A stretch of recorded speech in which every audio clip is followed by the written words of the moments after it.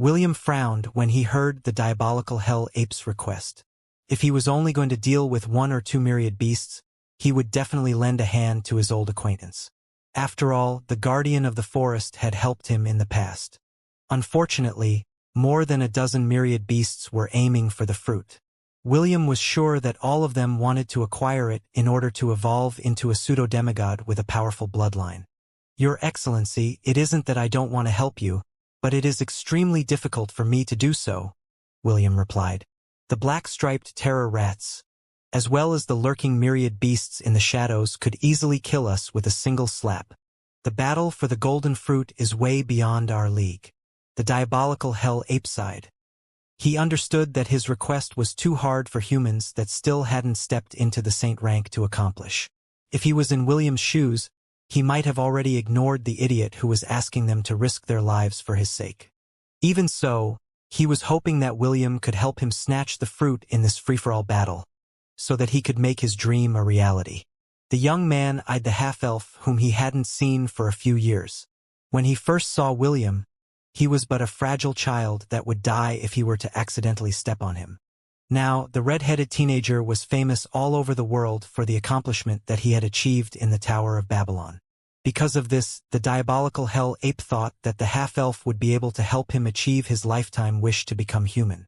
Understood, the diabolical hell ape said. Sorry for asking for too much. William scratched his head helplessly when he saw the disappointment on the young man's face.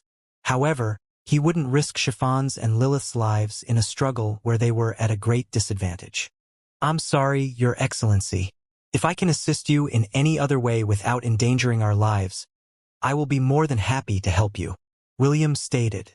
After pondering for a while, the diabolical hell ape then thought of something. Do you have any means that can temporarily restrain these beasts? The young man asked.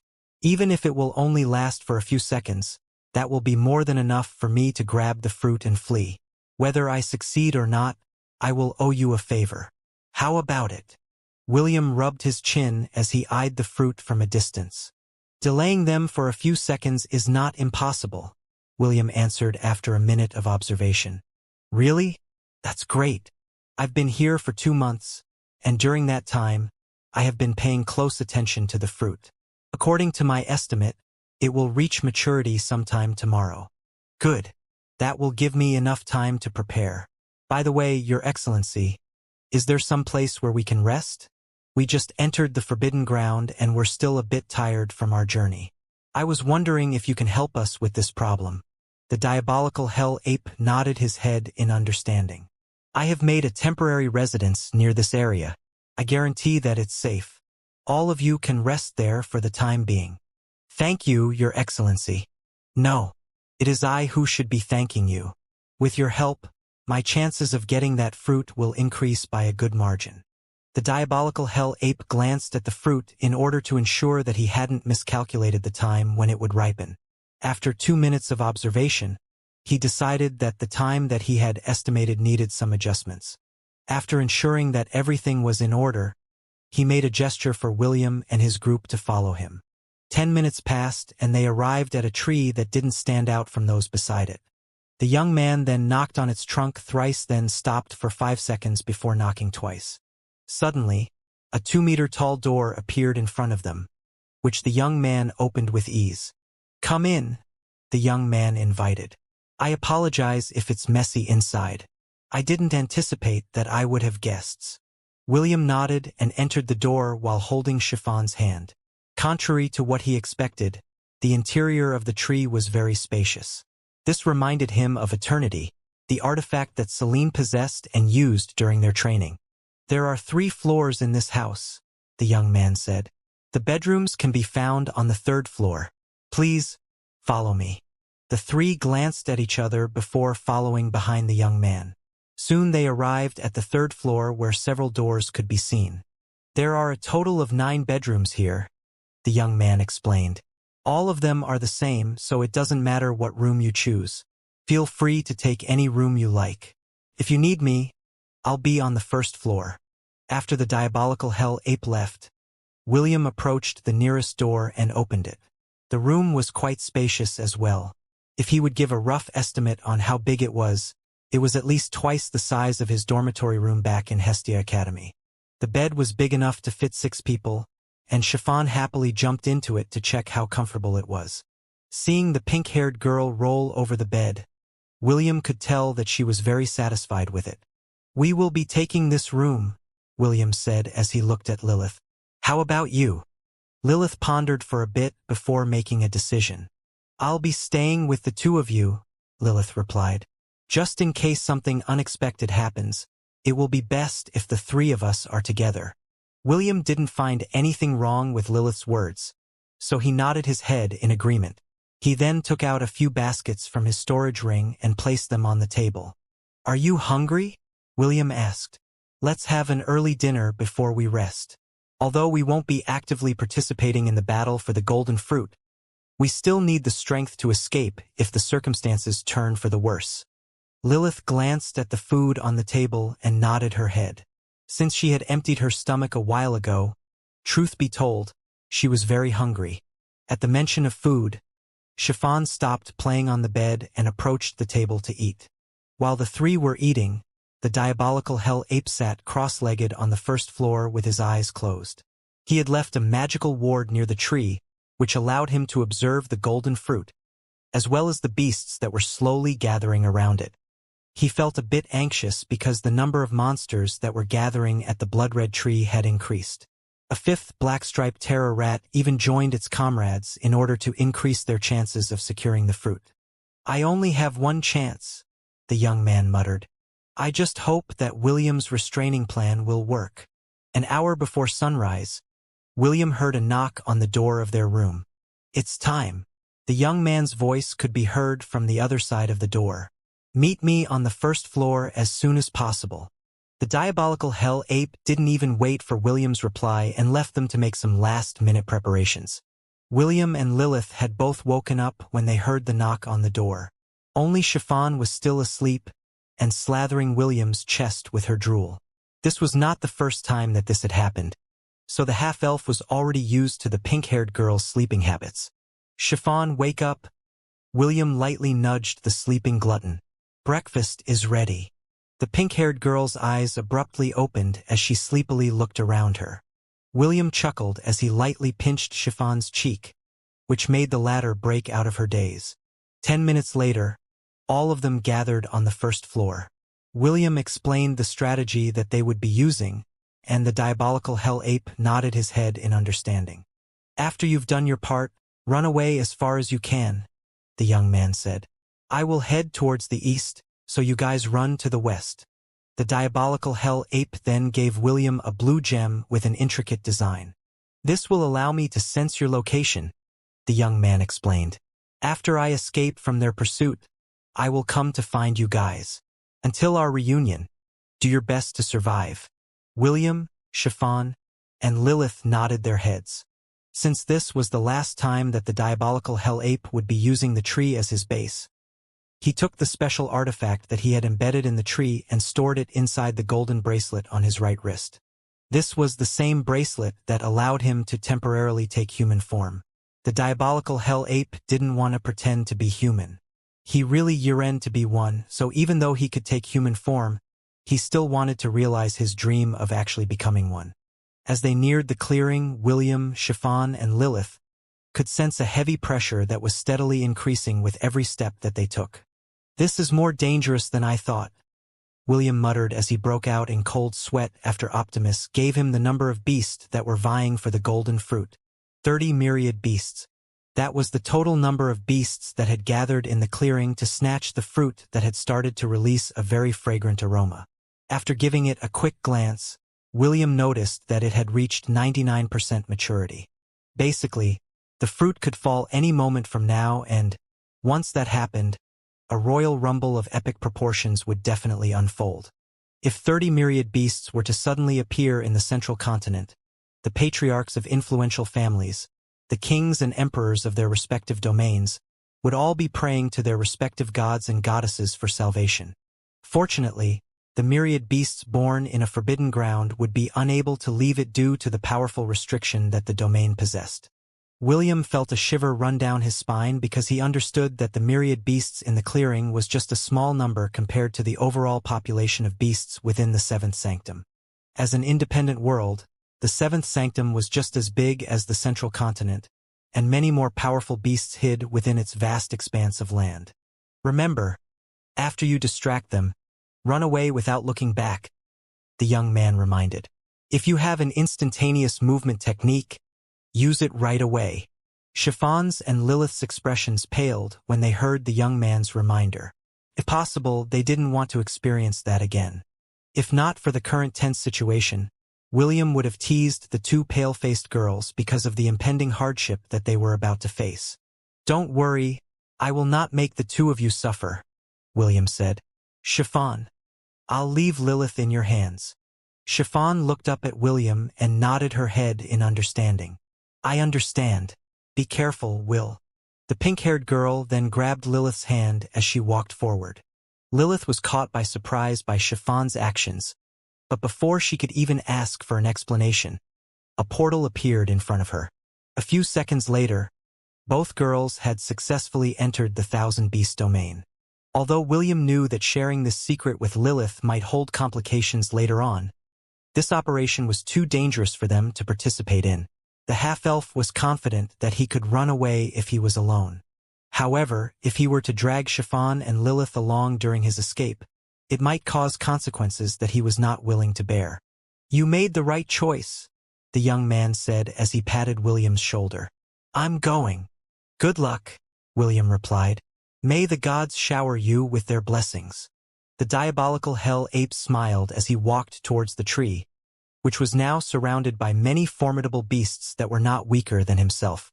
The 5 black-striped terror rats hissed at the beasts that were trying to get close to the tree. Clearly, they were hell-bent to stand their ground to defend and acquire the golden fruit at all cost. The young man took a deep breath before he transformed to the ferocious diabolical hell ape who was born from the pits of hell.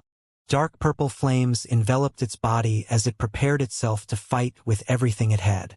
As if waiting for that moment, a loud cracking sound reverberated in the air. Several cracks appeared on the surface of the golden fruit, as the fragrant smell in the air intensified. The various beasts then started to bare their fangs as they, too, prepared to snatch the fruit that was on the verge of falling.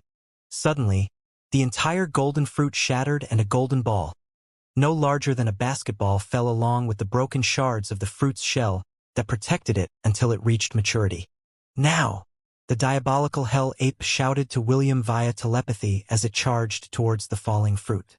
William threw the lollipops in his hand and activated Lightning Strider, flying towards the east. Since everyone's attention was on the falling fruit, they didn't notice the lollipops that William had thrown by using the power of his quick-shot war art first form, Railgun. These lollipops arrived in front of the falling golden fruit and a blinding light erupted in an instant. The various myriad beasts were caught by surprise and all of them shrieked in pain by the sudden brightness that turned their world completely white. The diabolical hell ape then snatched the falling fruit and ran towards the east with all its might. It knew that after the beasts had regained their bearings, all of them would run after it and tear the diabolical hell ape apart. William didn't even bother to glance behind him, and simply left the scene at the speed of lightning. He sincerely hoped that the next time he met the diabolical hell ape, the latter would have already taken the final step to realizing its long-cherished wish. "Where are we?" Lilith looked at her surroundings in a dumbfounded manner. "We are in the Thousand Beast domain," Chiffon answered. "Come with me." Chiffon pulled Lilith along as they walked towards the villa in the distance. Along the way, Lilith saw several beasts looking in their direction. The weakest among these beasts were rank B, and Lilith could tell that all of them were looking at her with curiosity. Soon 2 birds flew down from the sky. Lilith knew who these birds were because they had seen them not long ago. They were none other than Chiffon's beast companions, B1 and B2. The 2 dumb birds reduced their size until both of them were the sizes of sparrows. They then landed on Chiffon's left and right shoulders and started to chat with her about random things. A moment later, a little golden piglet came running from the villa and stopped beside Chiffon's feet.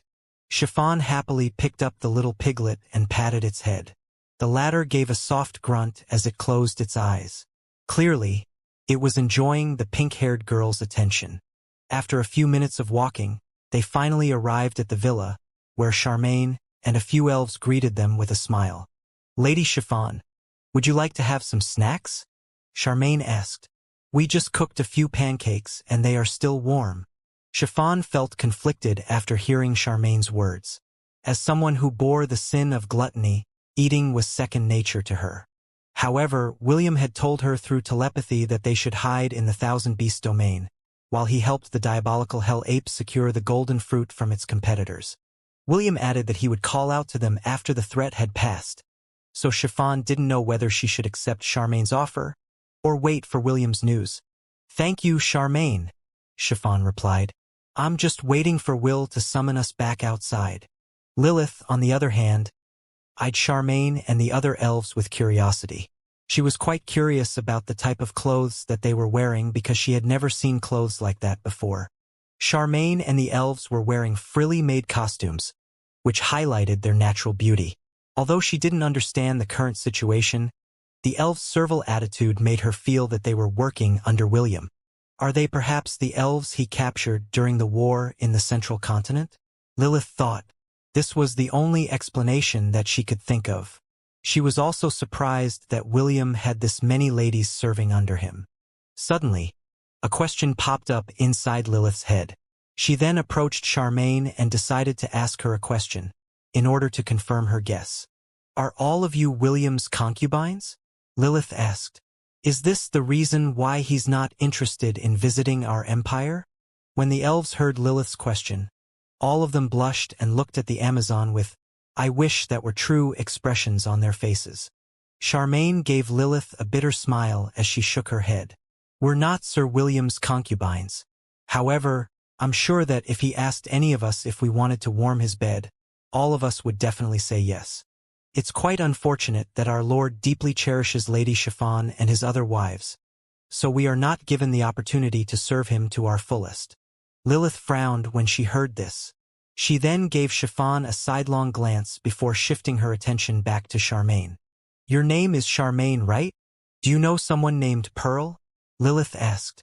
After becoming part of Princess Yoan's group, she managed to befriend Pearl.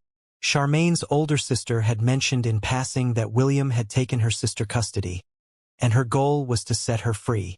Lilith didn't understand what Pearl meant when she told her that William had taken her sister in custody. But, after seeing the beautiful elf in front of her, she finally understood what "taken in custody" meant.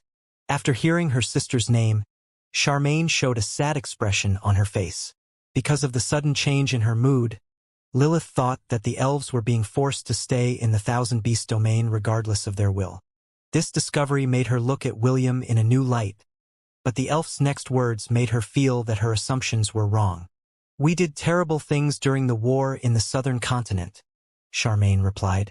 "I and the others wanted to atone for our sins by serving Lord William for a few years. Even if we served Sir William for a lifetime, it will not be enough to repay the mercy that he has given us. My sister doesn't understand this and is making things difficult for our Lord. In fact, Sir William intends to set us free after a few years. It is quite unfortunate that my sister wanted to resort to violence in order to drag me back to the Silver Moon continent." Lilith frowned because Pearl had also mentioned that her sister's character was very different from the one she knew. She even suspected that William had brainwashed her and the rest of the elves. After hearing Charmaine's answer, Lilith came to the same conclusion. Elves were a proud and arrogant race. They would not act servile to someone, especially if that person was a half-elf. For them, half-elves were a disgrace. Whenever they saw one, most elves would ridicule them for tainting their pure bloodline. This was why most half-elves don't mingle themselves with elves, because the latter would do their best to make the half-elves feel inferior. Lilith knew that it was not her place to say who was right or wrong. She didn't have a friendly relationship with the elves, so she didn't really care about their circumstances. However, since she was able to meet Charmaine, she thought that Pearl would owe her a favor if she played her cards right. "Do you want me to pass a message to your sister?" Lilith inquired. Of course, that will have to wait until we arrive at the academy. But if you ever want to say something to your sister, I can help you out and pass your message to her. Charmaine thought for a moment before looking at Lilith with a serious expression on her face. Please, tell her to wait for a few more years, Charmaine replied. I promise to return with her to the Silvermoon continent after my atonement period is over. Lilith nodded. Whether Charmaine had been brainwashed or not, it was none of her concern. The victors in a war had the right to treat the defeated as slaves. This was the rule of conquest in the central continent, so she didn't find any of this uncommon. The Amazon princess then walked towards Charmaine and whispered something in her ears. Have there been any instances where he's shown signs that he wanted to do it with you? Lilith whispered. She was dying to know if William was a lustful person. If the answer was yes, this would allow her to formulate a plan on how to entice the half-elf into bedding her sisters. Lilith's whisper made Charmaine's face turn beet red. No, Charmaine answered. There was even a trace of disappointment in her voice, which made Lilith widen her eyes in shock. So, he's not a lustful person, Lilith mused. At least he's not like those men who only think with their lower half. For some reason, Lilith felt both sad and relieved at the same time after hearing Charmaine's answer. A part of her wanted William to be the man she hoped him to be. The other half wanted the half-elf to be different from the rest. A man who had principles and would not treat women as a tool to sate his lust. Now she finally understood why William would politely reject the subtle advances that the girls in their class would give him from time to time. This also explained why the half-elf wasn't interested in her offer to give birth to his babies. Of course, Lilith wasn't aware that Princess Sydney had already done this in the past. If the Amazon princess only knew that the lustful beauty had already taken the initiative to ask for William's babies, Lilith would definitely have asked the beautiful princess for advice on how to secure the half-elf seed for the betterment of the Amazon Empire. William was not aware that Lilith had already started to get a better picture about his character from the beautiful elves that served under him. He was busy in finding a safe place to land. After parting ways with the diabolical Hell Ape, the half-elf had ordered Optimus to place a tracker on his acquaintance, and based on the system's monitoring, the diabolical Hell Ape had secured the golden fruit, and was now being pursued by the beasts that wanted nothing more than to tear him apart. True to his word, the diabolical Hell Ape traveled westwards, pulling the beasts away from William. After half an hour of looking for a safe place to hide, William broke out of the forest and found himself in a valley, surrounded by mountains. The half-elf then landed on an inconspicuous area and scanned his surroundings. Until he had determined that the place was indeed safe, he wouldn't allow Chiffon and Lilith to come out from the thousand-beast domain. After observing his surroundings for a few minutes, he summoned the rainbow birds and had them explore the valley. Fly in different directions and prioritize your safety, William ordered. Never engage with any monster you may encounter along the way. Our goal is to explore this part of the forbidden ground. The rainbow birds all voiced out their agreement and scattered in different directions. Even B1 and B2 had once again been mobilized to explore the surrounding area. Optimus would monitor the rainbow birds and map the areas that they had traveled through. The system would then check for any potential threats that might endanger William and his companions. Aside from that, Optimus could also use this opportunity to scan the land for treasures. Although there was a powerful law that prevented it from scanning treasures buried underground, scanning for precious resources that could be found above ground was still something within its capabilities. While this was happening, the diabolical Hell Ape was having a difficult time escaping his pursuers. Among those that were aiming for the golden fruit were two flying beasts.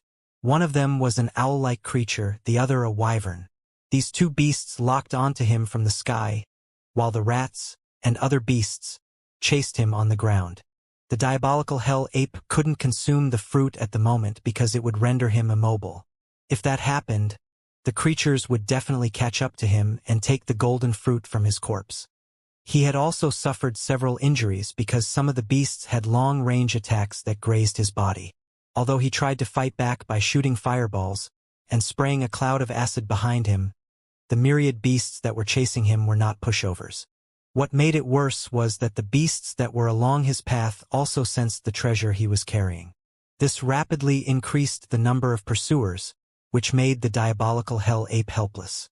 More hours passed and the diabolical hell ape found himself on the precipice of a cliff. In front of him was a horde of monsters. Behind him was a long drop, where a purple river was waiting at the bottom. The diabolical hell ape would rather face the horde of monsters in front of him than jump into the river. He might have only been inside the seventh sanctum for a little more than 2 months, but he understood that there were some things that he should avoid at all cost. The purple river that flows all over the seventh sanctum was the river of samsara. Anyone who fell on this river would experience a perpetual cycle of death and rebirth. Of course, that didn't mean that all hope was lost.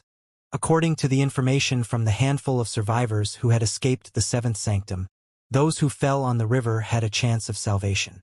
However, the chances of breaking free from the hold of samsara was very slim. Even the diabolical hell ape who was at the end of his rope didn't think of jumping in the river to save his life. I guess I can only use this method, the diabolical hell ape thought while gritting its teeth. If possible, he didn't want to do this, but he had no other choice but to do so. The diabolical hell ape undid his transformation and turned into a young man. He held the golden fruit in his hand and raised it high in the air. "You want this? Then come and get it!" The young man roared as he threw the golden fruit towards the horde of monsters. A blazed-wing wyvern dove down from the sky and stretched out its claw to grab the golden fruit that was thrown at the center of the densely packed group of monsters. Before the wyvern could even grab the golden fruit with its claws, several attacks flew in its direction, which instantly gave it grievous injuries. With an unwilling shriek of pain, it fell down on the ground and was smashed to bits by the monsters who saw it as an eyesore. After ending the wyvern's life, all of them stared at the golden fruit that glowed on the ground. None dared to approach it casually because the number of monsters aiming for it had exceeded 500. The blazed-wing wyvern was the perfect example of what would happen to anyone who recklessly tried to grab it. Because of this, a 10-meter-wide clearing with the golden fruit at its heart appeared in the center of the group of monsters. None dared to make the first move, as they eyed the golden fruit with greed. The diabolical hell ape sighed as he glanced at the fruit one last time before leaving the area. Although he was unwilling to part with it, his life was more important. "As long as I am alive, there will come another opportunity." The young man consoled himself as he ran towards the east, leaving the precious golden fruit and the horde of monsters behind him. Several of the rainbow birds died a minute after they started to explore the valley. Millennial beasts at their peak stages, pseudomyriad beasts, and myriad beasts could be found all over the valley. Beads of sweat formed on William's forehead as he checked the map on his status page. Orange, red, and purple blinking dots littered the entirety of the map. A single glance was more than enough to tell William that he was surrounded by monsters in every direction. The orange dots represented the monster at the peak of the millennial rank. The red dots represented monsters that were only half a step away from becoming myriad beasts. The purple dots, on the other hand, were bona fide myriad beasts, and William would be stupid if he were to carelessly traverse their territories. According to Optimus Scan, most of the myriad beasts were located in places that held resources, similar to the golden fruit that the diabolical hell ape sought out.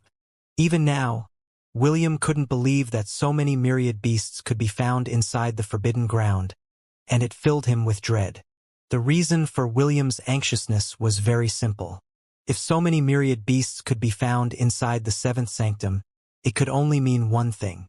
There should be a demigod or demigods who stood at the top of the food chain. With such a high concentration of powerful beasts, it would be next to impossible if there weren't any demigods that stood at the apex of this domain. Vlad is the demigod who ruled over the Strathmore forest, William thought. Since that is the case, I should prepare myself for the worst-case scenario. After getting a general understanding of his surroundings, William began to make his move. He treaded lightly through the territories of the powerful beasts in the valley, and stayed clear from the myriad beasts' domains. He made his way northwards, because one of the hungry birds noticed lightning strikes in that direction. Although he wasn't too sure about his hunch, He believed that the Hall of Thunder should be located in a place where there was lightning. William gave the surviving rainbow birds a new order and all of them flew towards the north. B1 alone took the lead because B2 had already died, after it had unknowingly trespassed into the territory of a flying myriad beast. With every minute, more of the rainbow birds died. 2 hours later, even B1 died after being hit by a fireball from the ground. When all of the rainbow birds had fallen, William also stopped his advance. He made a small cave at the base of a mountain. He then engraved several runes that would hide his presence and scent from the beasts that roamed his surroundings. After making sure that his new hiding place was safe, William then opened a portal that led to the Thousand Beast domain in order to rest. The journey had stretched his nerves to its limit because he had to be wary of his surroundings at all times. He was only able to breathe a sigh of relief after he had entered his domain. The moment he appeared outside the villa, Chiffon immediately sensed his presence and came running. "Will, are you all right?" Chiffon asked as she looked up at him. "I sensed B1's and B2's deaths and became worried about your safety. Also, your face looks pale. Did something happen outside?" William sighed as he gave Chiffon a light hug and patted her head. "For the time being, you and Lilith will be staying here," William replied. "It is too dangerous to go outside." Chiffon nodded and pulled William towards the villa. "Is it that bad outside?" Lilith inquired. She had followed Chiffon when the latter sensed William's presence, so she was able to hear their discussion. "Yes," William answered. Lilith then looked at William with a serious expression on her face as she asked him a question. "Is it really okay for me to know about this place?" Lilith asked. "Or are you planning to brainwash me like you did to those elves?" Lilith wasn't a fool. Although she had only been inside the Thousand Beast domain for a few hours, she knew that she had stumbled upon William's core secret. The Amazon was afraid that in order to protect his secret, William would resort to foul means in order to prevent her from divulging his secret to other people. William smiled evilly as he looked at Lilith. "Now that you know my secret, you will not be able to leave this place alive, is what I'd like to say, but you can rest easy. I'm not going to brainwash you or do anything to you." The half-elf smiled as he approached Lilith. "All I ask is that you keep everything you see here a secret." "That's it?" Lilith asked. "Only a verbal promise that I won't say anything about this domain of yours?" The Amazon princess snorted. "I don't know if you're bold or stupid. Aren't you afraid that I will betray your trust? Although it is risky, I've decided to trust you this once." William looked at Lilith with a serious expression. "If you share this secret with anyone, especially your mother, I will never trust you again for the rest of my life." "Are you a kid?" Lilith teased. "So what if you don't trust me for the rest of your life? Do you think I will not be able to sleep at night knowing that you are disappointed in me?" William didn't say anything to Lilith's provocation. He just smiled and pulled Chiffon towards the villa. He was very tired and wanted to rest as soon as possible. Although there was a possibility that Lilith would betray him, he decided to believe in her for the time being.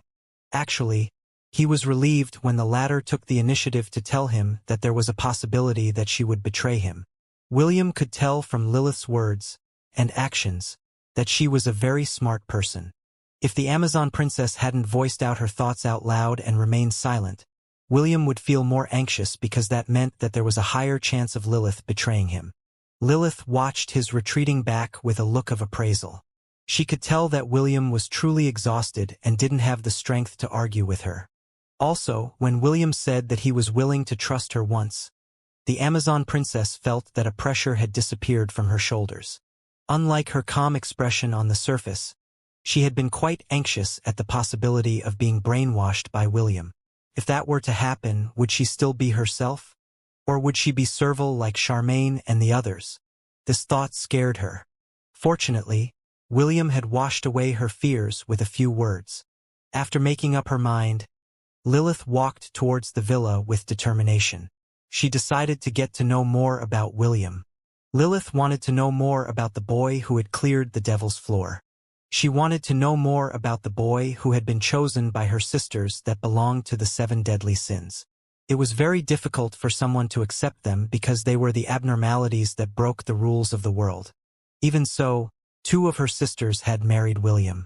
Not many people could accept them for who they were, and their predecessors' love stories almost always ended in tragedy. The Amazon princess wanted to know why Princess Sydney and Chiffon had chosen William to become their partner for life. Lastly, she wanted to know more about the boy that said that he was willing to trust her. Lilith never trusted anyone aside from her mother and the goddess Mammon. For her, the word trust had a symbolic meaning and shouldn't be used casually. "Fine," Lilith muttered as she walked with steady steps towards the villa. "I will also trust you once. If you break your promise, I swear that I will make you regret it for the rest of your life." High above the temple of the 10,000 gods, the goddess Mammon smiled ever so lightly. "Daughter of mine, trusting people is hard. Knowing who to trust is harder," Mammon chuckled. "Don't worry. If that half-elf dares to harm you in any way, I will steal everything from him, until not even his sanity is left." "What are the two of you doing here?" Lilith asked. "I should be the one asking you that question. What are you doing here?" Princess Sydney asked back.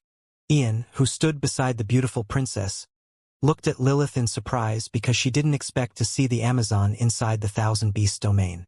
Princess Sydney and Ian knew how important this secret was to William. If the half-elf was forced to bring Lilith here, it meant only one thing, and that was that the Forbidden Ground was a truly dangerous place to be. Lilith ignored Princess Sydney's question and asked another question in return. "Aren't both of you supposed to be in the academy?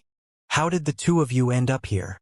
Princess Sydney ignored Lilith's question and walked towards Charmaine, who had just finished preparing dinner.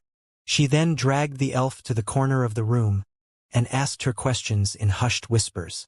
Ian, on the other hand, asked Lilith what the Forbidden Ground was like. Lilith wasn't in the mood to answer any questions, because none of her questions were being answered. In the end, she, too, ignored Ian and went to the dinner table to eat. It was at that moment when Chiffon appeared in the living area. Ian took that opportunity to ask the pink-haired girl how they were faring inside the Forbidden Ground. Lilith paid close attention to Ian and Chiffon's discussion. From what she observed, Chiffon and Charmaine didn't have surprised expressions when Princess Sydney and Ian appeared. That just proved that this was not the first time that this had happened, and Chiffon and Charmaine were already used to seeing Princess Sydney and Ian suddenly appear inside the Thousand Beasts domain. "If you think about it, this is nothing unusual," Lilith thought. Since William was capable of bringing her to his personal domain, it would just be as easy to bring anyone else inside it as well. After Princess Sydney and Ian got the general gist of things, they no longer asked Lilith anything and simply waited for William to arrive at the dining table. 10 minutes later, the half-elf approached the dining table while stifling a yawn. Clearly, he was still exhausted and only came to the dining table because his wives had come to visit. All of them ate in silence, and the only things that made sounds were the cutlery they used to eat. After dinner, William talked to Lilith and told her that the outside world was still dangerous, and she had to stay inside the villa for the time being. Lilith nodded her head in understanding because she had personally experienced how dangerous the Forbidden Ground was. Also, she wanted to explore and investigate the Thousand Beasts domain in order to get a better understanding of it. "You can go anywhere except for the wide plains in the east," William said. "There is a colony of ants there, and they are still undergoing rehabilitation. If you venture into their territory, they might attack you even though I gave them explicit orders not to attack the residents of this domain. For your own safety, just don't go there. Do you understand?" "Okay," Lilith replied. "Still, I'm surprised you're not putting me under house arrest." William smiled. "I already said that I am willing to trust you." He then placed his hand on Lilith's shoulder and looked at her eyes. "Am I wrong to trust you?" William inquired. Lilith met William's gaze. His light green eyes and her own amber-colored eyes stared at each other, unblinking. "No," Lilith replied. "I will not break your trust." At first, the Amazon wanted to tease William, but she felt that this was not the appropriate moment to do that. Since that was the case, she decided to answer with her honest feelings and put this matter to rest. Thank you. See, can I also call you Will? The moment her words left her lips, Lilith immediately realized that she had spoken out of line. For a brief moment, she wanted to take back her words and tell William that she was just joking. The half-elf, on the other hand, blinked once then twice before giving the flustered Amazon a smile. Of course, William replied. I hope that the two of us can be good friends, Lilith. William extended his hand for a handshake. Lilith accepted the handshake and held William's hand firmly. After shaking it twice, both of them let go at the same time. Good night, William said. See you tomorrow. Lilith gave him a brief nod in return before lowering her head. Good night, Lilith replied before turning around to head back to the room that had been assigned for her use. Princess Sydney and Ian glanced at each other with a knowing gaze. What do you think? Princess Sydney asked. Ian only gave a shrug. She trusted William, so whatever he decided in the future, she would definitely give him her full support. Seeing her friend's attitude, Princess Sydney rubbed her temple. Back then, she and Morgana had asked William to give them his babies. Seeing other women do the same made her realize how embarrassing it was. It's fine. You're too much of a worrywart, Sydney. I can tell that Darling doesn't hold any special feelings for Lilith. No, my worry isn't about Lilith becoming friends with William. I am just worried that her divinity will suddenly go out of control. She carries the sin of greed. What if in the future, she would want William all to herself? When that time comes, you and I better be ready to put her in her place. Don't worry. When that time comes, I'll be sure to go all out and make her understand the consequences of stealing our most important treasure. As long as you understand. Princess Sydney also didn't want to have any conflicts with Lilith. After meeting William, she had thrown away her desire for conquest and stopped making everyone submit to her will. If she hadn't met the half-elf who had shown her what love was like, she might have ended up as the most vile creature in the world, who lorded above others through the power of her charm. After sighing in her heart, she glanced at the pink-haired girl, who was looking back at her with a smile on her face. What's wrong, Chiffon? Princess Sydney asked. Chiffon shook her head. Nothing. I'm just glad that I met you and William. What is this all of a sudden? I just feel blessed being with everyone that I love. After saying those words, Chiffon walked towards William and held his left hand. The half-elf smiled and patted her head before looking back at Princess Sydney and Ian. Seeing her husband's love-filled gaze, Princess Sydney understood what Chiffon meant when she said that she felt blessed being with everyone that she loved. The beautiful princess felt something warm spread inside her chest, as she too moved towards William to hold his right hand. I love you, Will, Princess Sydney whispered and kissed William's cheeks. Let's go to our room. I think my divinity is getting out of hand. You're going to help me treat it, right? Of course, William replied as he gently squeezed Princess Sydney's hand. That night, inside William's room, the half-elf showered his 3 wives with his love. Although he didn't know why Princess Sydney and Ash suddenly became assertive, he was more than happy to satisfy the overflowing love that they had for him. While all this was happening, Lilith lay on her bed hugging a pillow as if her life depended on it. When she had set her sights on a treasure, an invisible mark that couldn't be detected would appear on their bodies. It didn't matter if it was an object or a living person. As long as Lilith considered them to be a treasure, she would be able to know where they were no matter what. This ability of hers also had some added bonus. Lilith would be able to see, hear, and feel anything around her marked object, as if she was the object herself. Because of this ability, she had also accidentally discovered Ian's secret, which surprised her greatly. However, that was the least of her concern. Lilith didn't know that marking William would let her feel things she had never felt before. She didn't know that she would experience things she had never known before. The Amazon princess face was already as red as a tomato, and her breathing had turned completely ragged. Although this wasn't her original intention, she was able to witness and experience how William made love to his wives. The incredible sense of pleasure was transferred to every fiber of her being. With every moan, Lilith felt her heart trembling.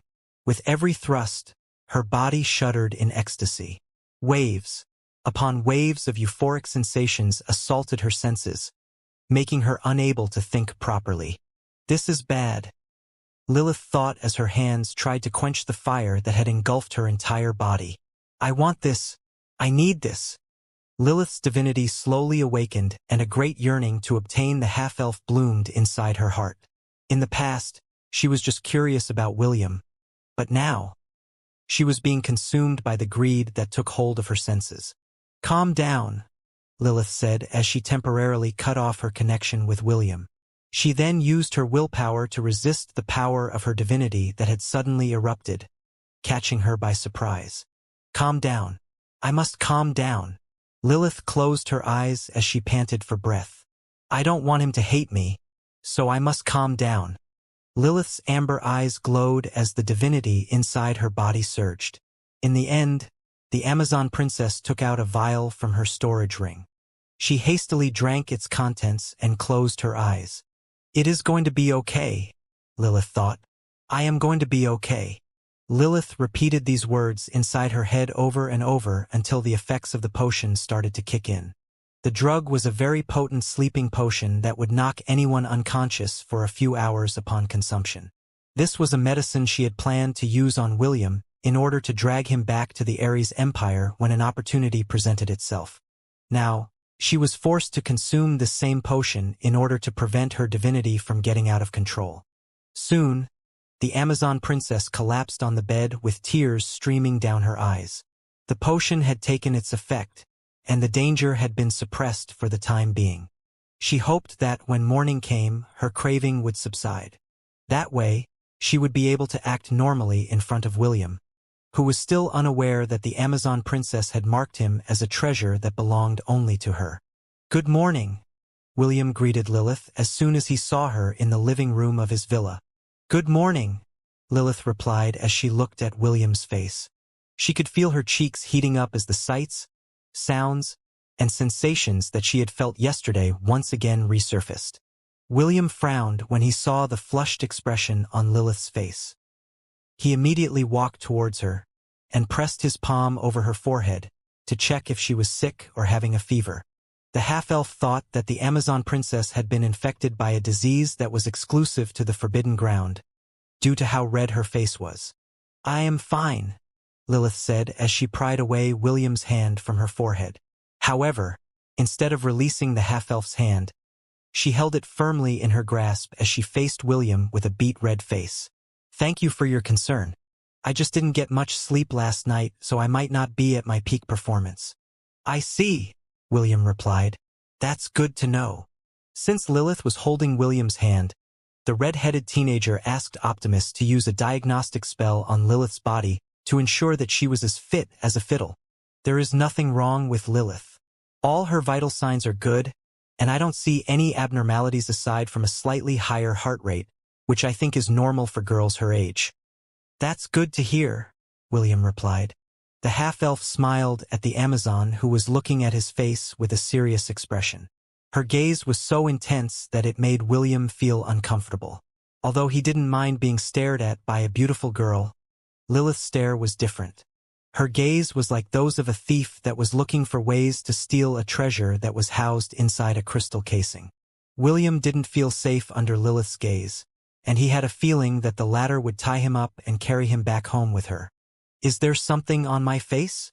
William asked as he tried to keep the calm expression on his face. Or do you perhaps find me so handsome that you can't keep your eyes off me? William's words broke Lilith out of her daze, and the latter reluctantly let go of his hand, before briskly walking towards the dining area. The half-elf scratched his head because he didn't understand what had just transpired between him and the Amazon princess. Princess Sydney, Ash, and Chiffon were still sleeping inside William's room. The three had fought William until dawn, and all of them were quite exhausted. This was not the first time that this had happened, so the half-elf was confident that his three wives would be waking up around noon. For the time being, he decided to have breakfast before he continued to explore the seventh sanctum alone. His goal was to go to the place where the lightning bolts were active. Although there was no evidence, William thought that the Hall of Thunder was more likely to appear in a place where lightning storms rampaged unhindered. After eating breakfast and leaving a message with Lilith to pass to Chiffon, William left the villa and headed back to the real world. As soon as William appeared inside the makeshift cave that he had made the night before, he came face to face with a robed figure that almost made him jump up in fright. "Relax, it's just me," the person standing in front of him said, and removed the robe that was covering his body. Even though the interior of the cave was dark, William's dark vision allowed him to see the familiar face of the young man he had seen the day before. "Your Excellency, please, don't scare me like that," William said as he pressed his hand over his chest. "You almost gave me a heart attack." The young man gave William a bitter smile as he made a gesture for the half-elf to take a seat. William obeyed and observed the young man in front of him. He was quite certain that the latter had taken the golden fruit from the tree, but after a good look, he didn't see any particular changes in the diabolical hell ape's looks and aura. The young man understood William's appraising look and sighed deeply. "I was able to get the fruit thanks to your help, but I wasn't able to keep it," the young man said with a trace of sadness. "In the end, I was forced to give it up in order to survive. I greatly underestimated the golden fruit's attraction to the creatures inside the seventh sanctum." William felt sorry for the young man in front of him, but he also knew that the diabolical hell ape made the right choice in letting the golden fruit go in exchange for his life. "Do you have any future plans, Your Excellency?" William inquired. "No," the young man replied dejectedly. "Also, stop calling me Your Excellency. From now on, you can call me Aldrich." "Understood, Lord Aldrich." "Good." William stared at the young man in front of him and answered the question that he was dying to ask. "Lord Aldrich, how did you find me?" William inquired. He was very curious on how the diabolical hell ape was able to pinpoint his location. "Good question. I was able to find you because I can trace your aura," Aldrich replied. "This is an ability I acquired after spending a month inside the seventh sanctum. My senses made a breakthrough and I can lock on the auras of any individual of my choosing. I already said that whether I succeeded or not, I would owe you a favor. I memorized your aura so that I could find you and repay you for the help that you have given me. Now, tell me, what is it that you search for in this forbidden ground? Don't tell me that you're just out for a stroll in this dangerous place." After pondering for a short moment, William decided to tell the diabolical hell ape that he was looking for the Hall of Thunder.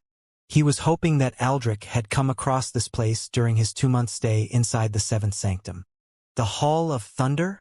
Aldrich frowned. "You're also looking for it?" "Also? Well, to tell you the truth, I am also looking for it. I was supposed to head there after acquiring the golden fruit. My plan was to consume the fruit while undergoing the trial of the heavenly thunder.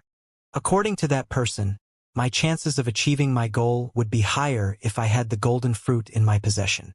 She was also the one that gave me this bracelet that allowed me to temporarily take human form. If I remember correctly, her name should be Ariadne." William's body stiffened after hearing the familiar name. He hadn't seen the oracle since he left the southern continent, and he found this whole situation baffling. "Aldrich, do you remember her face?" William inquired.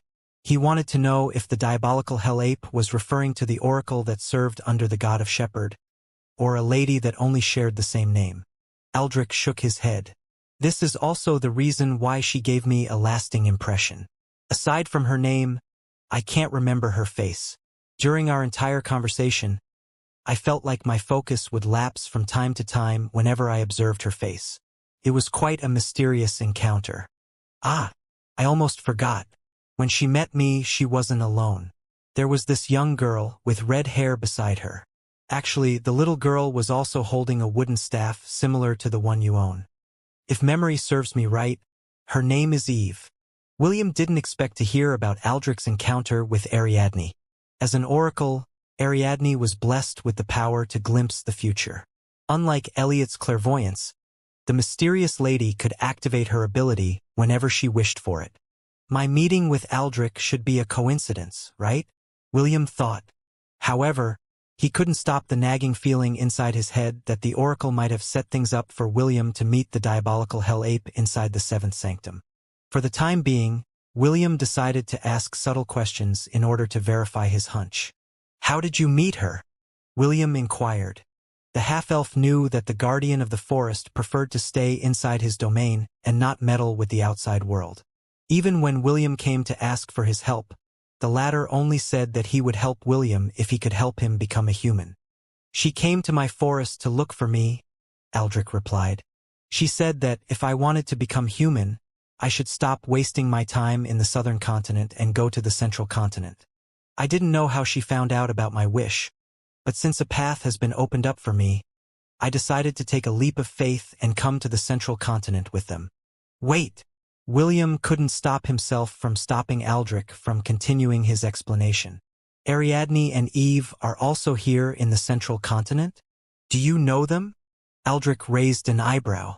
"Yes, the three of us traveled together, but we parted ways after she led me to this place. I've been here for 2 months, so that means that we arrived here in the central continent a month ago." William sighed because of the missed opportunity. If only he had known that his little cousin, Eve, and Ariadne had arrived in the central continent, he might have gone to look for them. After reining in his emotions, William inquired if Aldrich knew where Ariadne and Eve were headed. Unfortunately, the diabolical Hell Ape didn't know, so the half-elf's lead ended then and there. "No matter," William thought. "After I leave this place, I will inform Gramps that Eve is also in the central continent." "What a small world," Aldrich said with a smile. "I didn't know that Eve was your cousin. She's quite an adorable girl." "That she is. I'm worried about her safety." William scratched his head. "Did she bring her ducklings and that white goose with her?" "Yes," Aldrich replied. "They are an interesting bunch, always following her around like she was their mother or something." William only smiled at Aldrich's reply. Eve had raised the ducklings since they were chicks, so all of them treated her as their mom. As for the white goose, it was her bodyguard. Although a millennial beast was a powerful deterrent in the southern continent, the same couldn't be said in the central continent where countless myriad beasts could wander freely.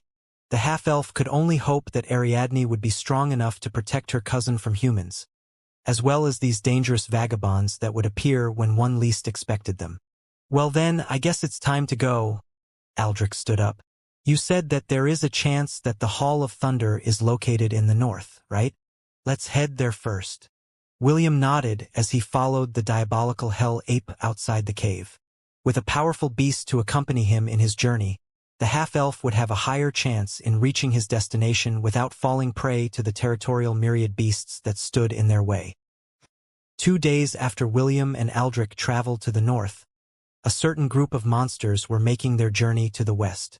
Just like Aldrich, these 3 monsters had failed in the all-out war for the golden fruit. 2 of their members had died in the free-for-all battle for supremacy. In the end, the one who managed to snatch the fruit from their grasp was the Alpha Crimson Flame Wolf, who brought its entire pack to the battlefield. The Alpha Wolf had been ruthless, not caring if the members of its pack sacrificed their lives in the process. The battle for the golden fruit lasted for an entire day, and the ground was littered with bodies of myriad beasts that died during this intense struggle. After acquiring the golden fruit, the Alpha Crimson Flame Wolf returned with its pack to their den. No monster dared to pursue them because they held the absolute advantage in numbers. All the monsters knew that after a few days, a new powerful overlord would be born inside the 7th sanctum. The Terror Rats knew that it would be futile to snatch the fruit back from the ruthless Alpha Wolf. Because of this, the black-striped Terror Rats decided to hunt down the culprit that was responsible for snatching the fruit and attracting so many additional monsters along the way. If only the battlefield had remained in the small clearing, the Terror Rats were confident that they would have won the skirmish against the dozens of myriad beasts that decided to try their luck.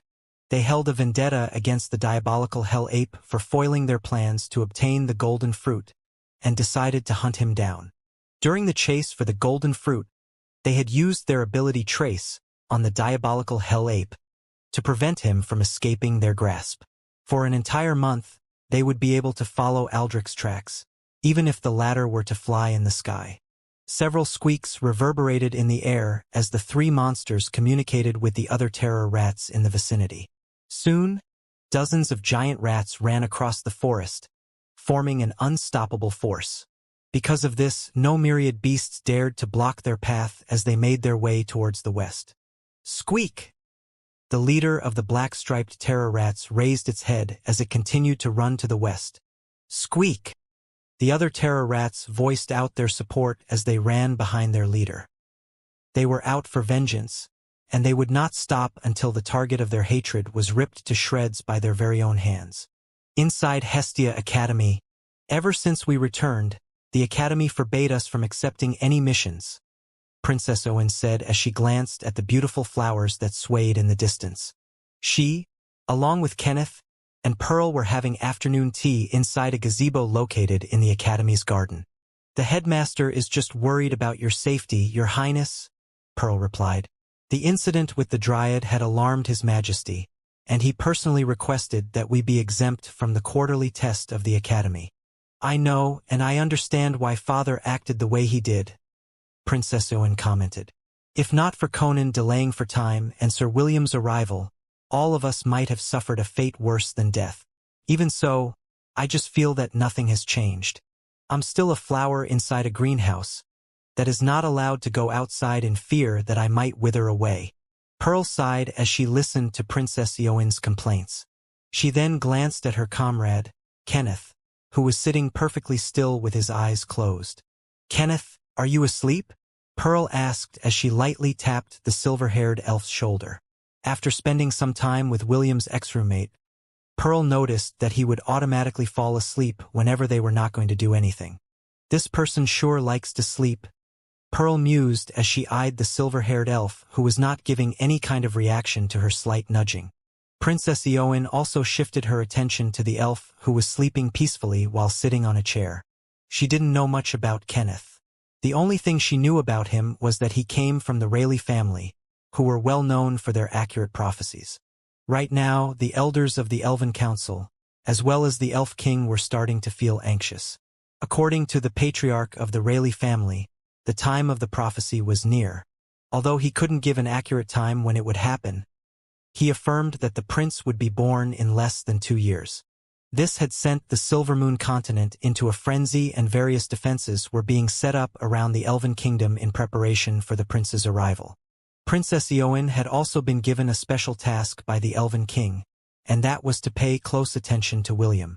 As someone who had met the Twins of Destiny and learned dark magic, he was the prime candidate for becoming the Dark Prince. It was not only her who had been keeping an eye on William. The headmaster of the academy, in addition to the various rulers of the land, were doing the same. With William's conquest of the Devil's Floor, their conviction that the half-elf was the Dark Prince was at an all-time high. Even so, there were still people that doubted whether William was truly the prophesied prince or not. Kenneth was one of them. Sir Kenneth, do you still think that Sir William is not the prince that will cover this world in darkness? Princess Owen asked the silver-haired elf who still had his eyes closed. Half a minute passed before Kenneth opened his eyes to look at the elven princess, who was looking at him with a serious expression on her face. I want to believe that William isn't the Prince of Darkness, Kenneth replied. I don't want him to fall into darkness. If that were to really come to pass, I would personally go and stop him. Kenneth's voice was firm, and his eyes held conviction. The princess could tell that William's ex-roommate was serious in his declaration.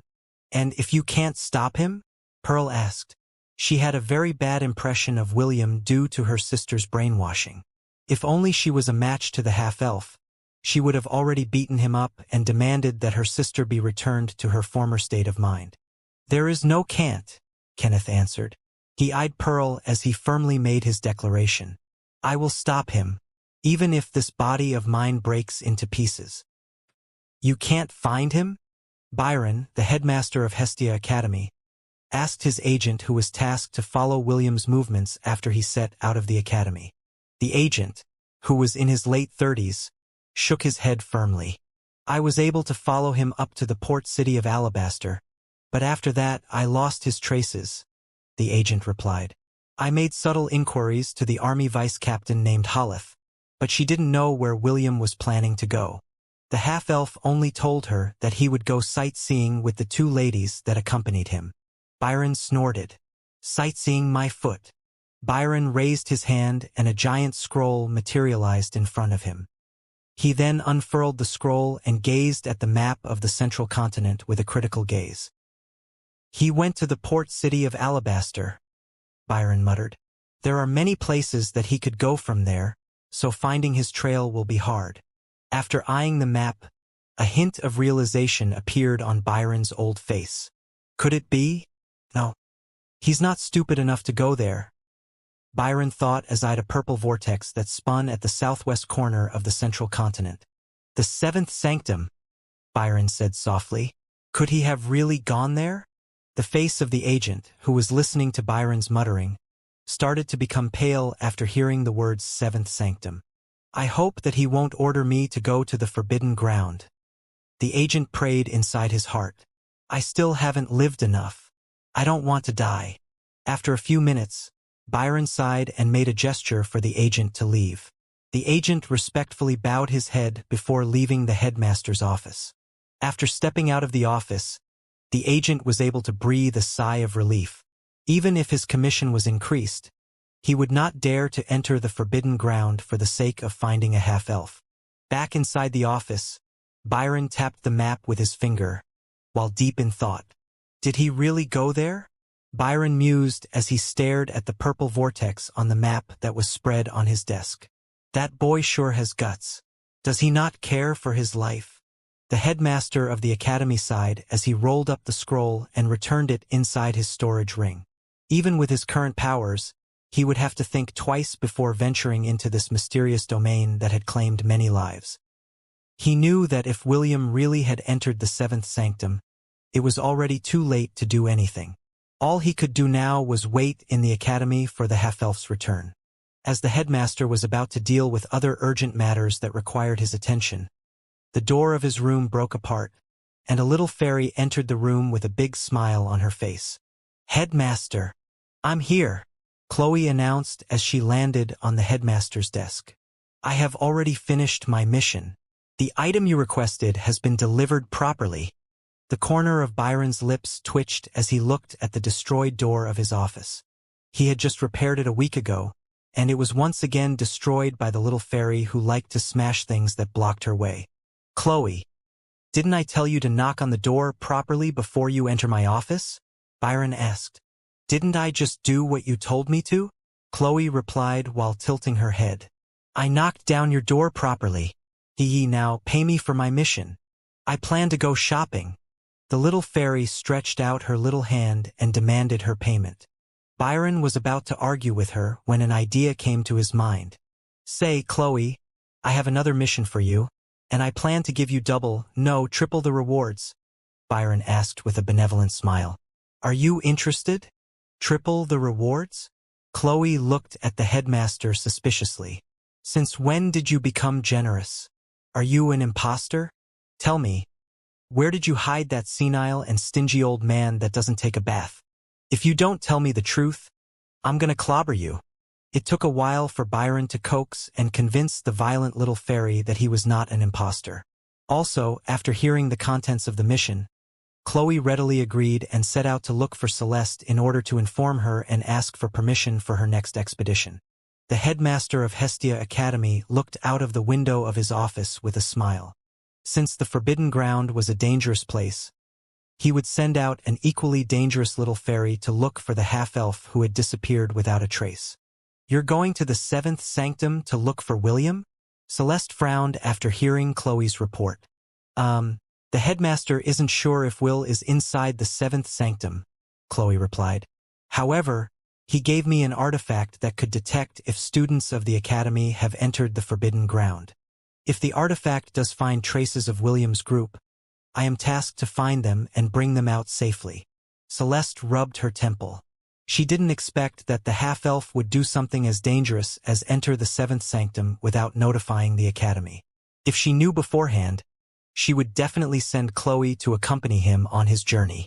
Very well, you may go, Celeste stated. If William really went inside that dangerous place, make sure to bring him back alive no matter what. Do you understand, Chloe? Yes. Chloe nodded. Claire, who was listening quietly to the side, frowned, but she didn't have any opinion whatsoever about Chloe's mission. Instead, she patted her twin's shoulder and told her to be careful. I'm off, Chloe said as she flew out through the window of Celeste's room. Celeste and Claire watched her small figure disappear from their sights with complicated emotions. As a familiar, even if Chloe died inside the forbidden ground, Celeste could summon her once again. However, that didn't mean that she didn't feel sad or hurt whenever one of her familiars died. Chloe and Claire were born from Celeste's soul. When they died, the beautiful elf would feel a stinging pain in the core of her being. William felt the same when Elliot and Conan died. Although the pain would subside given time, it was still a painful reminder to Celeste and William that a part of them had died alongside their familiars. 2 weeks had passed since William and Aldrich had started to make their way towards the northwestern regions of the Forbidden Ground. They had encountered several mishaps along the way, but with the help of the diabolical Hell Ape, they were able to arrive at their destination. William, Chiffon, Lilith, and Aldrich stared at a vast expanse of land where several purple rivers met. Lightning streaked towards the ground en masse, and thunder roared endlessly. Aldrich's expression became grim because not only were the lightning bolts truly dangerous, the rivers that surrounded the area were branches of the river of Samsara. One mistake and they would find themselves in an endless cycle of birth and rebirth that would only stop after their 13th lifetime. William, Chiffon, Lilith, no matter what happens, don't fall on the river, Aldrich said with a serious expression. That is the river of Samsara. If you fall on that river, your obsessions and memories will be taken from you, and you will undergo a series of lifetimes through the cycle of death and rebirth. I advise all of you to tread lightly. William frowned when he heard Aldrich's explanation. Looking at the raging rivers that were similar to purple snakes that covered the entirety of his vision, he wanted to curse out loud. With such difficult terrain to maneuver, and the constant bombardment of lightning from above, the half-elf felt that finding the Hall of Thunder within this hell-like place would prove to be extremely dangerous. Just as William was about to ask Optimus if it had a better idea about how to traverse through the region, a series of notifications rang inside his head. The map on his status page enlarged and hundreds of purple dots appeared and seemed to be headed in their direction. Will, according to my calculations, these black-striped terror rats seem to have locked onto our location. What? Why?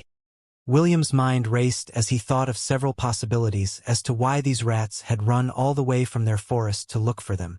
I clearly escaped the moment I threw the lollipops, so they are not after me. William then gazed at the diabolical Hell Ape, who seemed to have also sensed that something was amiss. Don't tell me. That is the only possibility. The black-striped terror rats are after the diabolical Hell Ape. Fuck! Soon, the ground trembled as the horde of terror rats appeared in their vision. Shrill shrieks that spoke of death spread throughout their surroundings as the monster horde eyed William's group with murderous eyes. Chiffon! Go! William ordered as he tried to open a portal that led to the Thousand Beast domain. The pink-haired girl didn't waste any time and instantly teleported into William's domain using the wedding ring on her finger. Just like Princess Sydney's collar of wisteria, William had added a special feature on Chiffon's wedding ring to allow her to travel to the Thousand Beast domain anytime, anywhere. Once Chiffon was safe, William started to open a portal so Lilith and Aldrich could also enter his domain. However, as the portal slowly formed in front of William's group, a heavenly lightning bolt struck it, dispersing the portal instantly. William, Lilith, and Aldrich were blown away by the explosion, sending them skidding a few meters away from where they once stood. Run! William hastily stood up from the ground and activated his heroic avatar. Lilith and Aldrich glanced in his direction before running towards the hell-like land that was right in front of them. William held the golden staff in his hand and aimed its tip at the approaching monster horde. Quick shot war art, fourth form. William roared.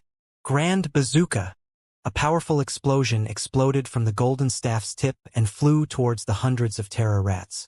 The bodies of the rats glowed crimson as they unleashed their racial ability. A horrendous sound that was similar to fingernails scraping a chalkboard reached William's ears.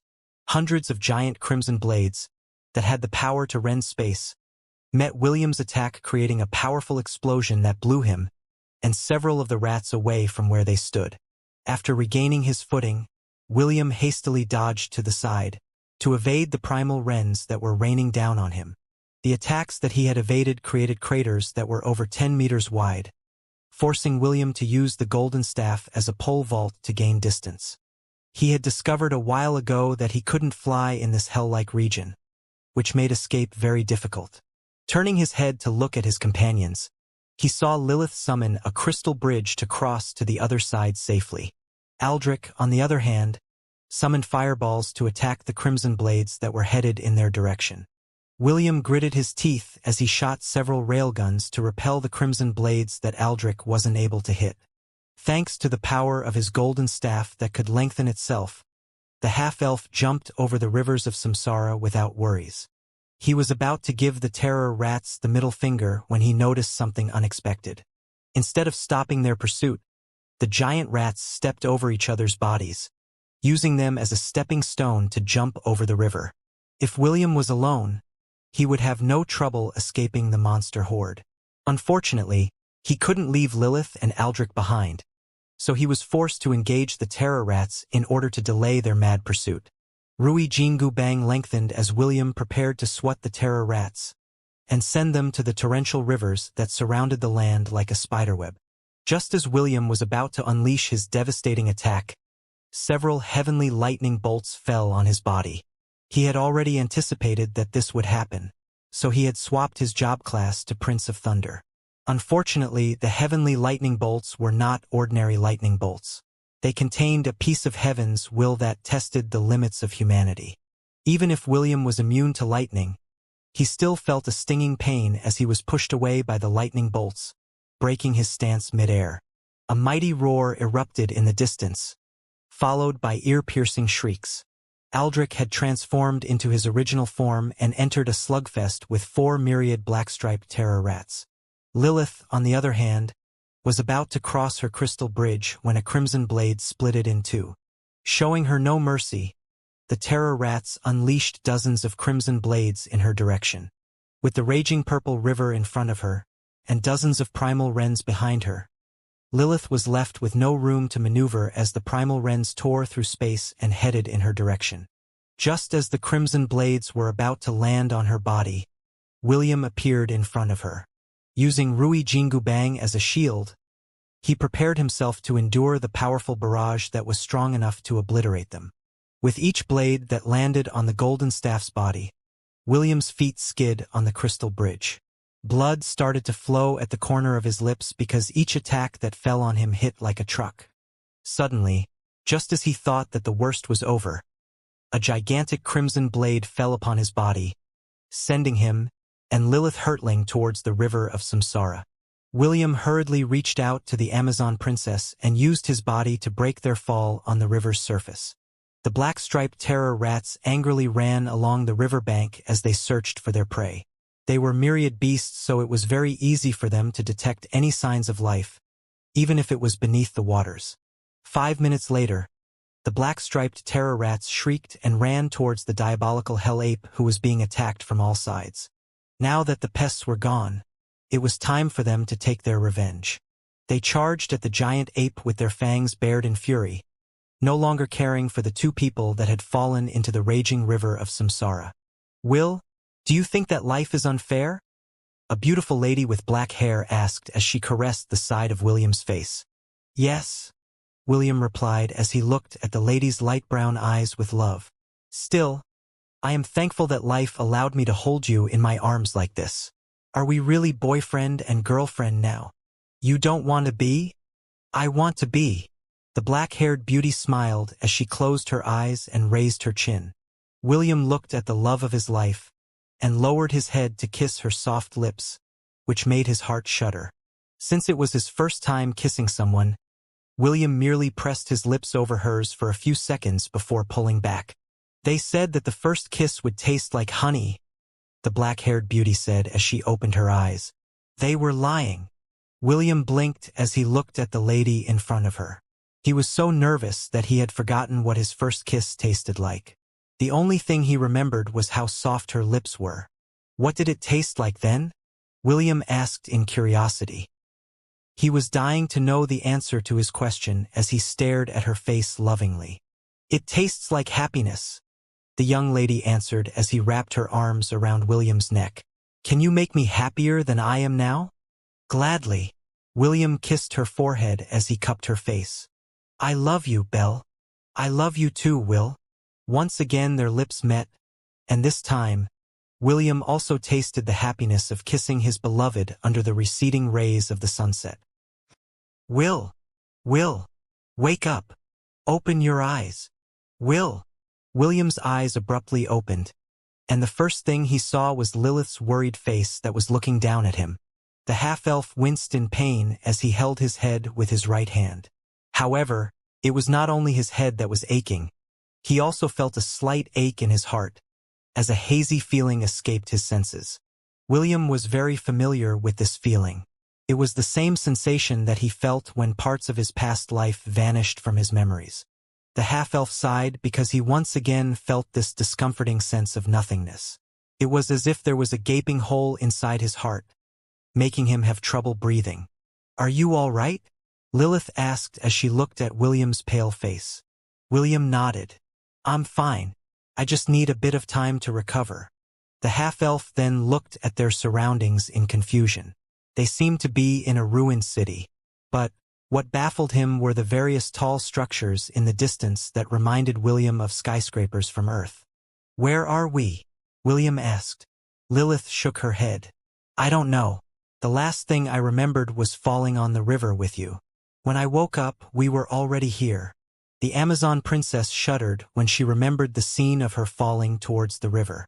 She also remembered a pair of strong hands grabbing her body. After that, she found herself in William's embrace. The moment they fell on the water, the two of them were enveloped in some kind of bubble as they descended into the river's depths. That was the last memory that Lilith remembered before waking up in this strange world that she was seeing for the first time. William and Lilith were currently at a riverbank, and right across them was a city in ruins. The half-elf tried to stand up, but he couldn't put enough strength on his legs to support his body. Feeling helpless, William decided to use his wind magic to allow him to hover above the ground for the time being. However, nothing happened. William frowned as he once again activated his powers, but no response came from his body. Optimus, what's happening? William asked. No reply came, which made the frown on William's face deepen. The half-elf then closed his eyes to look at his status page, but the only thing that greeted him was darkness.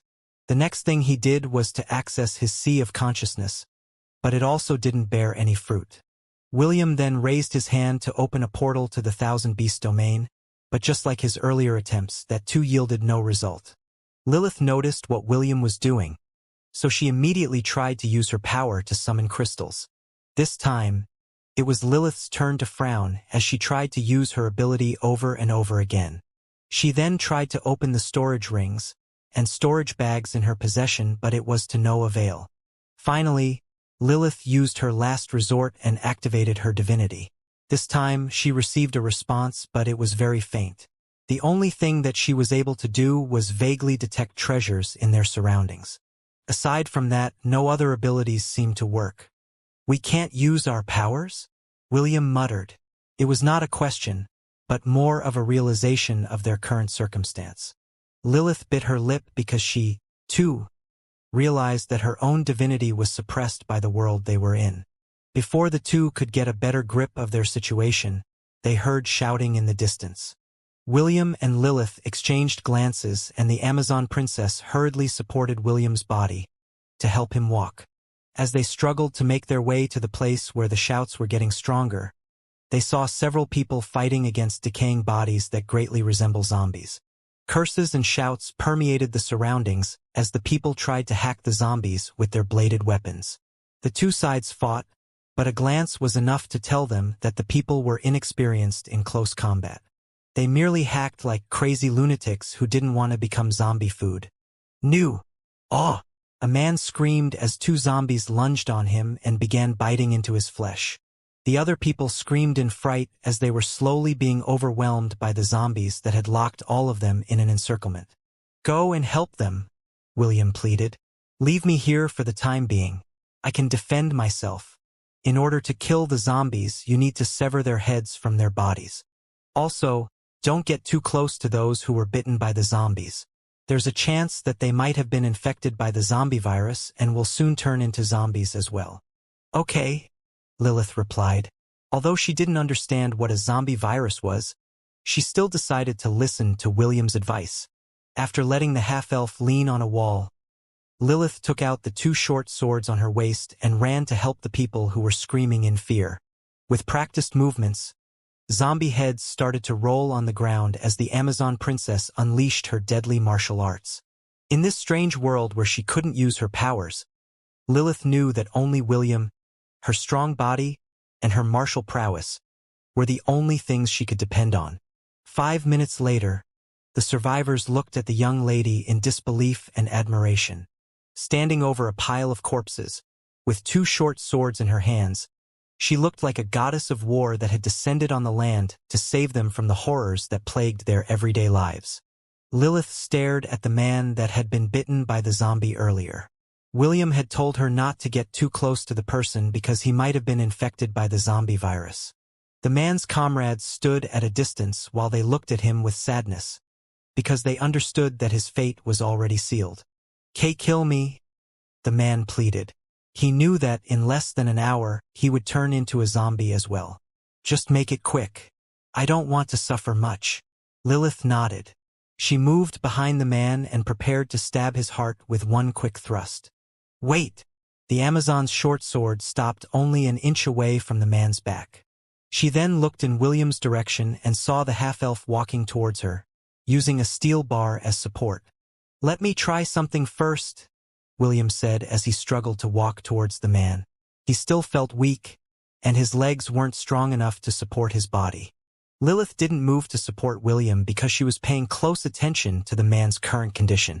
If the man turned into a zombie, she would immediately sever his head and end his misery.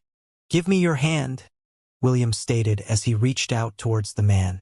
I will end your suffering. The man looked at William's outstretched hand before shifting his attention to the red-headed teenager's face. After a brief internal struggle, the man reached out to hold William's hand. I might turn into a zombie any moment now, the man said. Whatever you plan to do, make it quick. The blood vessels of the man started to bulge in his skin. Clearly, the zombie virus had started to invade his body, and it wouldn't be long before his sanity disappeared completely. Understood, William replied.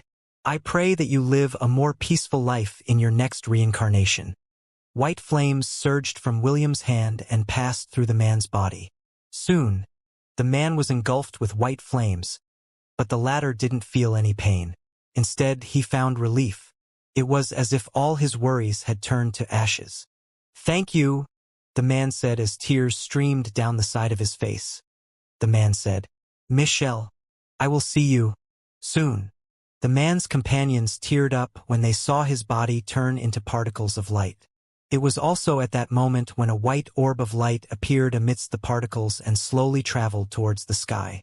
William watched this scene with a relieved expression because he knew that the man had now started his new journey towards the cycle of reincarnation. The flames of purification came from the tears of a goddess that fell during the era of the gods. When William was thinking on how to save the man from afar, a small flame blazed at the tip of his finger. With this realization, the half-elf felt that he could safely send the man's soul to the afterlife, painlessly. Thank you for giving him relief, a lady who seemed to be in her early 30s said as she approached William. She then shifted her attention to Lilith and bowed her head. Also, thank you for saving our lives. If you didn't help us, we might have all turned into zombies as well. William looked at the fallen zombies around them. He then tried an experiment and flicked a small white fireball at one of them. The moment the small fireball hit the zombie, white flames covered its entirety and turned it into particles of light. Suddenly, a white orb of light flew towards William and circled around him. "Thank you." A soft, yet relief-filled voice reached everyone's ears. They then watched the white orb of light fly towards the sky. "Good job," Lilith said with a smile as she approached William. However, her smile immediately disappeared when she saw the half-elf spat out a mouthful of blood. Lilith hurriedly went to support William to prevent him from collapsing. "Are you all right?" Lilith asked in a worried tone. "Yes," William replied as he wiped away the traces of blood at the corner of his lips. "I'm fine. This is just the side effect of using the flames of purification." The half-elf sighed in his heart as he glanced around at the bodies of the zombies around him. When he was able to purify one of the zombies, he thought that he could send them all to the afterlife. However, he didn't expect that using the flames of purification would take a great toll on his body. Back in Hestia, he could easily purify millions of undead without breaking a sweat. However, in this world, the power he could bring out was limited. This was why he decided to set aside his plan on purifying the bodies of the other zombies. "Instead of mana, the flames require a bit of my life force to activate," William thought as he pondered the side effects of using the flames of purification. "Unless it is absolutely necessary, I can't use this ability recklessly. My name is Kathy. For now, we should return to the shelter." The lady who had approached William said with a worried expression. "The sun will set in a few hours, and if we're not careful, we might meet higher undead on our return trip. They are much stronger than the zombies that you have fought. It will be best to avoid them as much as possible."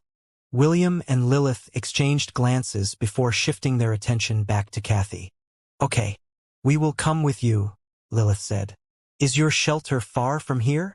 "A bit," Kathy replied apologetically. "However, we have a truck parked 10 minutes away from here. With that, we can reach the shelter in half an hour." Lilith frowned. "Truck? You can think of it as a horseless carriage," William commented before shifting his gaze to the boxes of canned goods that had fallen on the street. "Are you perhaps scavenging for supplies?" Kathy nodded her head. "Yes, our food reserves are getting low. This is why we are forced to travel far from the shelter in order to look for something to eat." William had read many post-apocalypse novels and understood how hard it was to gather resources in a world where danger lurked around every corner. A single glance was enough to tell him that among the 10 people who were scavenging for food, only 3 were somewhat capable of fighting against the zombies. The rest were just normal people, and clearly no match for the monsters that they had just faced. "I will thank you in advance for your hospitality," William said with a smile. "I hope that we don't trouble you too much." "Nonsense, you saved our lives. It will be our honor to welcome both of you into our humble shelter." "That's right. The 2 of you are our saviors. Don't be shy. Come with us." The other members of the group voiced their agreement, so William and Lilith joined them on their return trip back to their shelter. After half an hour of maneuvering in deserted streets, they arrived at what seemed to be a stadium. Kathy smiled as she opened the doors for William and Lilith to enter. "Welcome to Glory Shelter," Kathy said. "Although we don't have much, it is more comfortable resting here than sleeping on the streets." Just as Kathy was about to say more, a series of running footsteps echoed on the hallway of the stadium. Since the entire stadium was silent, these sets of footsteps easily reached their ears unhindered. William's eyes, who were accustomed to dark places, saw her first. A teenage lady with long red hair, similar to a flame, ran in their direction. When he was only a few meters away from Kathy's group, the lady stopped running and walked briskly towards them. Kathy was surprised because she didn't expect their leader to personally come to welcome them on their return trip. Her amber eyes locked on William and Lilith with restrained happiness, and the corner of her lips rose up into a charming smile. "Welcome to Glory Shelter," the red-haired young lady greeted. "My name is Rizel. I'd like to personally invite our honored guests to stay in my residence to rest." William and Lilith eyed at the teenage lady in front of them with a serious expression. For some reason, they felt quite attracted to her. It was as if Rizel was someone very important to them. Rizel didn't shy away from their gazes. In fact, She even puffed up her chest and placed both of her hands on her waist. After that, she gave her two guests a wide grin, which unexpectedly made William's and Lilith's hearts skip a beat. William laid down on the couch sideways, as he eyed the young lady who was humming a tune while preparing coffee in her makeshift kitchen. Rizel was wearing sports wear that showed her amazing figure. Sensing that William was looking at her, she turned her head and gave William a wink, which made the half-elf feel awkward. In the end, William decided to close his eyes to rest. When he and Lilith fell into the river of samsara, he immediately switched his job class to Einherjar and prayed that his skill, one who breaks the rules, would activate. Fortunately, it did. William and Lilith didn't enter the cycle of life and rebirth, but they had appeared in a post-apocalyptic world that was in ruins. The half-elf had lost a very important memory to him in exchange for their safety. However, after shielding Lilith from the purplish waters, it also drained William's strength. He also used the flames of purification, which further weakened his already weaker body. The only way for William to regain his strength was to take a rest, and that was what he decided to do. Lilith, who was sitting on a chair, glanced at William before shifting her attention back to the teenage lady who was carrying a tray in her hands. She placed the tray on the small table and personally handed a cup to Lilith. After doing that, she approached William's couch and sat on the carpet. She then started to poke William's cheeks, nose, chin, and lips with her delicate finger. William had already fallen into a deep sleep, so he wasn't bothered by the young lady who was poking his face to satisfy her curiosity. Lilith sipped her coffee and watched this scene unfold. Half a minute later, she lowered the coffee cup on the table after she realized something important. Why am I not stopping her from taking advantage of Will's condition?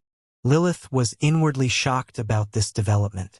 She was very sure that if other women were to poke William's face in such a manner, she would probably break their finger without batting an eye.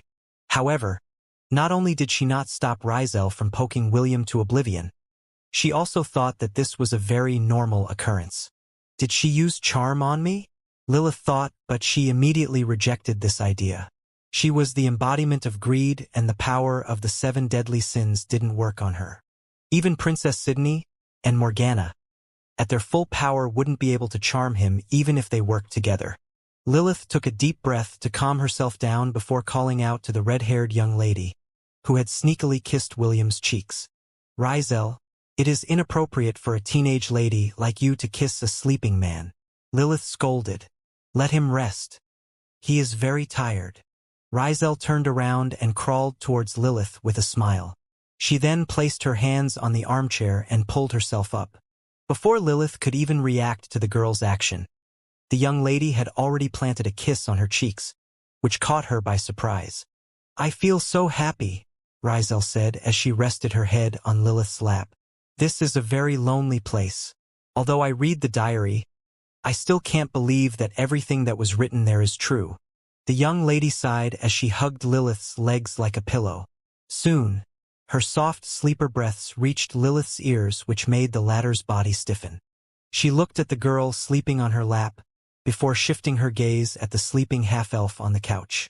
For some reason, she had the sudden urge to throw something at William in order to wake him up. She wanted the half-elf to help her deal with the young lady who was treating her as a hug pillow. In the end, she resolved herself to push Rizel away. However, the moment her hand touched the young lady's head, Lilith felt that she couldn't bear to push her away. A few seconds later, Lilith let out a long, depressing sigh. She then started to gently brush the young lady's hair with her hand, which made the latter's expression soften as she slept. Just what is going on? Lilith thought helplessly as she continued to brush Rizel's smooth hair. I guess I'll ask for an explanation after she wakes up. A few minutes later, Lilith leaned on her chair and closed her eyes to rest. Although her exhaustion wasn't as severe as William's, the battle against the black-striped terror rats had taken a toll on her body as well. Soon, the sound of 3 people sleeping spread across the room. Among them, the young lady with long red hair snored without a care in the world. Port City of Alabaster. White Fang scratched his head as he looked at the little fairy-like creature in front of him. Chloe sat on top of the table and happily ate several pancakes without pause. The little fairy had arrived carrying the crest of Hestia Academy, demanding their cooperation. Because of this, they had decided to treat her as a VIP guest and seriously help her with her mission.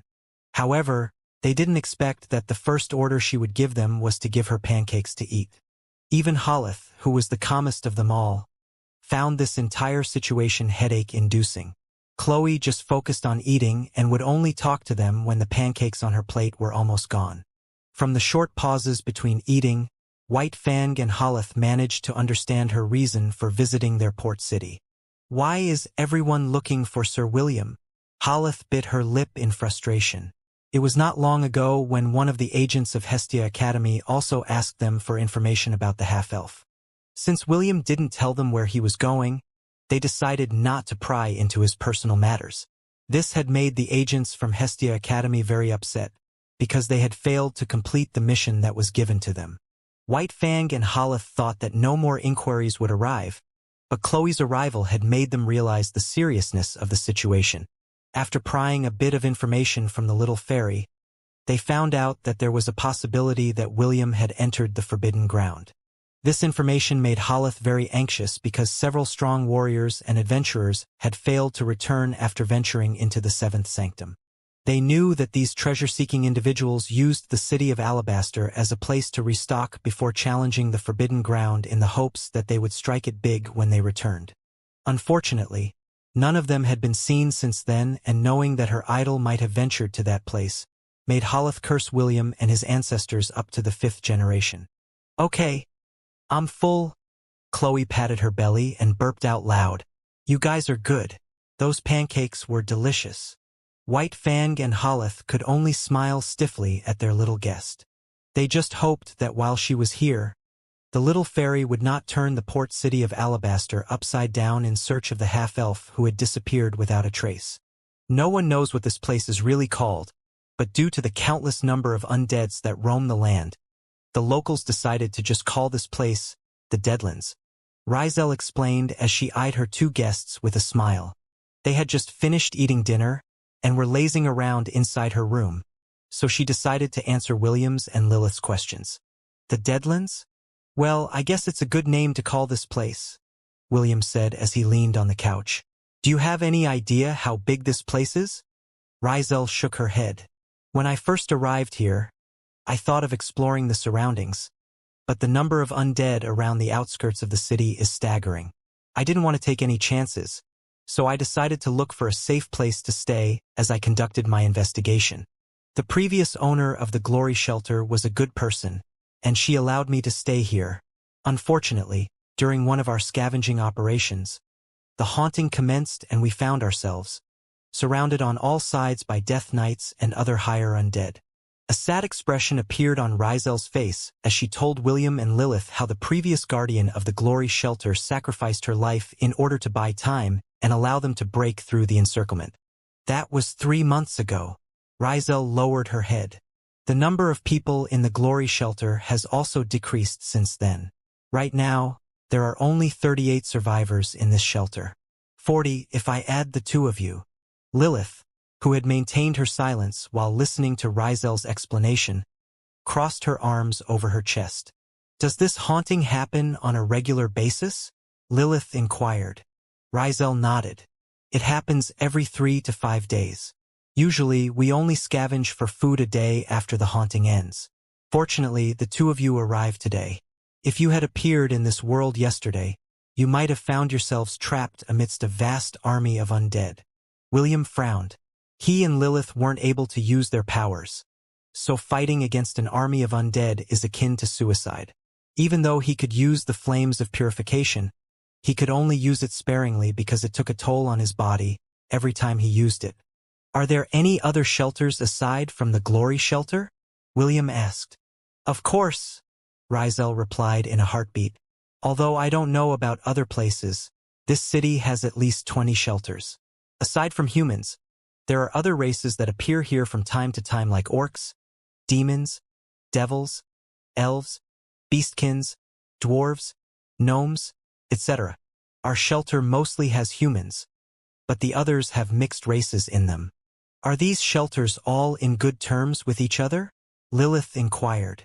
If so many ethnicities were gathered in one place, there were bound to be disputes. She was very curious if, aside from the undead, they also had to be wary of the people that were also doing their best to survive within this land ruled by the undead. Rizel sighed. She was about to answer the question when a ringing sound rang out inside the building. Speaking of the devil, Rizel muttered in annoyance. She then grabbed the sword that was hanging on the wall before glancing back at the two clueless people inside her room. Please, come with me. I might need your help in dealing with these bastards who don't know how to coexist in peace. William and Lilith glanced at each other before following Rizel, who had already started running down the hallway. A few minutes later, they arrived at the entrance of the stadium where a dozen demons were gathered. What do you want this time, Swiper? Rizel asked as she glared at the 2-meter-tall Borkin that reminded William of Zhu. Do you really think that we are people that you can bully? The Borkin laughed out loud as he eyed the beautiful young lady in front of him. Rizel, my boys told me that your people managed to salvage plenty of resources earlier. Don't worry, we didn't come here to trouble you. We just came to ask you to share some of those provisions with us. Rizel sneered at Borkin, whose face was as thick as an electric pole. Share our provisions? Do you really think I am a gullible child? Why don't you just say that you intend to steal the provisions we worked hard to acquire? Swiper shook his head and clicked his tongue. Steal? Don't slander me, my dear. I don't have a habit of bullying the weak. Tell you what, why don't you and your people join our demonic shelter? I will guarantee your safety and the safety of those under you. All you need to do is help us gather provisions from time to time. What do you say? It's a win-win proposal, right? Rizel gritted her teeth and unsheathed the sword that she had brought with her. Since you want provisions so much, how about I use your body to cook a barbecue for your people? Rizel took a fighting stance and glared hatefully at the demons in front of her. Swiper chuckled as he eyed the young beauty whose eyes had locked onto his body. Do you really want to go down this route? Swiper raised his hand and the demons took out their weapons. I admit that you are a strong fighter, but you're only one person. The Borkin eyed the people behind Rizel, who unconsciously took a step back from the demon's intimidation. While some of the members of the Glory Shelter could deal with normal zombies, they couldn't possibly fight off demons who are well-versed in combat. Rizel frowned because she knew that none of the people behind her were the demon's match. Rizel, I admire your strength, Swiper commented. Become my subordinate and I promise that your people will no longer have anything to fear in the Deadlands. This is your last chance. You're a smart person, so make the right decision. Rizel gritted her teeth as she firmly held the weapon in her hand. She now understood that Swiper's true reason for coming to their shelter was to annex them and bring them under his wing. Sharing the supplies was just an excuse to force them to submit to his will. While she was pondering on what to do next, she felt a hand rest on her shoulder. Turning her head to the side, she saw William looking at the demons with a calm expression on his face.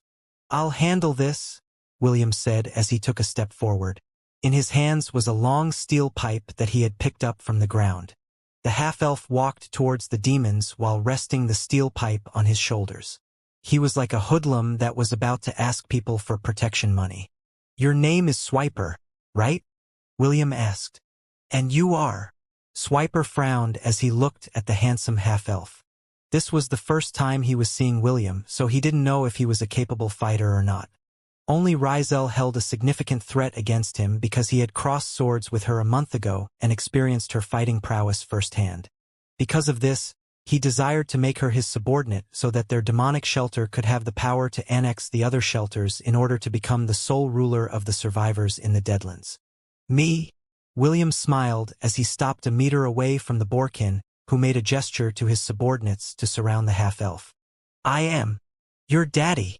Without another word, William swung the steel pipe on his shoulder, hitting the side of Swiper's right face, sending him tumbling to the side. This scene made the demons and the humans, who were paying close attention to William's and Swiper's chat, look at the half-elf with dumbfounded expressions on their faces. All of them only had one thought in their minds, and that was, "This guy is dead."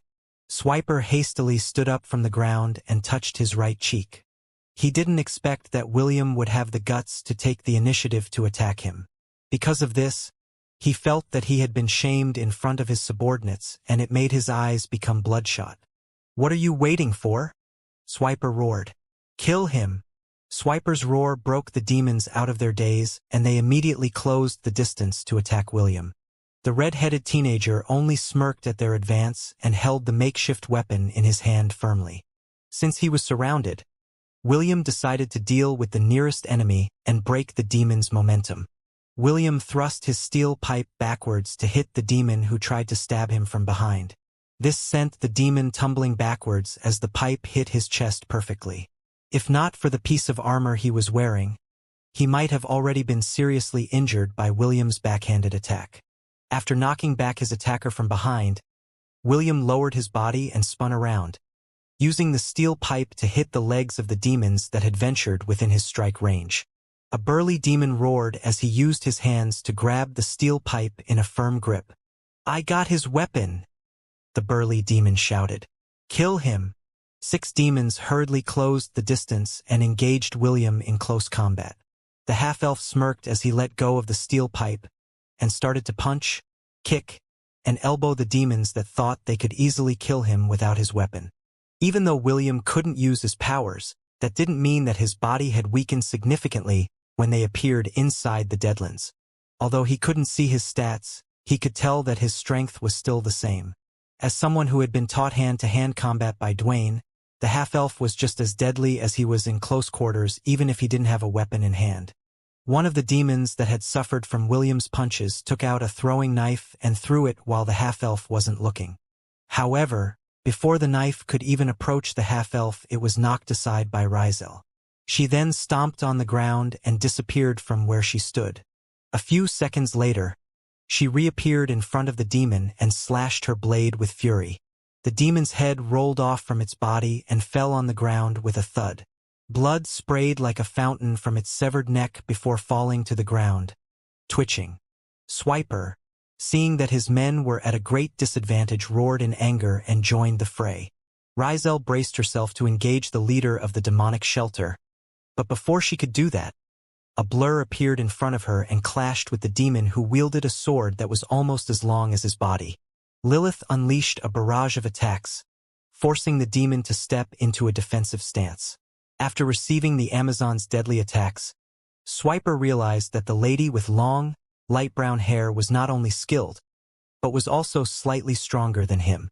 Rizel, who was the strongest fighter in the Glory Shelter, was at par with his fighting ability. This was why he wanted her to become his subordinate. He believed that if he attacked the people of the shelter, Rizel would have no choice but to submit to his rule in order to save her people. This was the plan he had in mind, and he was sure that he could pull it off.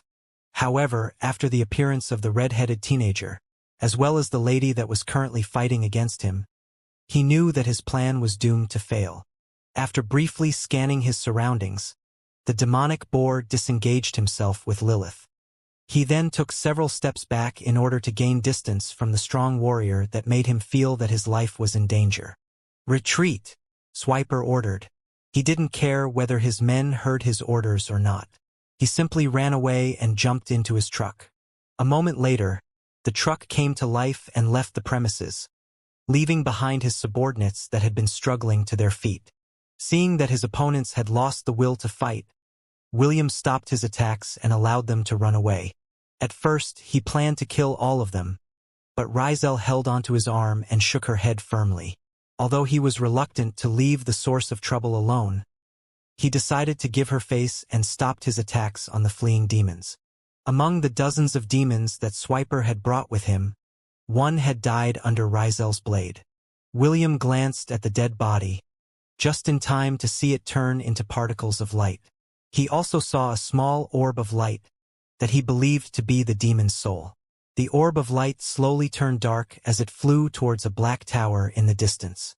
As someone who had experience in purifying souls, William knew that the soul had been corrupted by an unholy energy. Although his body had disappeared, his soul will now be trapped in that tower until a new undead vessel is born. Rizel said with a depressed sigh. Aside from turning into zombies, there are other ways that the undead legion replenishes their ranks here in the Deadlands. This is why there was an unwritten rule that the survivors shouldn't fight against each other. Of course, this rule doesn't apply to those who are ambitious. Even in this godforsaken world, they still think of ruling above others. They're all a bunch of bastards. William looked in the direction where Swiper's group had run away. He still didn't understand much about this world, so he decided to do some investigation first. Is there any way to leave this place? William asked as he shifted his attention to the black tower in the distance. There is, Rizel answered. However, we need to wait for an opportunity to arrive. William frowned as he shifted his attention towards Rizel. Wait for an opportunity? Rizel nodded. According to the diary I read, the way to leave this place will open once the moon turns red. At that moment, the undead legion would raze this city to the ground and kill all the remaining survivors. That is when the exit to this world will appear. I don't know if I should be glad or be worried about this revelation, Lilith commented as she walked towards Rizel. Where is this diary that you speak of? And how do you know that the information written there is correct? Rizel suddenly revealed an awkward expression on her face. She seemed to be fighting an internal struggle inside her heart. But in the end, she decided to answer Lilith's question to the best of her ability. I can't show you where the diary is because I don't have it with me, Rizel replied. However, I can guarantee that the information I shared with you is true. The person who wrote it is someone I trust with my life. Please, believe me. Rizel's amber-colored eyes stared at Lilith unblinking. The Amazon princess held the young lady's gaze and realized that there was no falsehood in the depths of her eyes. Fine. I will believe you for now. Lilith relented. But, did that diary tell you when this red moon will appear? I don't want to stay in this place for years. There are people waiting for me back home. The same can be said for him. Lilith used her chin to point in William's direction. The half-elf could only smile bitterly because he shared Lilith's opinion. He, too, didn't plan to stay in this world for a long time. William still had many things to do, and his wives would surely be worried if he disappeared for years. You don't have to worry about this, Rizel said with a smile. The time in this world is different from the outside world. Although I don't know the exact conversion, I'm guessing a year here will not be longer than a month in our own worlds and timelines. Worlds and timelines? William tilted his head to the side. Suddenly a realization dawned on him and his eyes widened in shock. Rizel smirked because she could tell what William was thinking. However, she didn't say anything and simply waited for the half-elf to ask the question that had come to his mind. You mean you and the other races here didn't come from Hestia? William asked. Also, are they from different timelines as well? Do you mean some of them came from the past and the future? Yes. Rizel nodded her head. Kathy came from a world named Mourncat, and Swiper came from a world called Nethervine. As for the different timelines, there were cases when two people that came from the same world lived in different time periods. The young lady with long red hair and amber eyes grinned at William. Who knows? Maybe you will meet some of them sometime in the future. Rizel didn't say anything else aside from that and ordered her people to return inside the stadium. Now that Swiper and his gang had suffered defeat by their hands, they would not be making trouble with the Glory Shelter anytime soon. 4 days passed after William and Lilith arrived in the Deadlands. The haunting has begun, Rizel said with a serious expression as she looked at the black tower in the distance. Red mist started to extend from the tower, and it slowly made its way to the city. William felt a familiar sensation spread across his left hand, as it reacted to the power of the undead that the tower was radiating. A few moments later, William heard a distinct ringing sound that came from the tower. The sound was similar to the pealing of a bell, and it made the hair on William's neck stand on end. Do either of you hear that ringing sound? William asked the two girls by his side. The three of them were on the roof of the stadium to observe the haunting from their vantage point. Ringing sound. Lilith frowned. What ringing sound? I don't hear anything unusual, Rizel answered. Do you hear something ringing? After spending a few days together, the three of them had become close to each other and comfortably called each other's names without any problem. William nodded. Yes, it is coming from that toe. Suddenly, William's eyes glowed and turned golden. He then held his shoulders with his hands as his body shuddered uncontrollably. Beads of sweat formed on his forehead as he held back the bloodthirst that he had been keeping at bay for the past few days. Ever since he had entered the seventh sanctum, he hadn't been able to drink any blood from Charmaine and the other elves. This was a problem that had been plaguing him ever since he had entered the Deadlands, and he was using his willpower to keep it at bay. However, the ringing sound of the Black Tower seemed to have bypassed the emotional barrier that he had set in place and broke it to pieces. William took ragged breaths as his fangs slowly extended. "Don't come near me," William said hoarsely as he used all of his willpower to resist the urge to pin down one of the girls beside him and drink their blood. "Go back inside. Hurry! What is happening to you?" Lilith asked worriedly. She was about to touch William's shoulder, but Rizel caught her hand and prevented her from touching the half-elf.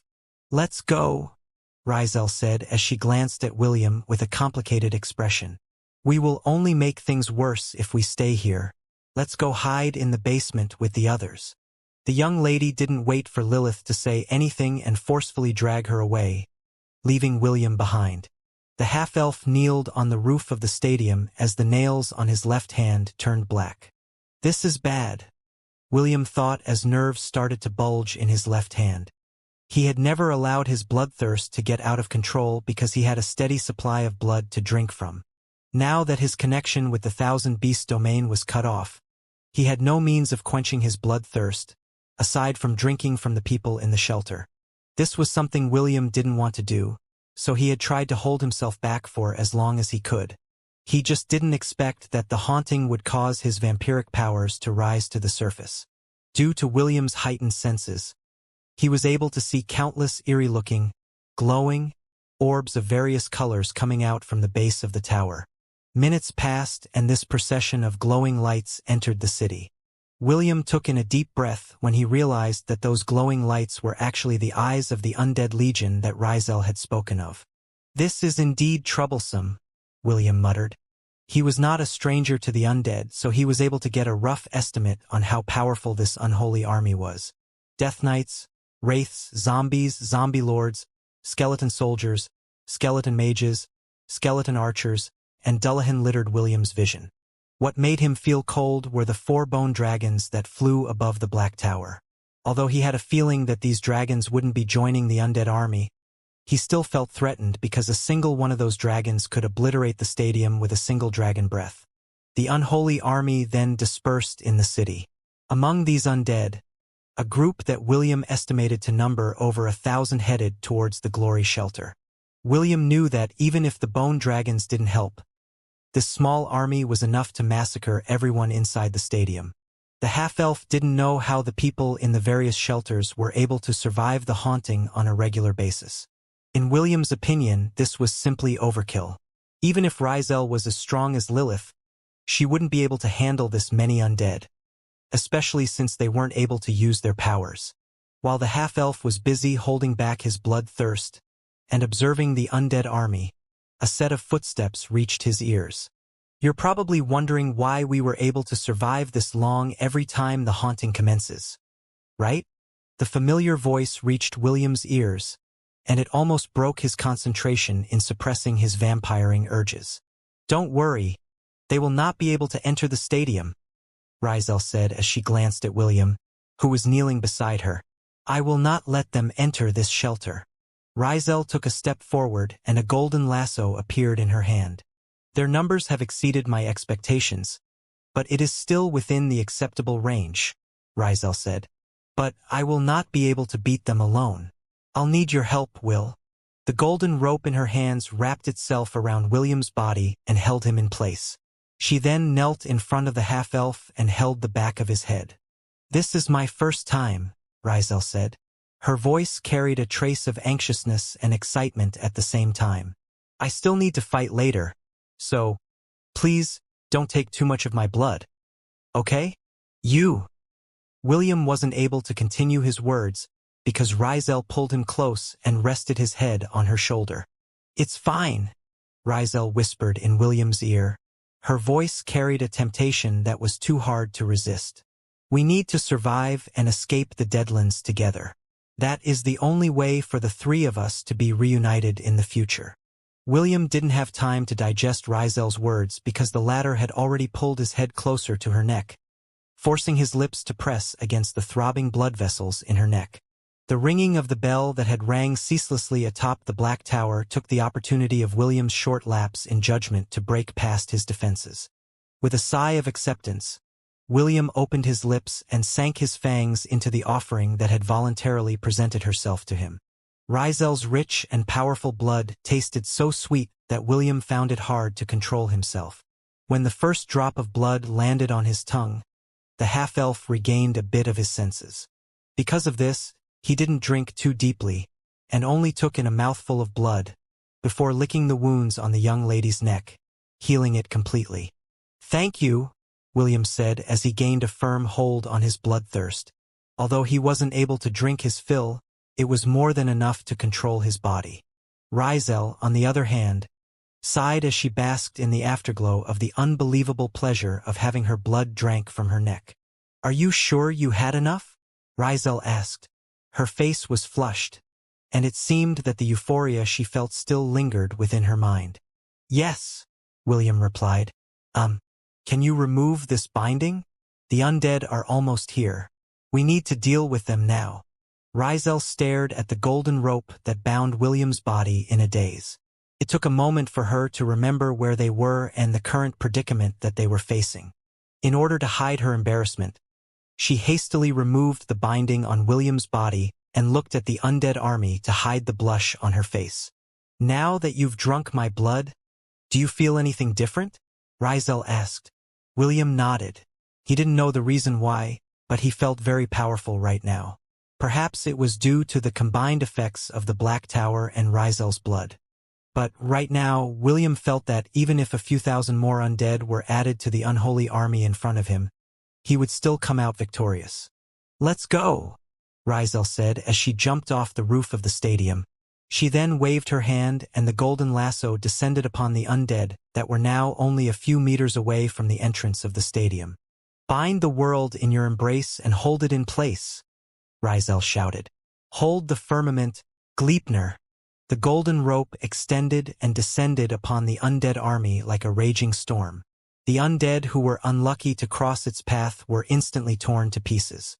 William jumped down from the roof of the stadium and smashed down on a Dullahan that was about to charge in Rizel's direction. Right now, he felt very powerful. Usually when he drank the blood of others, his strength would get a significant boost that would last for a few hours. However, because of the effect of the Black Tower and red mist that seemed to heighten the powers of the undead, William's strength had increased drastically.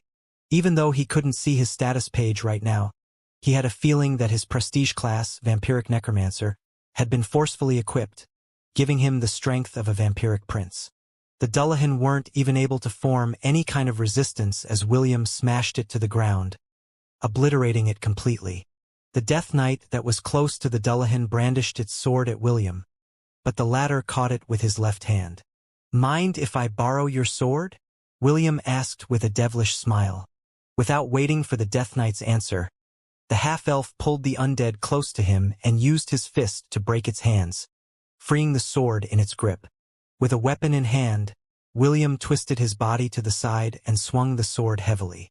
The Death Knight's head flew in the air as William severed it from its body.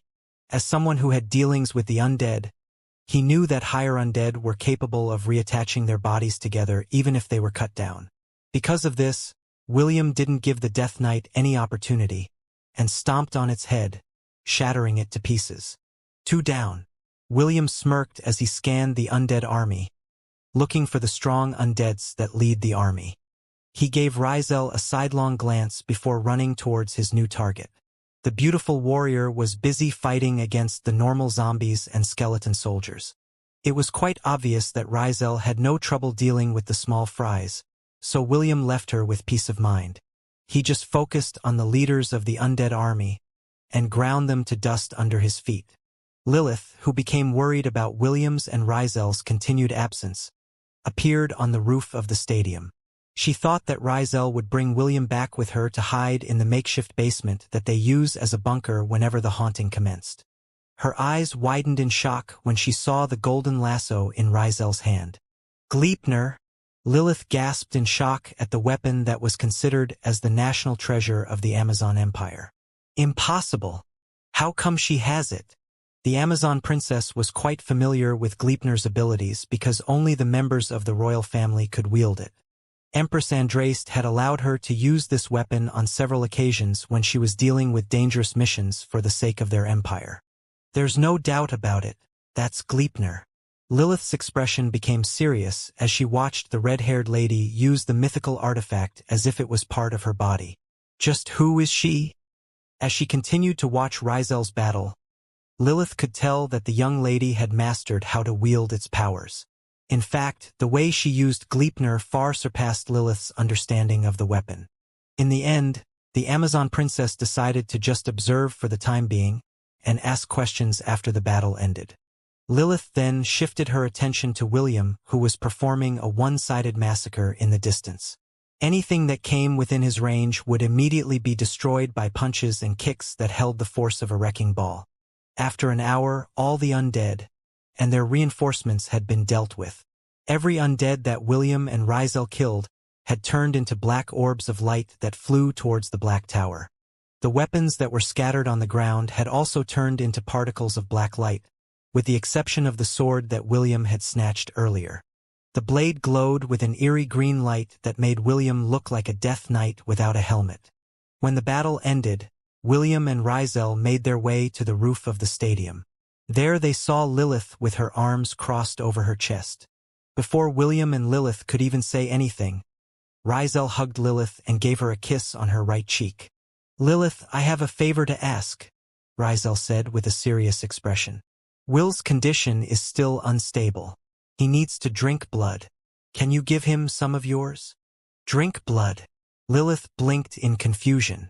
"Why does he need to drink blood?" He didn't tell you about his condition?" Reisel frowned as she shifted her attention to the half-elf who was looking at the Black Tower in the distance. Feeling Reisel's gaze, William turned around and gazed at the two ladies with a complicated look on his face. To be honest, he was still shocked by the fact that Reisel knew that he was suffering from bloodthirst.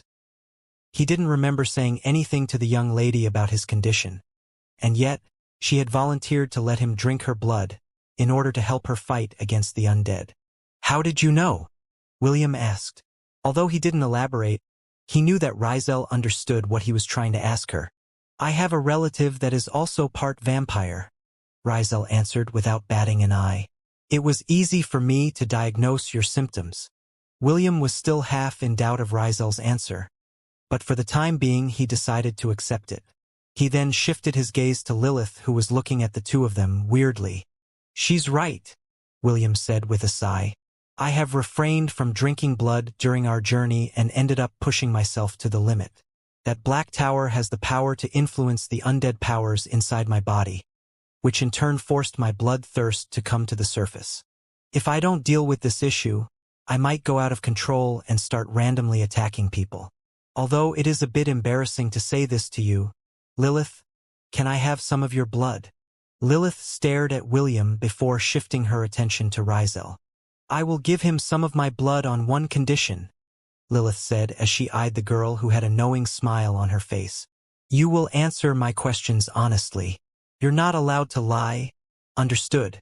Reisel crossed her arms over her chest as she gazed at the Black Tower in the distance. The haunting usually lasts for 3 hours each time, and there was no certainty that no more undead would come their way. Although she wasn't worried about their numbers, she was very concerned about the quality of the undead that might march towards the glory shelter. Right now, only she, William, and Lilith had the power to fight. She needed to make sure that all three of them would be ready for whatever was thrown their way. "Understood. However, I also have a condition," Reisel said without looking at Lilith. "You can only ask me 2 questions. I will not answer more than that." "That's fine." "Good. We'll drink some blood first." The haunting isn't over yet. Those flying wraiths may pose trouble if they were to head in our direction. William and Lilith stared at the thousands of white wraiths that flew around the outer perimeter of the tower, alongside the bone dragons. They knew that those wraiths were bad news, so Lilith didn't argue and nodded her head in agreement. "What should I do?" Lilith asked. Although she had heard stories of vampires, this was the first time that she had encountered one. "Just stand there," William said as he stood in front of the Amazon princess.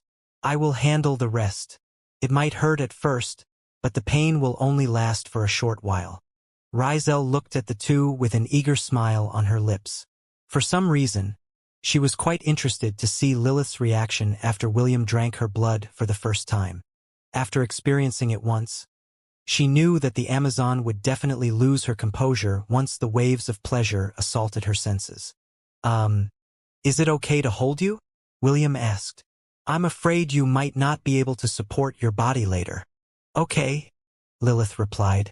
She had also noticed Rizel's curious stare aimed in her direction, and for some reason, she could feel a sense of anticipation in the young lady's gaze, which she could not understand. William moved Lilith's long, light brown hair to the side as he stared at the nape of her neck. A few seconds later, he lowered his head and sank his fangs into her flesh, drawing blood. Lilith's body shuddered when she felt the stinging pain. However, just like William said earlier, the pain disappeared like a fleeting dream, and what followed next made her head swoon. A soft moan escaped Lilith's lips as William held her body tight. She could feel that she was losing her strength, but she didn't mind it one bit. In fact, the pleasure that she was experiencing made her want to stay in that moment forever. Unfortunately, William had set his own limitations when drinking the blood of others. He would not drink more than a mouthful, and stop after he reached his quota. What others didn't know was that it was not only those whom he drank blood from that felt the incredible sense of euphoria. The half-elf also felt something similar when he drank people's blood.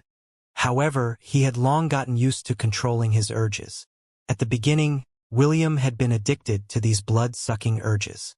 But, thanks to Charmaine and the other elves that were serving him, he had long known how to show restraint. He was no longer addicted to drinking blood, but would still allow himself to get lost in those euphoric feelings once in a while. "They have similar tastes," William thought as he kissed the wounds on Lilith's neck, healing them completely.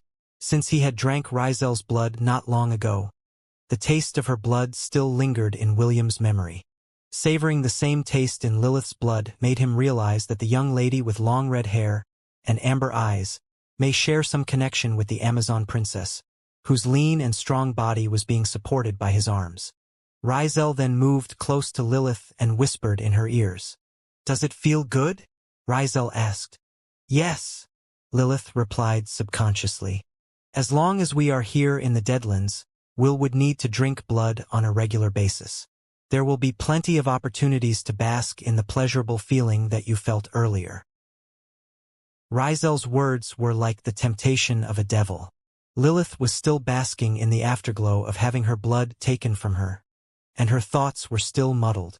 Even so, she gave a slight nod to Rizel's suggestion, which made the latter kiss her cheek and hug her in a tight embrace. "I noticed that you like kissing people," Lilith said softly. "Not all people," Rizel replied before giving William a quick kiss on the cheek. "I only kiss the people that I love."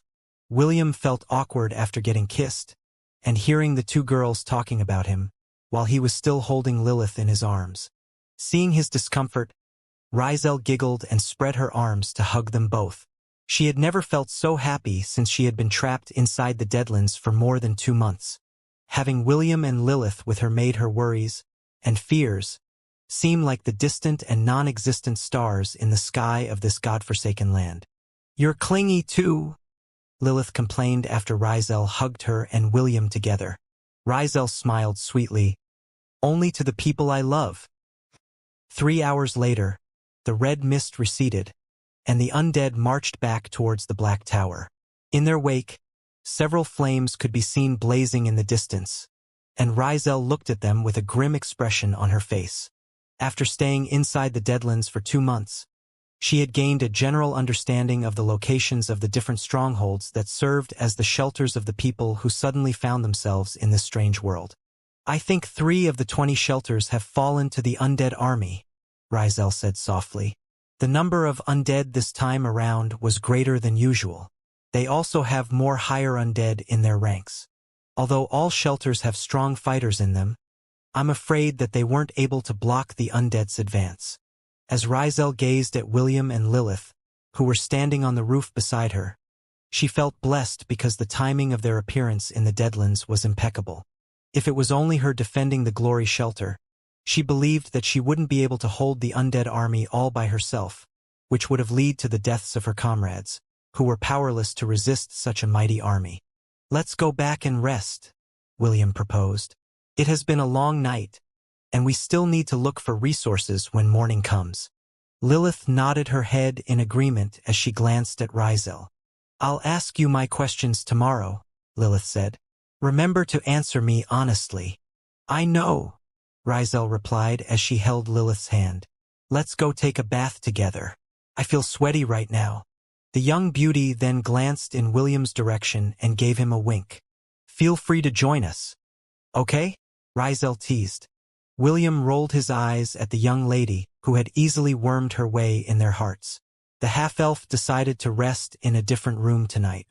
He had some things to think about, and among them was Rizel's identity. Although he had a guess about her identity, he didn't know if he should confirm it with her or not. A part of him was scared to know the answer, and the other half was not ready to embrace it. Since that is the case, he would keep his suspicion to himself and let nature take its course. However, if given the opportunity, he would like to have a nice, long talk with the beautiful red-haired girl who liked to kiss his and Lilith's cheeks and hug them without permission. "Girl, watch what you are touching." Lilith pried away the Nogdi hands that were fondling her chest. "You told me that you're going to wash my back, but your hands are wandering to different places."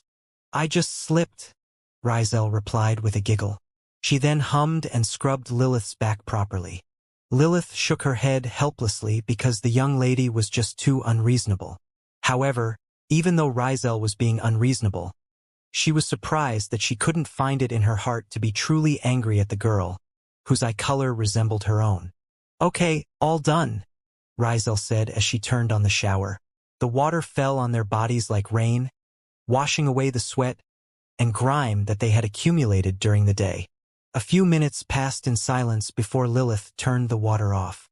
She then turned around to look at the beautiful young lady in front of her, who was admiring her body from behind. "Why do you have Gleipnir?"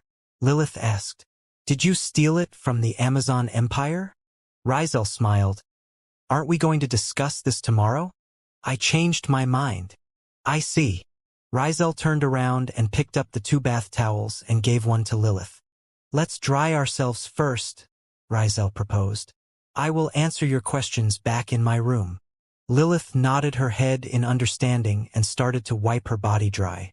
Rizel had prepared a set of sportswear for Lilith to use, while the latter's clothes were left to dry. She had already volunteered to wash it earlier, and Lilith wasn't able to stop her. In the end, the Amazon relented and allowed her to do as she wished. A few minutes later, 2 beautiful ladies walked in the hallway of the stadium wearing fit sportswear that highlighted the curves on their bodies. No sane man would be able to resist their charms. But these 2 ladies were no ordinary women. Anyone stupid enough to take advantage of them would find themselves having their arms and legs broken. The worst-case scenario was that the men would be missing a limb or 2 after the 2 girls were done with them. When they entered Rizel's room, they immediately noticed that William wasn't around. Lilith felt that this was a good thing because she didn't want the half-elf to hear the discussion between Rizel and her. She wanted to get into the bottom of things, and she had already braced herself for the answers that the red-haired beauty was about to tell her. "Sit," Rizel said as she sat on the couch. She then patted the side next to hers and looked at Lilith expectantly. The Amazon sighed and sat next to her, as per her wish. This time, Rizel didn't attempt to hug or hold her. She just leaned her head on Lilith's shoulder and closed her eyes. "You asked earlier why I have Gleipnir, and the answer is really simple," Rizel answered with her eyes closed. It was passed on to me by my mother. Your mother? Yes, my mother. Lilith took a deep breath as she spoke out her mind. Gleipnir is the treasure of the Amazon Empire. Naturally, only the members of the royal family can use it. Are you a member of the royal family? Is this your second question? Rizel asked back, still with her eyes closed. No, this is just a continuation of the first question, Lilith argued. Although she knew that the girl had already answered her question, she only had 2 chances to ask her. With that said, she tried to force the issue that Gleipnir belonged to the Amazon Empire, and as the Amazon princess, she had the right to know the answer. Rizel giggled and just listened to Lilith's excuse so that she would answer a question for free. All right, I'll make this exception once. Rizel relented. I am indeed a member of the royal family. Who is your mother? Is that your second question? Yes, Lilith stated. Tell me the truth. Rizel didn't answer right away. Minutes passed by in silence, but Lilith didn't mind. Since she had made the girl promise to answer her honestly, she would give her the time to answer her question.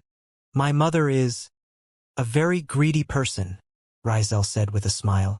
Surprisingly, my father is also a very greedy person. You could even say that they are a match made in heaven. One holds material treasures, the other holds priceless ones. Treasures that all the money in the world couldn't buy. When the 2 of them met, they started off on the wrong foot. My mother was at fault back then because she stole something she shouldn't have. Fortunately, Papa was a benevolent person and forgave her easily. Lilith didn't say anything and simply listened to Rizel's story. She found her words very soothing, and the Amazon princess liked hearing her voice. Then one day, the 2 of them went on an adventure. Rizel continued her tale. Along the way, they encountered a dangerous situation, and both of them barely managed to escape with their lives. Perhaps it was fate, but the 2 of them met a very beautiful Cupid, who helped them get closer to each other. Papa wasn't a dense person, so he understood that Mama had her sights on him. However, the problem was that Mama was too afraid to take the initiative during this time period. Mama thought that she needed time to get on Papa's good side, so she decided to just go with the flow. I think this is Mama's shortcoming. As an Amazon, we should always take the initiative when it comes to looking for our life partners. Being passive isn't our style. Rizel's voice took on a pouty tone, which made Lilith subconsciously pinch her cheek. What happened next? Lilith asked. Clearly, she wanted to know more about Rizel's Papa and Mama. Due to Mama's inaction, and Papa dealing with his own circumstances at that time, their distance remained, Rizel explained. Fortunately, a beautiful and lovable Cupid had seen the problem, so she decided to take matters into her own hands. And what did that Cupid do? She gave Mama some advice. And that advice was? Lilith asked as she raised an eyebrow. Rizel opened her eyes and smirked. I already answered your 2 questions, so I'm not telling. Rizel giggled as she ran away. Lilith smirked as she ran after the girl. Soon, the sound of 2 girls giggling echoed on the walls of Rizel's room. Not knowing that a certain half-elf could hear the 2 of them from the room next to theirs, where he had chosen to rest for the night. When William opened his eyes, it was still dark outside. It had been a few hours since the haunting, and he had only slept lightly through the night. This was to ensure that if they were to get attacked again, he would be able to respond accordingly. Fortunately, after the undead had returned to the Black Tower, no further attacks happened. The half-elf took a deep breath as he stood up from his makeshift bed.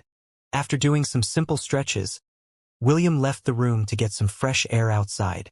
Just as he was passing by Rizel's room, the half-elf remembered the words that the young lady had spoken yesterday. Although he didn't mean to eavesdrop, what was done, and there was nothing that he could do about it. William paused as he used his heightened hearing abilities to check if the 2 girls were awake. Unfortunately, the only thing he heard was the peaceful breaths of 2 people who were in a deep sleep. I'll come back to talk to Rizel later, William thought as he continued to walk in the hallway. Inside Rizel's room, the beautiful young lady hugged Lilith's arm as she slept without a care in the world. This side of her was something that no ordinary people could see. As someone that was born into the Amazon royal family, there were many responsibilities that she carried on her shoulders. The outside world would only see her as a confident and domineering warrior princess who didn't shy away from any kind of challenge. This was what led her to explore one of the forbidden grounds of their domain, and ended up in the Deadlands after falling on the river of Samsara. If not for her quick wits to using Gleipnir to wrap her body up like a mummy before falling to the river, she might have already undergone a series of lifetimes, as per the laws of Samsara. Actually, falling in the river wasn't necessarily a bad thing. Those who did fall in the river, and managed to survive their 13 lifetimes would receive enlightenment, and break through the restraints of mortality, which would turn them into demigods. Unfortunately, not many were able to accomplish such a feat. Most of them remained trapped within the river, carried by the currents until their souls became pure, and ready to once again enter the cycle of reincarnation. The same could be said for the other people who had ended up in the Deadlands. One way or another, they had accidentally crossed to a place between the boundaries of life and death. Due to their strong will to live and rejection to cross over to the next life, they ended up in the Deadlands, a place where neither the living or the dead could find peace. When Lilith opened her eyes, the first thing she saw was a lump of long red hair. What followed next was the sound of Rizel's steady breaths, which allowed Lilith to remember the things that they had discussed. A few hours ago, Lilith asked Rizel who her mother was, but the young lady didn't give her a name. Instead, Rizel talked about her mama, her papa, and the rest of her family. She told Lilith how she grew up being showered with love and care by her parents and siblings. According to Rizel, she had many brothers and sisters. The reason for this was due to her father having many wives. The young lady said that each of her father's wives treated all of the children in their family like their own kids. When Lilith asked Rizel if her papa's wives were also Amazons, the latter shook her head. The young lady insisted that the only Amazons in their family were her little sister, and their mother. Lilith then asked Rizel specific questions like what did his papa's wives look like. To this question, the young lady only gave Lilith a mysterious smile and refused to comment further. The two of them talked about many things until they fell asleep together. The Amazon princess gazed at the young lady beside her with a complicated expression on her face. Rizel's long red hair, that reminded her of William, covered the side of her beautiful face. Lilith lightly brushed it off and tucked it behind the girl's ear, so she could get a better look at her. The young lady's eyes were closed right now, but she had stared at those beautiful amber eyes that were the same color as her own last night. Although Lilith wasn't 100% sure of her hunch, she didn't reject the idea either. As she gently caressed the side of Rizel's face, a big part of her heart wished that it were true. Is this fate playing with me? Lilith thought as she stared at the young lady with a tender gaze. She didn't have the answer to this question. However, right now, her heart felt warm and ready to accept this possibility. A minute later, Rizel's eyelids fluttered. Lilith watched as the young lady opened her eyes and gazed at her sleepily. This lasted for a few seconds before Rizel burrowed her head into the Amazon princess chest. Clearly, Rizel still wanted to sleep, and Lilith felt helpless about it.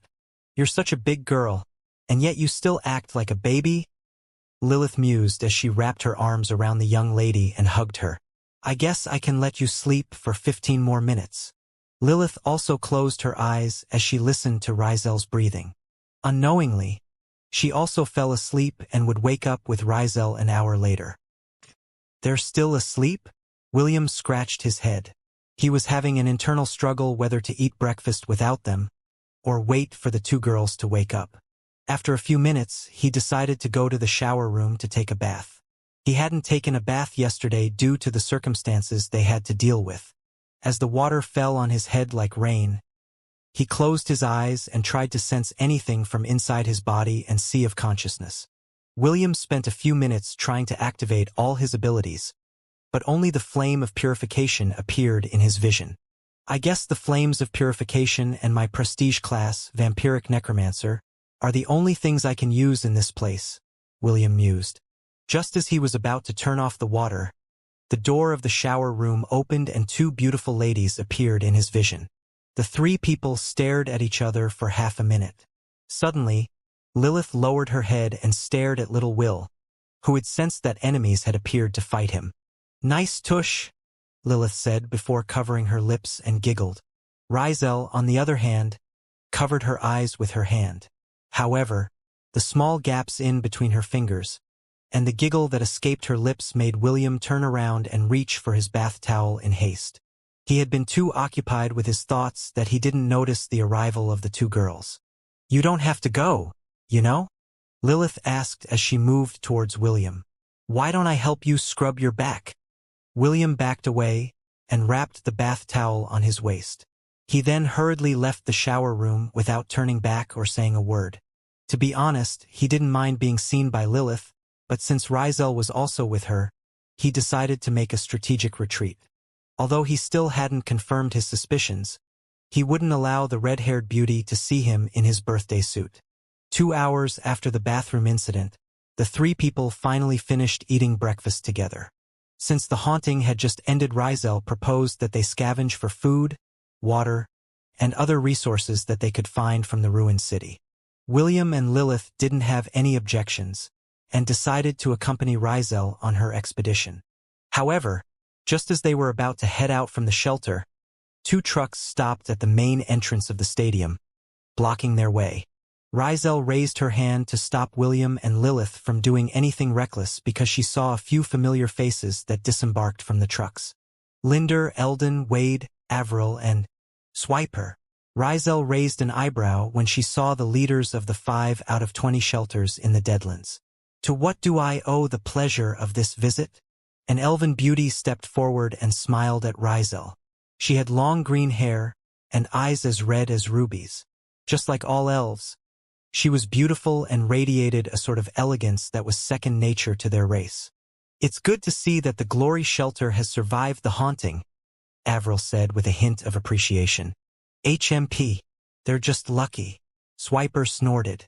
"Maybe only a few undead were sent to this place due to their low population. I think that is the main reason that they survived." "Don't be like that, Swiper," a burly dwarf said as he crossed his arms over his chest. "Luck is also part of strength. Since Rizel got lucky this time, it just means that fate was standing on her side last night."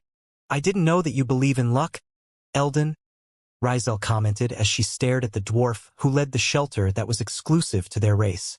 "You always struck me as someone that only believes in the strength of his hammer." "Aye, girl," Eldon nodded his head in agreement. "Without my hammer, our shelter might not have lasted through the night."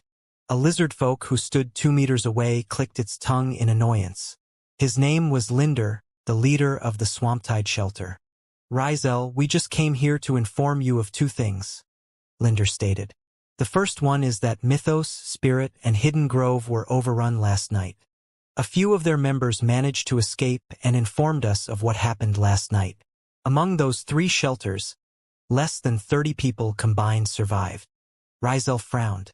Compared to those 3 shelters, the Glory Shelter was nothing. All of them had over 200 members each, and there were many fighters among their ranks.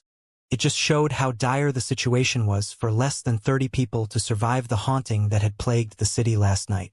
"And your second reason for coming?" Rizel crossed her arms over her chest. She knew that the leaders of the 5 shelters wouldn't come to see her just to inform her about the 3 shelters' demise. "The haunting is getting more troublesome with each cycle," Wade, the leader of one of the strongest human shelters, replied.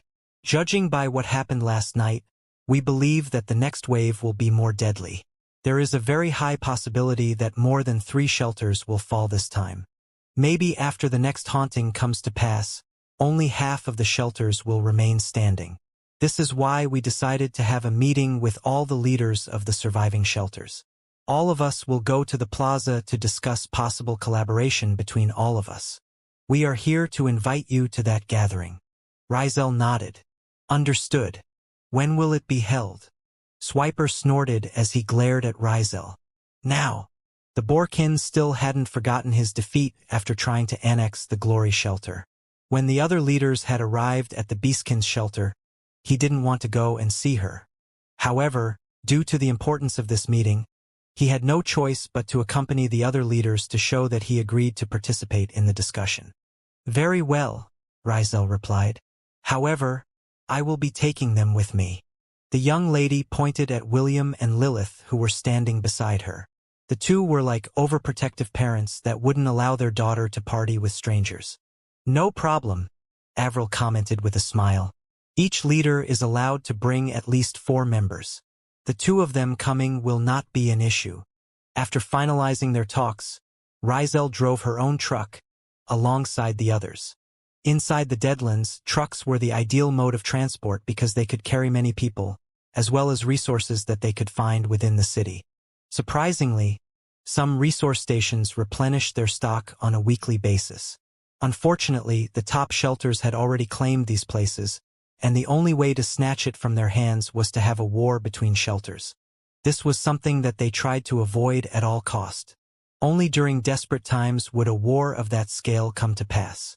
When the 3 trucks arrived at the plaza, they saw that all the other leaders were already there. This was the first time that all the leaders of the shelters had gathered to discuss something. At most, only groups of 3 or 4 would talk about collaborating with each other. This just showed how serious they were in this meeting that would decide the fate of everyone living inside the Deadlands. After everyone had gathered, Avril decided to lead the discussion.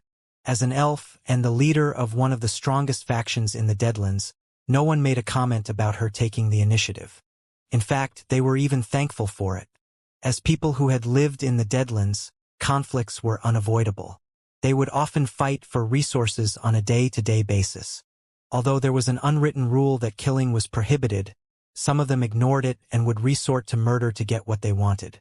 "The haunting last night was very different from the previous ones we've encountered," Avril said. "Not only were the undead numerous, their quality has also increased. Over 50 high-level undead attacked our shelter yesterday, and we suffered many losses while resisting them. I believe that the same thing happened to all of you as well. This is why we decided to hold this meeting in order to find a way to have a united front against a possible undead outbreak that we will not be able to resist if we remain divided." Swiper stood up and voiced out his agreement. "Indeed, after living in this shithole for many months, I believe that right now we are going to face the greatest challenge of our lives," Swiper stated. "Those who think that they can survive the next haunting alone are delusional." The Borkin made sure to glance in Rizel's direction before scanning the faces of everyone in the plaza. "I vote that we all unite under one banner and create a super shelter that can resist any further undead invasion," Swiper declared. "Anyone who has a better idea, step forward and make your voice heard." The leaders glanced at each other, but no one stepped up to say anything. Wade stood up and gave Swiper a brief nod of appreciation. "Since no one has an objection in making a super shelter, there is only one question I have in mind," Wade said. "Who will lead us? Do we select a leader who will call the shots, or should we continue to command our shelters and just defend an area that the Alliance had tasked us to do? We need to come up with an agreement today. Delaying this matter will only be counterproductive, so I suggest we take a 10-minute break so we can discuss with our comrades what the best course of action to take is." Everyone voiced their agreement to Wade's words. None of them wanted to relinquish the power they had over their subordinates. If they were to choose only one leader, that person would have absolute control over everything, including their manpower and resources. Rizel was in favor of having a united front, but she wasn't too keen in following the orders of any of the leaders present in the plaza. The only time she would agree to such a condition was if William or Lilith was named commander of the Alliance. Several minutes passed as the leaders discussed the details of their united front. All of them agreed that working together is the way to survive their impending doom. However, all of them had conflicting opinions about having a single leader to command their united front. After repeated discussions, all of them decided to compromise on 2 things. The first one was that they would choose a single shelter to gather at during the haunting. This would allow them to bolster their forces and resist the undead army together. The second one was to allocate 2 to 3 shelters to defend a single location during the undead siege. All leaders would have command of their own forces, and they were expected to work together in order to defend the side they were assigned to. No one voiced any objection, so they proceeded to the next phase of the discussion. Now that the basic foundation of the alliance is finalized, there is only one last thing left to do, and that is to choose which shelter we will use as the stronghold to resist the next haunting, Avril said. I propose that we all vote on which shelter we will defend this time around. The leaders glanced at each other. They knew that this was the linchpin to their predicament, so all of them took this seriously. Among all the shelters, I believe that the Mimimider shelter, led by Avril, is the most secure and easily defensible shelter in the Deadlands, Wade commented from the side. I believe that it is the ideal stronghold that we should use for the next haunting. The other leaders glanced at the beautiful elf, who had the highest number of members among the shelters. Also, Wade didn't lie when he said that the Mimimider shelter was the most ideal place for their united front because of its location. Standing on an artificial island was a theme park. Avril had chosen this location because there was only one bridge that connected it to the mainland.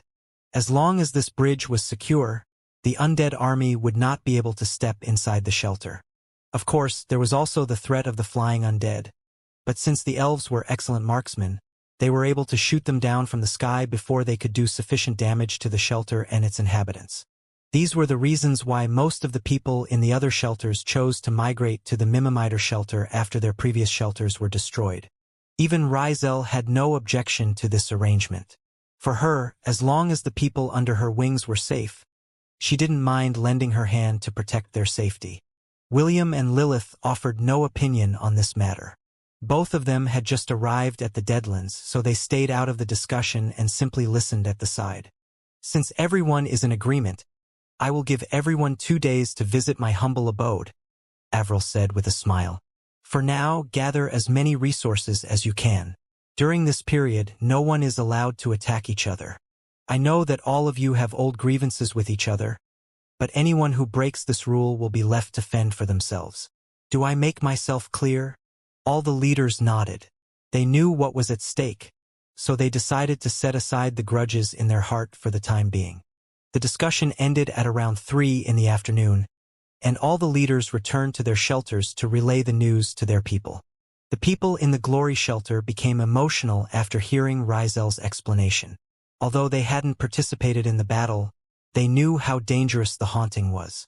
In fact, they were very ashamed of themselves because they couldn't offer any help and could only depend on Rizel to protect their shelter from the undead army each and every time.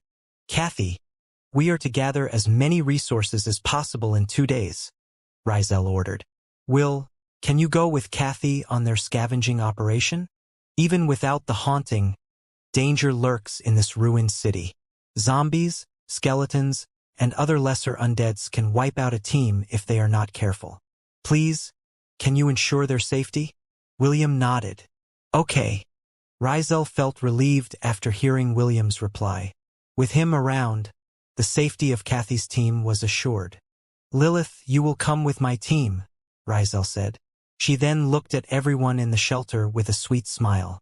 It's already late, so let's wait until tomorrow before we start our operation.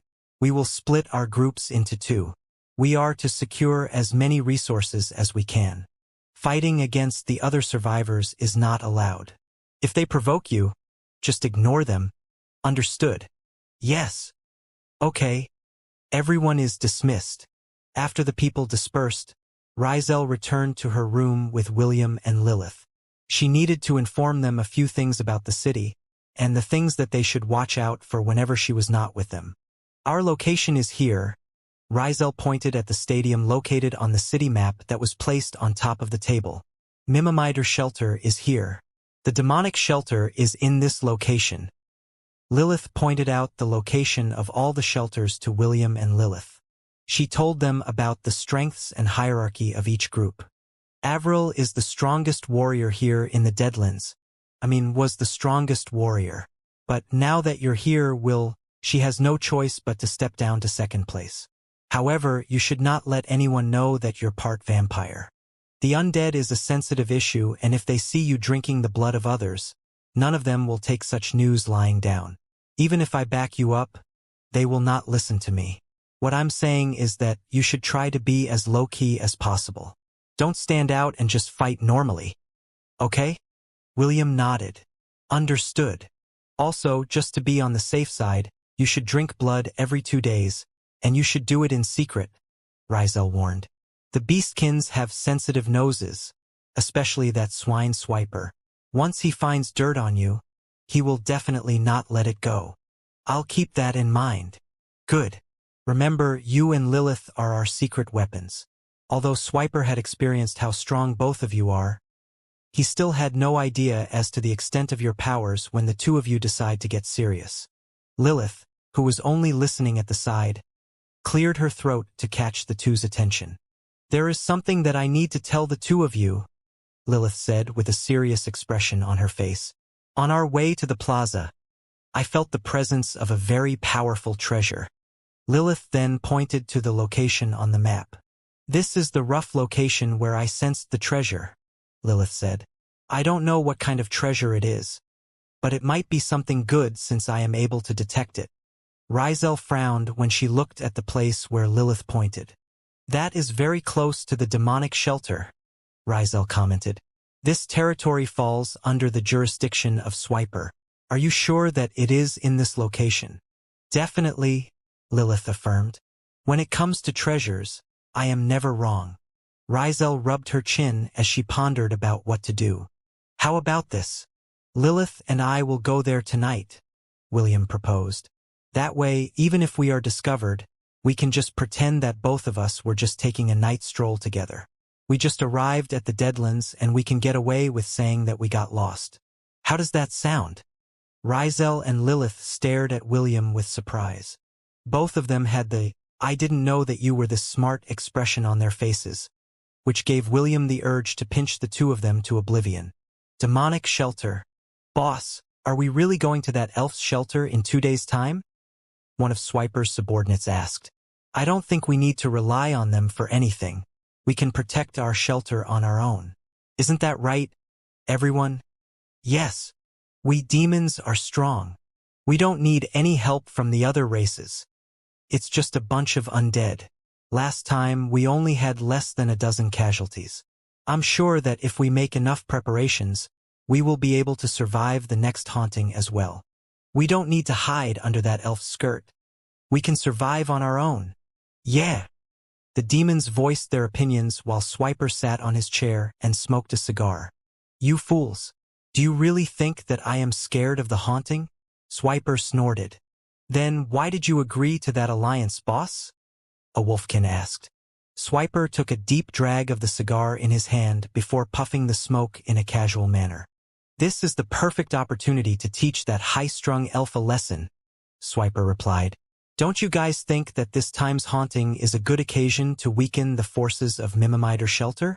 If all of the survivors gather in one place, naturally the undead army will concentrate their forces on that shelter as well. The demons glanced at each other as realization dawned on them. They then looked at their leader in admiration. Once Mimimider Shelter falls, the elves will lose control over the resource station, and it will be ripe for the picking, Swiper said with a smug expression on his face. All that you need to do is act that you are fighting with everything you have, when in truth you will allow the undead to infiltrate the area we are guarding. Once that happens, the undead will be able to destroy the shelter and force Avril to send some of his members to stop their advance. Once their number has decreased, they will no longer be the top shelter in the Deadlands. It will then be our turn to rule this place. As expected of the boss. You truly are a demon. You're so evil. Ha ha ha. Once those humans and elves realize what is happening, it will be too late for them to do anything. We will be the new rulers of the Deadlands. Everyone will have to listen to us. Yeah. Swiper smirked as he gazed at his subordinates, who were already thinking of lording over the other survivors once his plan came to fruition. He laughed in his heart at the thought of making everyone kneel and submit to his will. It was also at that moment when the faces of leaders of the different shelters flashed inside his head. You stupid fools, Swiper muttered. I will make all of you understand who the true overlord of this place is. What is this artifact? Lilith asked. It's not an artifact, William replied. It's called a bike. Now just hold tightly or you will fall. Lilith frowned as she stood on top of the bike peg. She placed her hands over William's shoulder, while the latter placed his foot on the pedal. He had thought of using a motorbike to travel to the territory of the demonic shelter, but they were too noisy and would definitely catch the attention of the demons. This was why William decided to use a bicycle as their means to transport. Ready? William asked. Yes, Lilith replied. After hearing her confirmation, William pedaled and the bike moved forward. Slowly but surely, it gained speed until they had traveled a good distance from the glory shelter. Rizel watched them go from on top of the roof of the stadium with a smile on her face. She had wanted to go with them, but this was a sensitive time. This was why she decided to agree to William's plan and just stay in the shelter to defend it.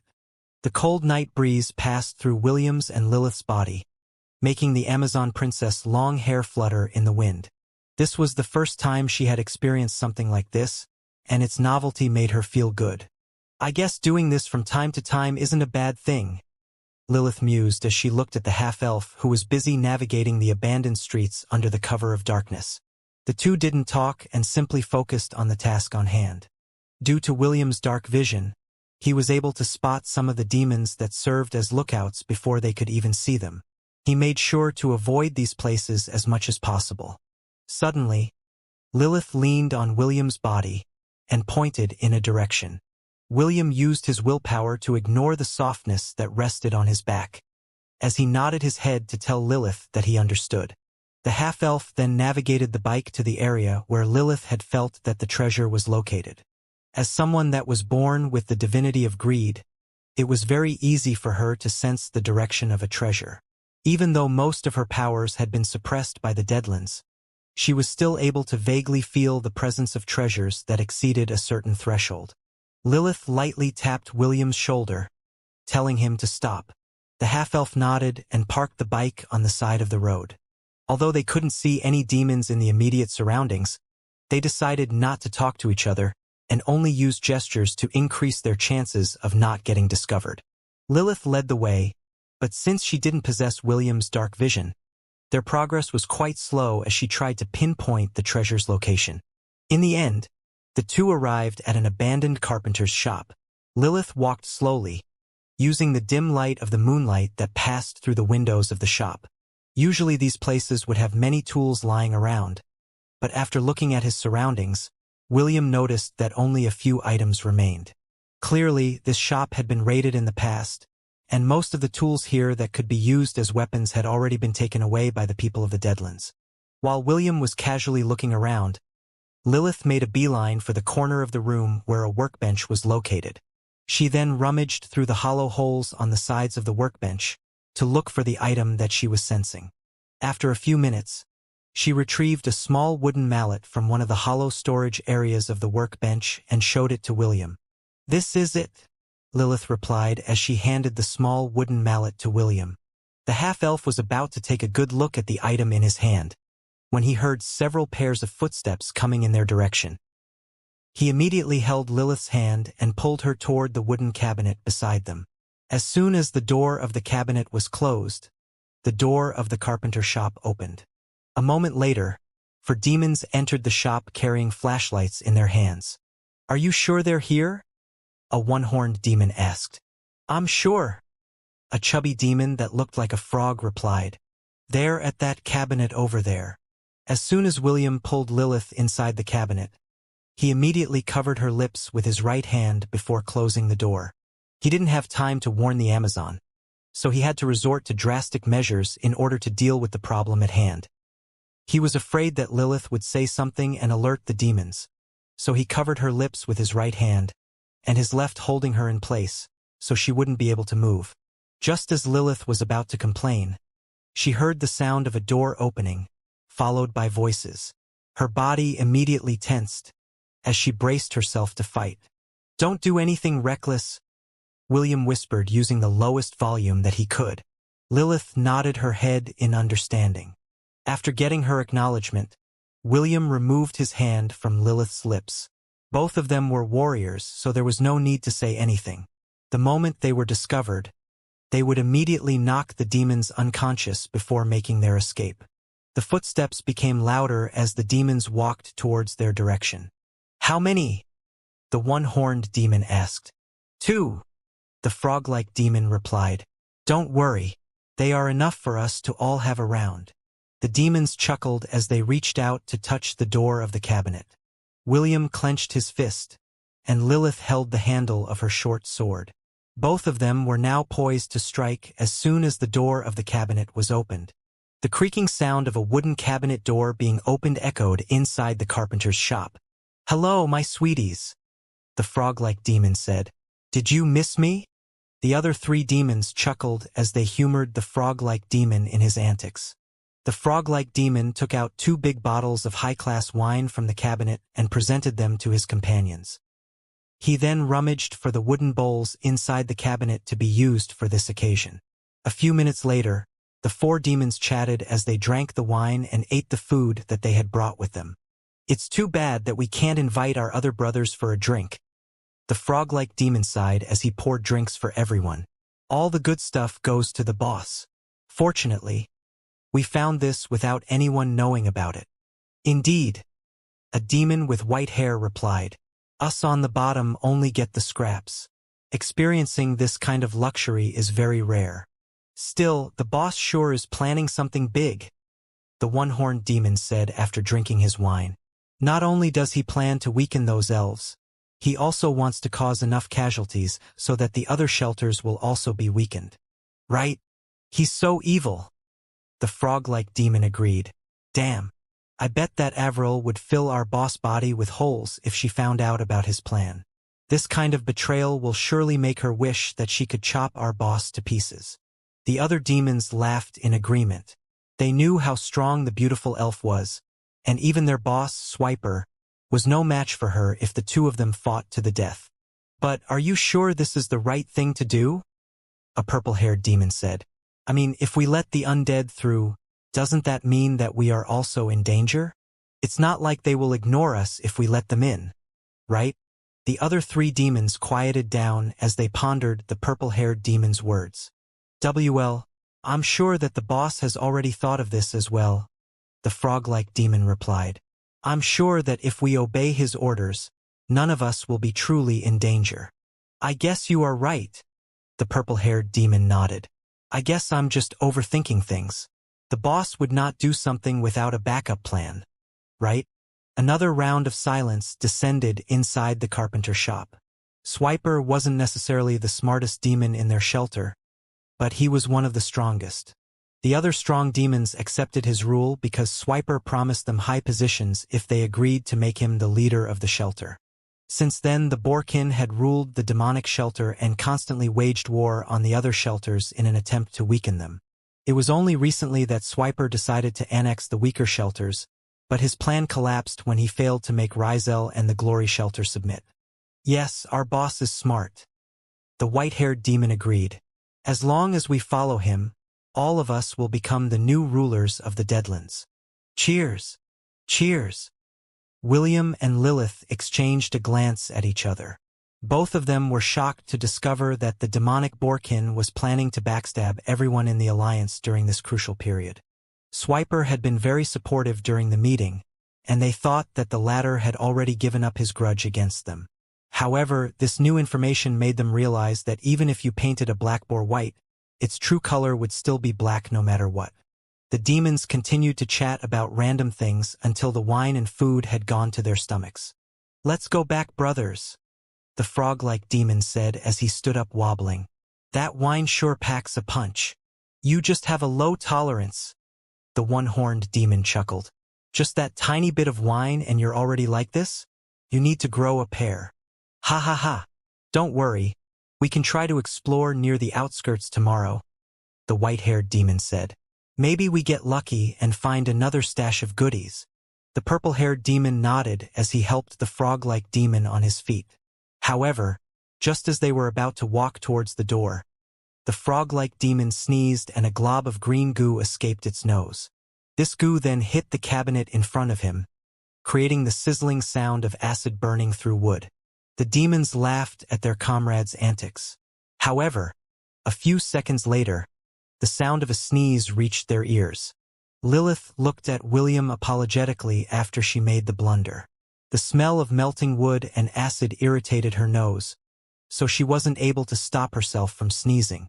William sighed internally, but still nodded his head in understanding. Since their cover was blown, they had to prepare to fight their way out of this mess. The demons all looked at the cabinet, which now had a hole on its door. The one-horned demon sniffed the air, and his expression became serious when two unfamiliar scents reached his nose. The purple-haired demon made a gesture, and all of them held their weapons firmly in their hands. Even the frog-like demon that had been feeling light-headed earlier instantly sobered up as it glared at the wooden cabinet. It then took a deep breath and was about to spit an acid spray at the cabinet when the wooden doors opened. Two blurs charged in their direction, and two of the four demons slammed into the walls of the workshop. "You guys are from the Glory Shelter," the purple-haired demon shouted as he recognized William and Lilith. He was one of the demons that had come with Swiper to annex the Glory Shelter. He had a lasting impression of these two people because William had punched his face and knocked a few of his teeth out. Lilith, on the other hand, was able to stand her ground against their boss, so the purple-haired demon also remembered her. "What? From the Glory Shelter?" The white-haired demon gritted his teeth as he prepared to fight against William and Lilith. Suddenly, a loud croaking sound pierced the quiet of the night, which alerted the other demons in the area. William clicked his tongue as he pulled Lilith's hand and ran toward the door to make their escape. Due to his heightened senses, he had already heard the sound of motorbikes headed in their direction. Although he was confident that he and Lilith could fight their way through an encirclement, he tossed this idea to the side because they were still inside the demonic territory. He didn't know how many demons were in the area, so escaping was their best option. He had thought of killing the demons, but this was a risky move and might have serious repercussions. Also, they didn't want the demons to have an excuse to target Rizel and the people of Glory Shelter. For their sake, William and Lilith refused to kill the demons and simply decided to escape. The frog-like demon used its long tongue to swing on top of a building. He then croaked out loud to inform everyone in the demonic shelter of what was happening. "Don't let them get away!" The frog-like demon roared as he pointed at the two fleeting figures in the distance. "Kill them!" The sound of motorbikes could be heard around the demonic shelter as they scoured their territory in search of William and Lilith that had disappeared without a trace. The two had holed themselves up inside a building, while erasing the traces that they had left behind.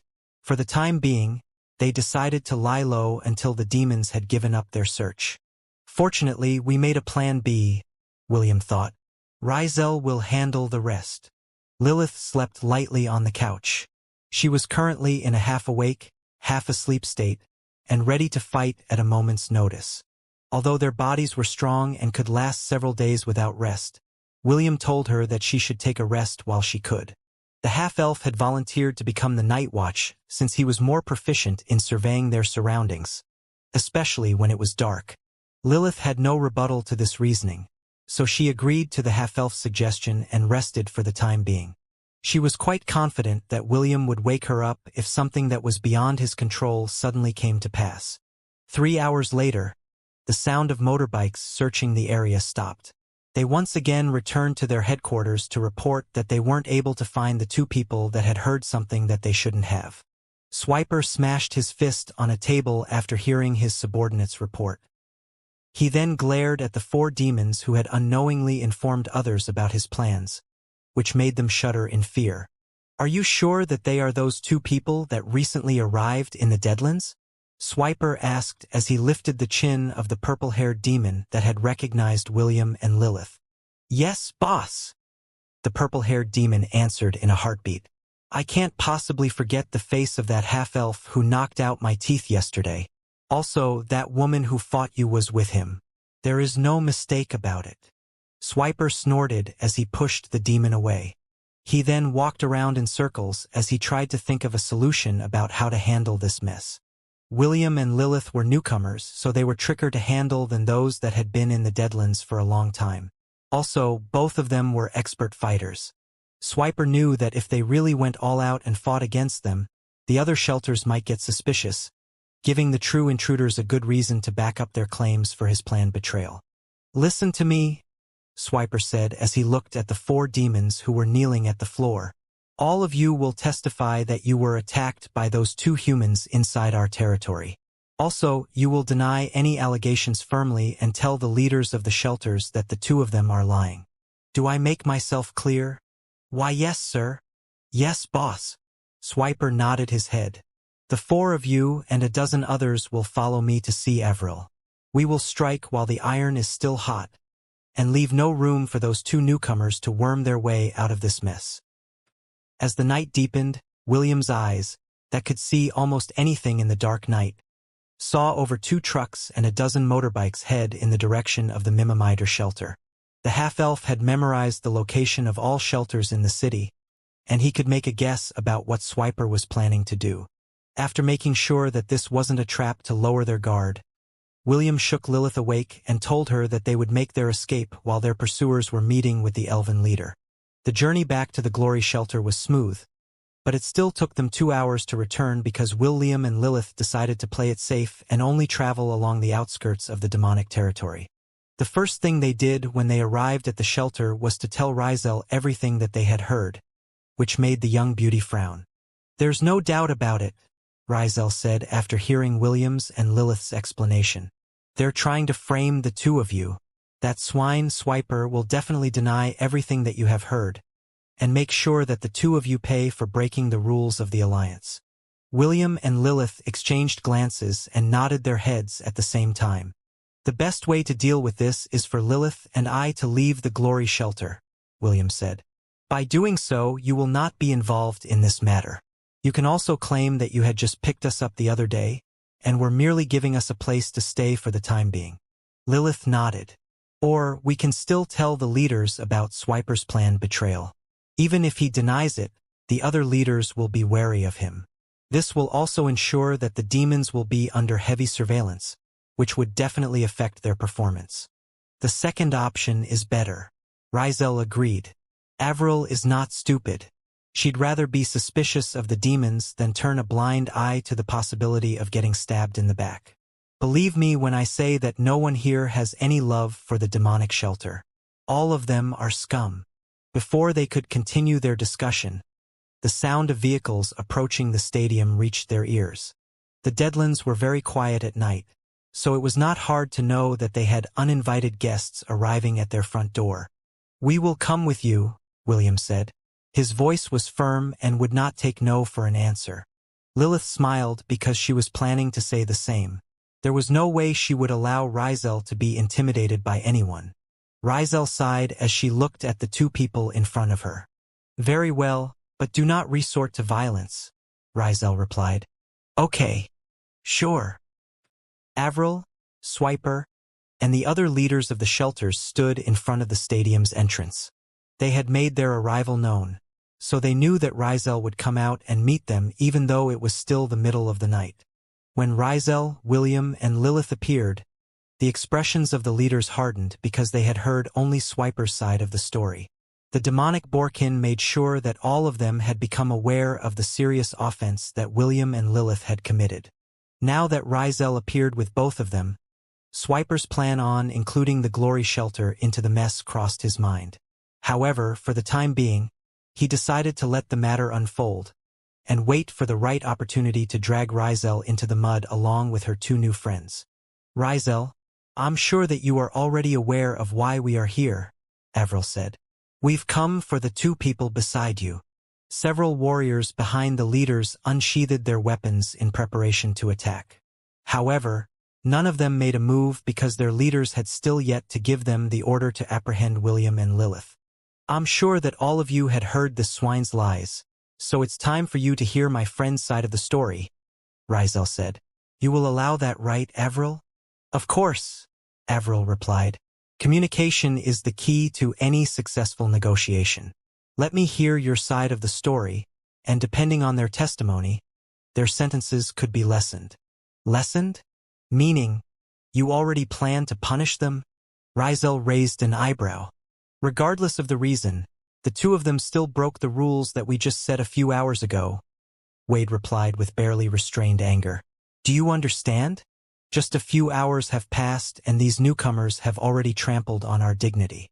Tell me, why should we not punish them? Rizel didn't bother to answer Wade's accusation and made a gesture for William to tell everything that they had heard to the rest of the leaders. Just as she expected, the leaders' expression changed after hearing of Swiper's planned betrayal. They all gave him sidelong glances, but the Borkin was unperturbed. It was as if he was even enjoying the slander that was being tossed in his direction, and kept a smug grin on his face the whole time. These allegations are serious, Avril said after hearing William's explanation. What do you have to say for yourself, Swiper? Swiper snorted as he sneered at William and Lilith. And here I thought that the two of you could make a better excuse for your transgression. But it seems that this is as far as your imagination can take you. Me? Betray the Alliance? For your information, I was the one who initiated this talk between the different shelters. Why would I want to destroy something that I have worked so hard to make? Do you think we're playing house here in the Deadlands? Swiper spat on the ground as he glared hatefully at William and Lilith for trying to ruin his reputation. Both of you are newcomers, so you don't understand how hard it is to survive on a daily basis, Swiper roared. How dare you slander me with this bunch of bullshit? Can't you think of a better excuse? After hearing Swiper's hateful reply, some of the leaders also glared at William. It was indeed Swiper who had initiated that the Alliance be formed in order to resist the haunting. Although his character wasn't the best, he had been in the Deadlands for a very long time. William and Lilith, on the other hand, were just newcomers, so they felt that neither of them fully understood the circumstances they faced every day. Even so, after hearing the half-elf's reply, a seed of doubt had been planted in their hearts, which was William's and Lilith's true goal. In reply to Swiper's words, William just chuckled. Wow, bravo! Willem clapped his hands together. What a passionate speech. Unfortunately for you, do you really think that these leaders are 3-year-old gullible children that will nod their heads because you tell them to? What are you, their homeroom teacher? The half-elf then scanned the faces of the leaders who were looking at him with frowns on their faces. All of you are the leaders of the various shelters here in the Deadlands. This swine has been around for a long time. Do you still not know his character? William inquired. Just look at that face. I bet his own mother doesn't trust him. Swiper choked when he heard William's jab at his character. Unfortunately, he couldn't refute the half-elf's words. His mother really didn't trust him. Rizel giggled as she listened to William's snarky reply. Even Lilith was smiling as the half-elf slapped the demonic Borkin's face without even lifting his hand. You've already heard both of our stories, so it is up to you to decide. However, let me just give you one piece of advice, William said with a smile. Although having a united front is good, you still need to choose who you can trust your back with. William crossed his arms over his chest and looked at Avril with a fearless gaze. I've already told you our side of the story, William stated. Now, it's time for all of you to decide who you will believe between the two of us. William had already prepared himself for the worst. If the Alliance really took Swiper's side in this matter, then he and Lilith would also act accordingly. Rizel stared at the half-elf's back with a calm expression on her face. Just like William, she had already made plans in her head. Regardless of what the Alliance said, she would take William's and Lilith's side no matter what. She didn't care if the entire Deadlands fell to ruins. All she cared about was to stay by their side and spend their remaining days together in the best way possible. William, Lilith, and Rizel waited for half an hour because the leaders of the different shelters, excluding Swiper, had an impromptu meeting on the spot. After a heated discussion, Avril stepped up to inform them of the Alliance's decision. Your accusation of Swiper for his planned betrayal of the Alliance is truly an eye-opener, Avril said with a smile.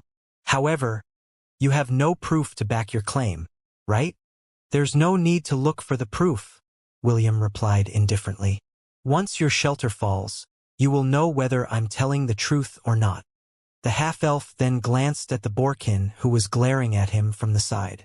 You better work on your acting skills during the haunting, William sneered.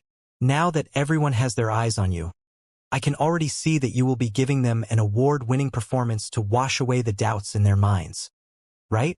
Filthy half-elf, Shut your trap, Swiper shouted. If you can't shut it, I will be more than happy to do it for you. William didn't reply and simply made a come and get me gesture, which infuriated the Boarkin. However, after forcefully controlling his emotions, Swiper didn't move to attack William. Deep inside, the demonic boar was afraid of William's strength. He had a feeling that if the two of them fought seriously, the one who would end up dying was him. Seeing that the Boarkin didn't plan to accept his challenge, William simply shrugged and returned his attention to Avril. So, what did you guys decide? William asked. He was very curious about what the leaders of the different shelters had come up with after their impromptu meeting. Avril narrowed her eyes as she looked at William from head to foot. Very few people can make Swiper shut up. It seems that you're one of them, Avril replied. However, whether what you said is true or not, you still broke the rules of the council and hurt the members of the demonic tribe. Because of this, we have all agreed that you, and the lady accompanying you, will not be allowed to participate in the United Front during the haunting. You will not be welcome in our shelter, and will have to fend for yourselves. Avril then glanced in Rizel's direction. According to the information we received, you didn't accompany them during their infiltration to the demonic shelter, so the glory shelter will not be sanctioned, Avril stated. All of you can still participate in the plan and are welcome in the Mimimider shelter. Rizel's expression remained calm, as if she was already expecting that the leaders would give this kind of punishment to William and Lilith. Kathy, and the other members of the glory shelter that had gathered behind Rizel, looked at their young leader with complicated expressions on their faces. Kathy, and all of you, do you want to join Wade's shelter? Rizel asked as she turned around to face her subordinates. Rizel. Kathy looked at the young beauty with confusion. What do you mean join Wade's shelter? Are you planning to disband the glory shelter? Rizel nodded. Yes. Is it because of them? Right. But why? Kathy asked. They just arrived at the shelter. Why are you siding with them? The other members of Rizel's shelter also voiced their thoughts on the matter. They couldn't believe that their leader would decide to choose William and Lilith over the alliance. For them, this decision was complete suicide. Because, I trust these two with my life, Rizel answered. If the alliance doesn't want them, I don't need to join such an alliance. Avril and the other leaders frowned when they heard Rizel's reply. The leaders that ruled over the shelters were strong people. Each of them was a highly prized fighter that could reverse the situation due to their strength. Without Rizel, the alliance would lose a strong fighter. Don't be like this, Rizel. Wade, the leader of the shelter whose members were mostly humans, commented from the side. Do you really need to go this far? Rizel ignored Wade's question and looked at her subordinates. Wade is a good leader. I'm sure that he will take care of all of you, Rizel said softly. I know that some of you have complaints about me, so this is a perfect opportunity for you to join a stronger shelter. Let's face it, at the end of the day, we are the weakest shelter here in the Deadlands. Wouldn't you feel more secure if you sided with Wade?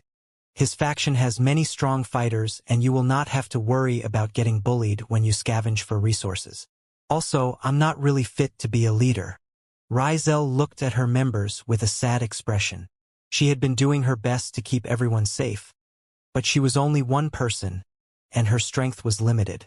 The young beauty knew that there would come a time when she wouldn't be able to protect them from the haunting, so it was best for them to join a bigger shelter to increase their survival. The members of the glory shelter glanced at each other.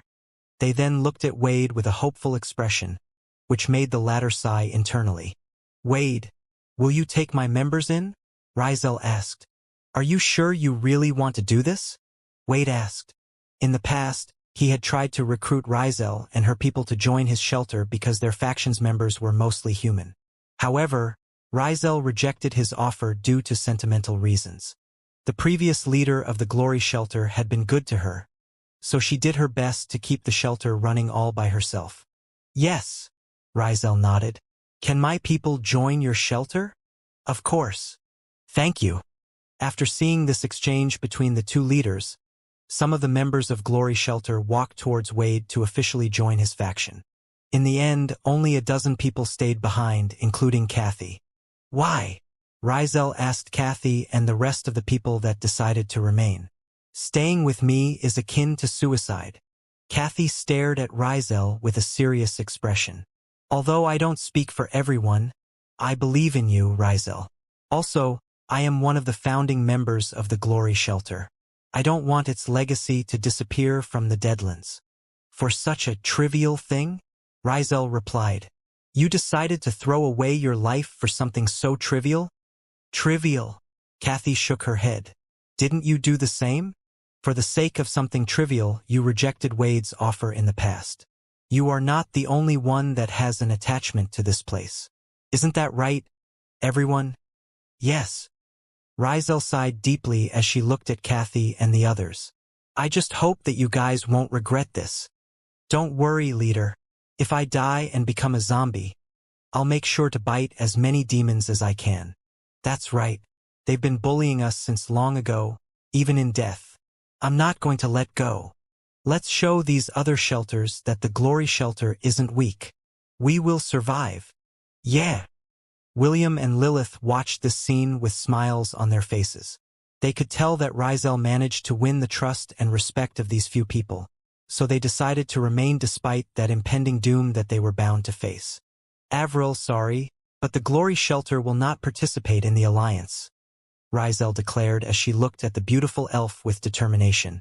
I pray that you will succeed in your endeavors. Also, pay close attention to Swiper.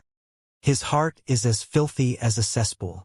Avril nodded, but she wasn't able to keep her disappointment from showing on her face. Rizel, if you changed your mind, you're more than welcome to join us, Avril replied. Our doors will remain open for the Glory Shelter. Thank you. Rizel smiled. Can I ask a favor from everyone here? A favor? Wade asked back. What is it? It's nothing much. I just hope that you won't harass the members of the Glory Shelter when we are scavenging for resources, Rizel answered. Or is that too much to ask? Don't worry. We have no grudges against the members of Glory Shelter. Linder, the lizard folk who ruled over the Swamptide Shelter, replied. His shelter and the Glory Shelter had been neighbors for a long time, and the two had collaborated several times to get resources located at the outskirts of the city. These two shelters had been allied for a long time even before Rizel appeared in the Deadlands. Our Steel Axe Shelter isn't so petty either, Eldon, the ruler of the Dwarven Shelter, commented. We won't hurt you and your people, lass. The same can be said for us, Avril replied. The elves will not harm your people. The other leaders also said the same thing. Finally, all their gazes landed on Swiper, who hadn't spoken. Fine, Swiper growled. The demons will not find trouble for you. However, if you find trouble with us, we will definitely not take it lying down. After saying their farewells, the leaders of the different shelters, as well as their subordinates, left the Glory Shelter. Let's all go back inside, Rizel ordered. There's still a few hours before sunrise, so all of you better rest up. We still need to look for resources tomorrow in preparation for the next haunting. Yes, leader, Kathy replied with a smile. For some reason, she felt that the burden in her heart had disappeared after seeing Rizel's relieved expression. We will do our best to stock up in preparation for the great battle we will face in a few days. Good, Rizel nodded. Everyone, thank you for trusting me. Back at the demonic shelter. Boss, are we really going to let them go like this? The frog-like demon asked. It's fine, the purple-haired demon replied. They won't be surviving the next haunting anyway. The other demons nodded their heads in agreement.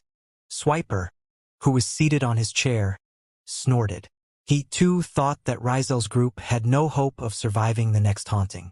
He was only a little disappointed because he didn't manage to annex the Glory Shelter in order to have them work for him in the future.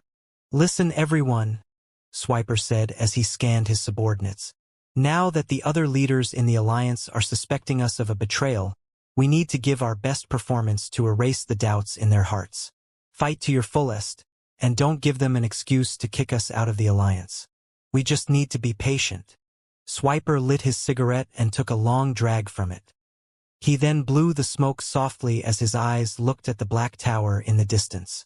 Yes, all I need is the right opportunity to turn things around, Swiper mused. When that time comes, even if all the shelters unite against me, their resistance is futile. Isn't that right, Lord Morix? A sigh of pleasure escaped Lilith's lips as William slowly drank her blood. The half-elf was like a thirsty man traveling alone in a desert, drinking his supply of water sparingly. The atmosphere in the Deadlands had a way of strengthening the power of the undead, but for William, it was a boon that he would rather live without. His bloodthirst was something that he was able to keep in check because of the elves inside his thousand-beast domain, as well as the help he received from his wives. Unfortunately, he couldn't access his thousand-beast domain, so his blood supply was limited. This was the second time that he had drunk Lilith's blood, but he was only drinking it in sips, trying to savor the taste, and prolong its effects for as long as he could. The Amazon noticed that William wasn't drinking her blood as quickly as last time. However, she didn't plan to complain. Just like William, Lilith also wanted the pleasure that she was feeling to last as long as he could. A few minutes later, William lightly kissed the wound on Lilith's neck, healing it completely. "Thank you," William said as he supported Lilith's body that had turned to jelly. "MMM." Lilith sighed as she leaned her body against William's chest. 2 days had passed since the incident in the demonic shelter, and an uneasy peace had settled over the Deadlands. Tonight was the night when the haunting was supposed to strike, so William had asked Lilith if he could drink her blood, so his bloodthirst would be at an acceptable level. Truth be told, William was still deprived of blood, but there was not much he could do about it. Lilith was the only one he could ask on a personal level.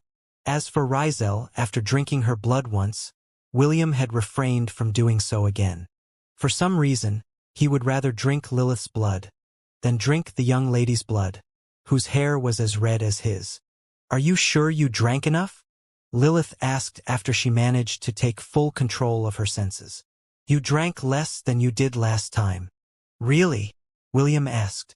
"Amazons are warriors. We have been trained to pay close attention to our physical abilities," Lilith replied as she made herself comfortable by leaning on William's chest. "Are you sure you're going to be fine? If you need more blood, you can ask Rizel for some, you know?" William sighed. I just can't. It feels wrong to drink her blood." Lilith hummed, but didn't comment any further. She just closed her eyes as she continued to lean on William. 2 hours before sunset," William said. "I think I'll be okay for one rough night. And after that night is over? I don't know." Lilith giggled. "Do you like demon blood? Since we're on bad terms with them, taking a bite out of them is good, right?" William replied. "I have standards, okay? I'll only drink Chiffon's blood." "She's a demon? I thought she was just short." "She's not short. Chiffon is half dwarf, half demon. It's a race thing." Lilith giggled. "Okay, I'll believe you for now." "What do you mean, for now?" William snorted. "It's the truth." "So, how did you meet her? After hooking up with lust, you cradle-snatched gluttony. Who's the next sinful lady you plan to add to your harem?" Lilith inquired. "Wait, you're probably tired of the sins now. Maybe you want to spice it up and aim for the virtues? Is that why you're trying to be chummy with Professor Celeste's familiar?" William snorted. "Is that what you think of me? A guy who makes every beautiful lady I see my wife?" "You're not." "Of course not." Lilith turned around and stared at William's face. "Prove it to me." "Prove?" William shook his head. "I don't need to prove anything to you." Hey what?" Lilith rested both of her hands on William's shoulders and stared straight into his eyes. "Will you make me your lover?" Seeing William's complicated expression, Lilith giggled before standing up and walking away. Just as she was about to leave the door, she glanced at William and smirked. "If I asked you this question a few days ago, you would have definitely said no," Lilith said in a teasing tone. "Don't be so stuck up. You can also rely on Rizel. I'm sure that she's just waiting for you to approach her. We need you, so you'd better be sane at all times. Do I make myself clear?" "Yes," William answered. Lilith winked at him before leaving the room. After the Amazon princess left, a helpless sigh escaped William's lips. He then laid on the bed and stared at the ceiling for a long time. William knew that Lilith was right. If she had asked him this question a few days ago, he would have outright rejected her. But right now he felt conflicted. He asked Rizel to talk with him privately a day ago. The young beauty agreed to his request, and William asked her a couple of questions about where she came from, and anything related to her family. Rizel answered all of his questions, but they were quite vague. She even had a big smile on her face the whole time, as if she found William's questions amusing. Simply put, the young lady was smart enough to not step on any landmines that William had set for her. This made William curse her internally because no matter how eloquent he was, the red-haired beauty had beaten him at his own game, hands down, which frustrated him. "Why are you making this complicated, Rizel?" William muttered softly as he covered his eyes with his hand. "All I ask is for you to answer yes or no. Is that too much to ask?" As the half-elf was thinking on what to do next, the alarm in the stadium suddenly rang. It was also at that moment when the half-elf felt some stir inside his body and knew for certain that the haunting was about to begin. Mimimider shelter. Avril stared at the countless undead that had started to make their way towards her stronghold. It was an attack from both land and air, and for the first time in her life she was quite thankful that her shelter was not going to face this calamity alone. After William's warning, all the leaders decided to place Swiper and his subordinates on the front lines of the battlefield. Of course, they were not being used as cannon fodders. 5 other shelters stood beside them, but it was clear that they were paying close attention to the demons, who had been accused of betraying them. Swiper knew that he couldn't afford to take this battle lightly, so he ordered his men to fight to the death. With so many eyes paying attention to him, any act of betrayal would lead to dire consequences. With this many undead, the glory shelter is finished, Swiper thought. Good riddance. The demonic Borkin was still annoyed that his plan to decrease the overall power of the shelters would have to be set aside for the time being. For now, he decided to play his part so they wouldn't be able to say anything about his performance. Wade sighed after seeing the undead army that was making their way towards them. Just like Swiper, he already considered Rizel and the remaining members of the Glory Shelter to be dead people. Even with the combined might of their shelters, he knew that this battle would be an uphill battle. He didn't dare estimate how many casualties they would have when this night was over. Rizel, it truly is a pity, Wade thought as he remembered the young beauty who had cared for the Glory Shelter after its previous leader had died. Zenobia, your subordinate will be joining you soon. Linder raised his spear as he commanded his members to stand their ground. The lizard folk and the other reptilian races took a fighting stance, as they, too, prepared to clash against the undead who were already halfway across the bridge. Eldon, the leader of the dwarven shelter, firmly held the war mace in his hands. He stood beside Avril and gazed at the undead gargoyles who were flying in their direction. His shelter's role was to attack using their crossbows, as well as defend the elven archers, once the gargoyles opted for close-range combat. The battle-hardened dwarf glanced at the beautiful elf beside him and sighed. That lass Rizel is done for, Eldon said. If only she was not as stubborn as her former leader. Avril knocked an arrow on her bow as she gazed at the distance. It is the choice she made. There is nothing we can do about it. We have our own battle to fight. Let's survive this fight first before we worry about others. Eldon nodded. Aye. This is going to be a very long night. There's so many of them. Lilith's expression became grim as she looked at the hordes of undead that were headed in their way. Is that an undead wyvern? Such a troublesome fellow. Flying in the center of the undead gargoyle army was an undead wyvern. This was the first time that Lilith had seen a war of this magnitude, and it unnerved her. Even with her powers, she would find this army very hard to deal with. Without her powers, she felt that she was facing a mission that was impossible to clear. Although Rizel had a calm expression on her face, deep inside she was feeling very anxious. Just like Lilith, this was her first time seeing a large-scale war, and she felt that she was out of her league. Judging by the number of undead that were headed in their direction, She could tell that they numbered in the tens of thousands. There was only one word to describe their current situation, and that was overkill. Unlike the two ladies beside him, William gazed at the undead army with calmness. He had participated in wars of bigger magnitude, so he was not fazed with the current undead army in front of him. In fact, he was even feeling excited. As a vampiric necromancer, he also had the power to raise the dead. He had done this during the battle in the southern continent, so he was well aware of the capabilities of each undead unit that was headed their way. The Black Tower had not only made his vampiric power surface, it also strengthened his fighting abilities. Although he couldn't destroy the entire undead army instantly, he was confident that he could decimate them if he was given a few hours. Also, he planned to do a bit of an experiment. If he succeeded, then their chances of surviving this clash would drastically increase. Lilith and Rizel, stay here in the stadium and prioritize the flying undead, William ordered. Rizel, do you think you can bring down that undead wyvern from the sky? Only if it comes within range, Rizel replied. But the most I can do is bring it to the ground. I don't think I will be able to fight it while dealing with the undead gargoyles at the same time. That's fine. What I want you to do is throw that thing in my direction. Understood. That's it. William nodded. Yes, you don't have to do anything else. Just throw it at me. Understood. Rizel acknowledged William's order. Good luck. William smiled as he gave Rizel and Lilith a brief nod before turning around to face the undead army. Don't let yourselves get bitten or wounded by their weapons, William reminded them.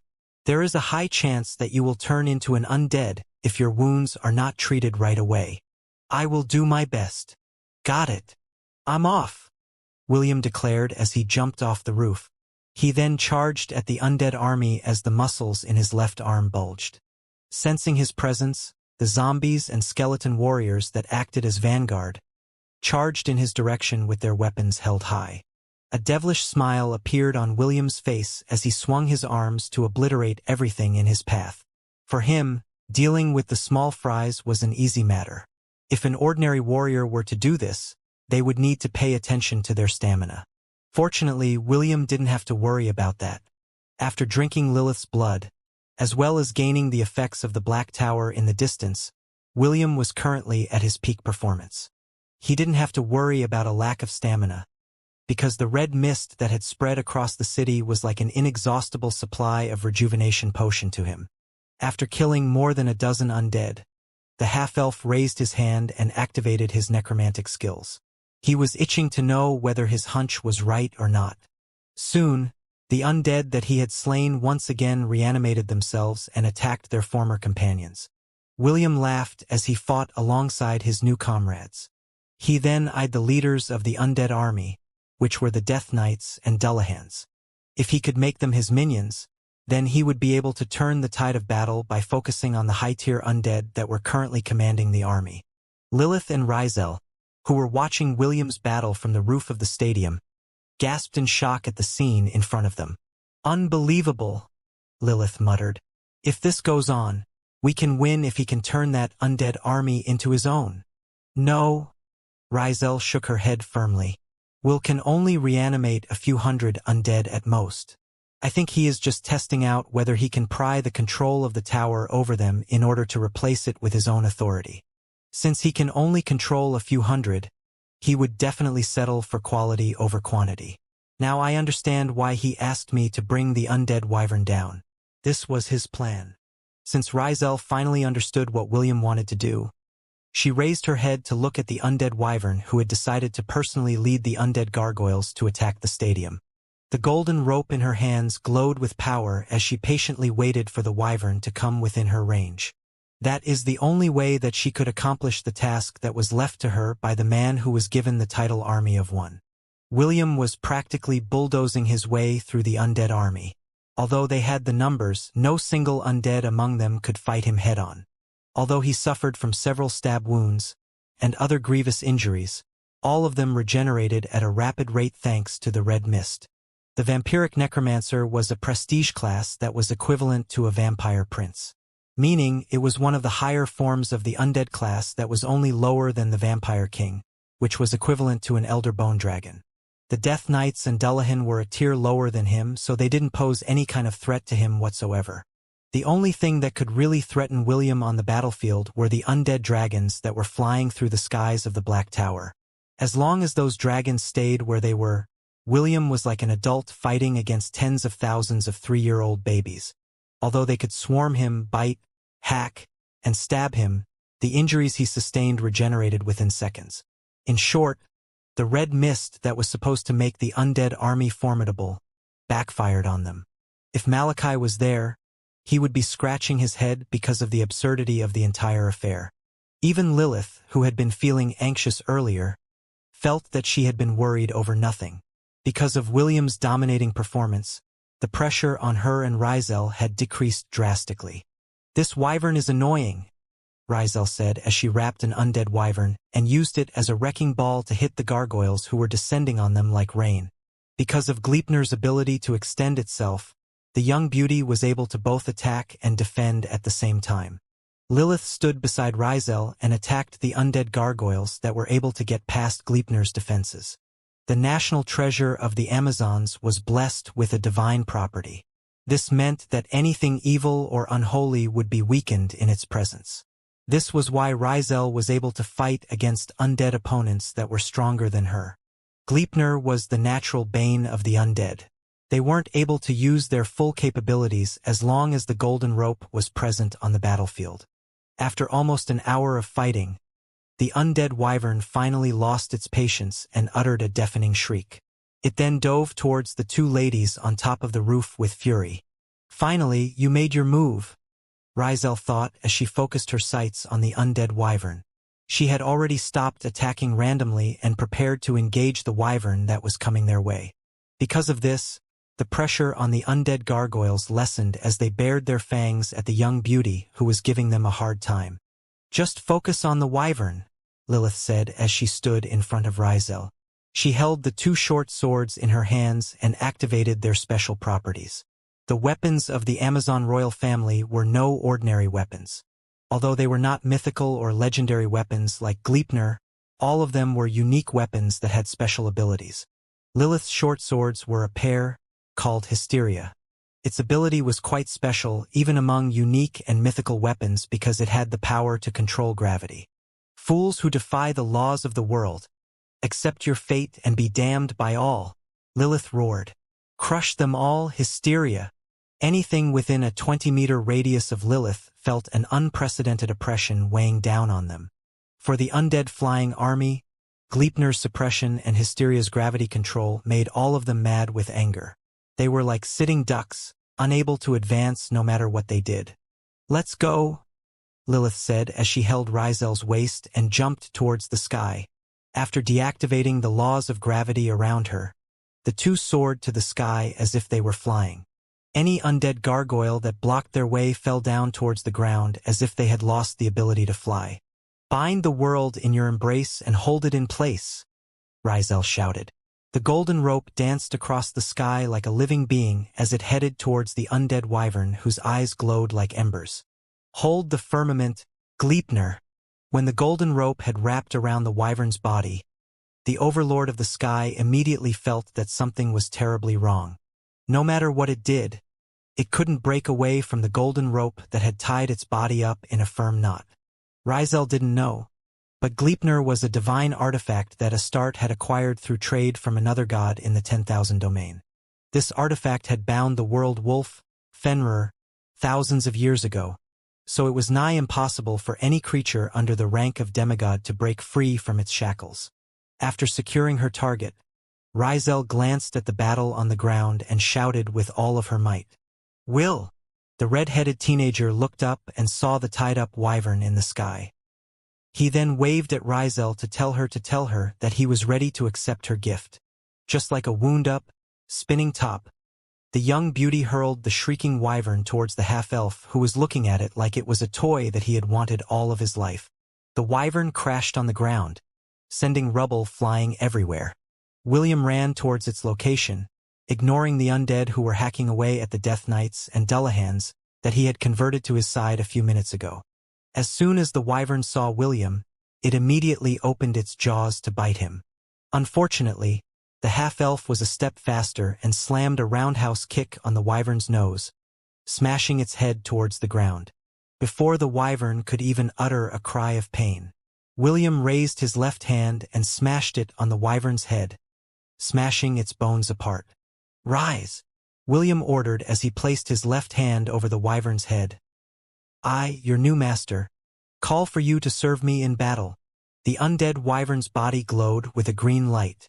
William jumped off its head and stood in front of it, waiting patiently to see if his hijacking attempt to take control of the wyvern succeeded. Soon, the wyvern propped up its body from the ground and uttered a mighty screech. Not long after, it bowed its head in front of William, which signified that it had changed its allegiance to him. "Good," William said as he jumped on the back of the undead wyvern. The wyvern flapped its wings and soared towards Rizel and Lilith, who were slowly descending to the ground like a feather. William caught both of them on the wyvern's back and flew towards the undead gargoyles that were flying towards the sky. "Rizel, grab those large gargoyles over there," William ordered. "They are the captains of the gargoyles, and I plan to convert them to our side." "Understood," Rizel replied with a sweet smile on her face. She was about to follow William's orders when her eyes caught something on the ground. Standing at the center of the undead formation was a Death Lord wearing red armor. It held a giant war axe in its hand as it made its way towards the Death Knights and Dullahan that William had converted. "Big Sister Zenobia?" Rizel's eyes widened in shock when she saw the familiar figure who had treated her like a family when she came across the Deadlands. The ex-leader of the Glory Shelter had sacrificed herself to allow Rizel, Kathy, and her other subordinates escape when the haunting suddenly happened during their scavenging expedition.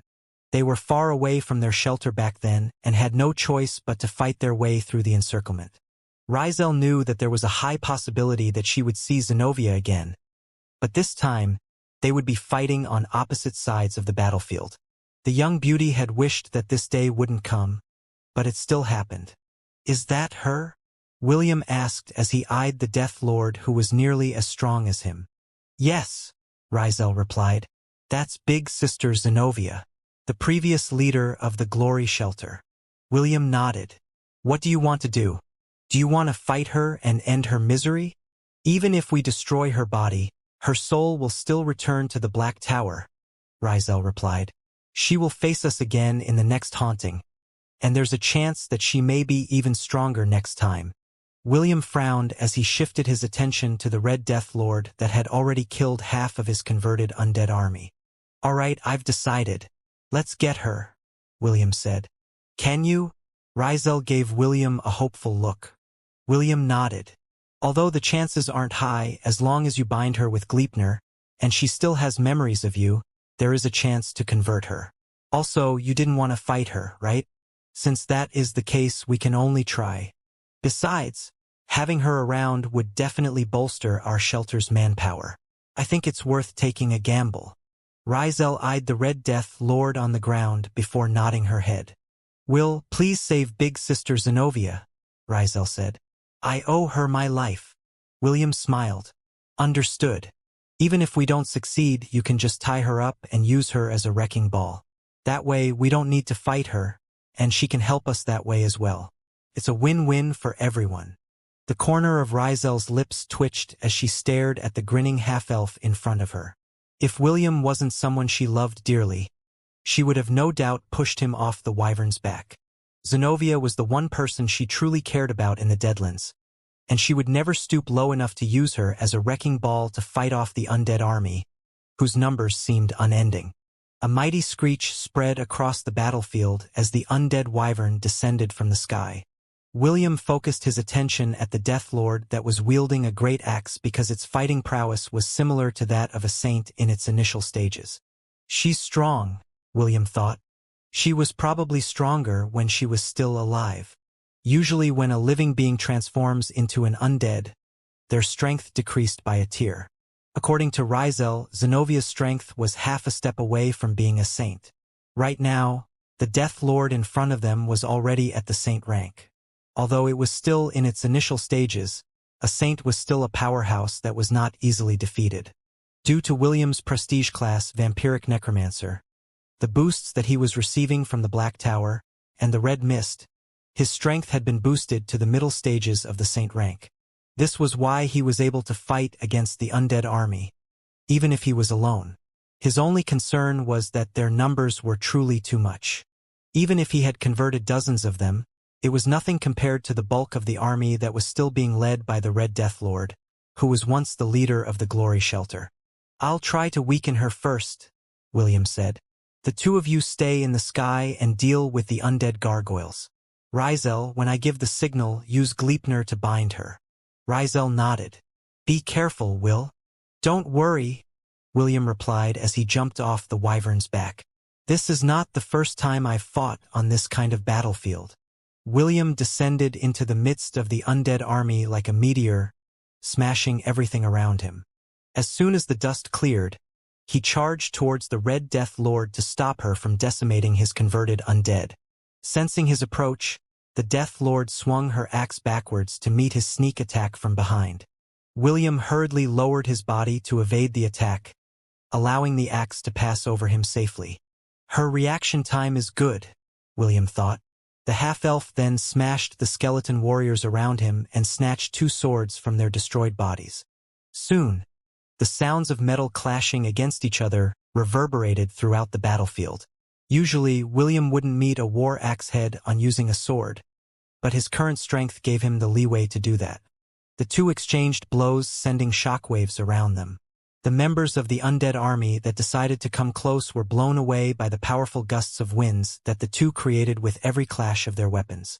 After exchanging blows for the umpteenth time, William managed to get past Zenovia's defenses and push her back. It was at that moment when a Dullahan swung its blade on Zenovia's back, forcing the latter to use her axe to block the attack from behind. William didn't let this opportunity go to waste and closed the distance in a heartbeat.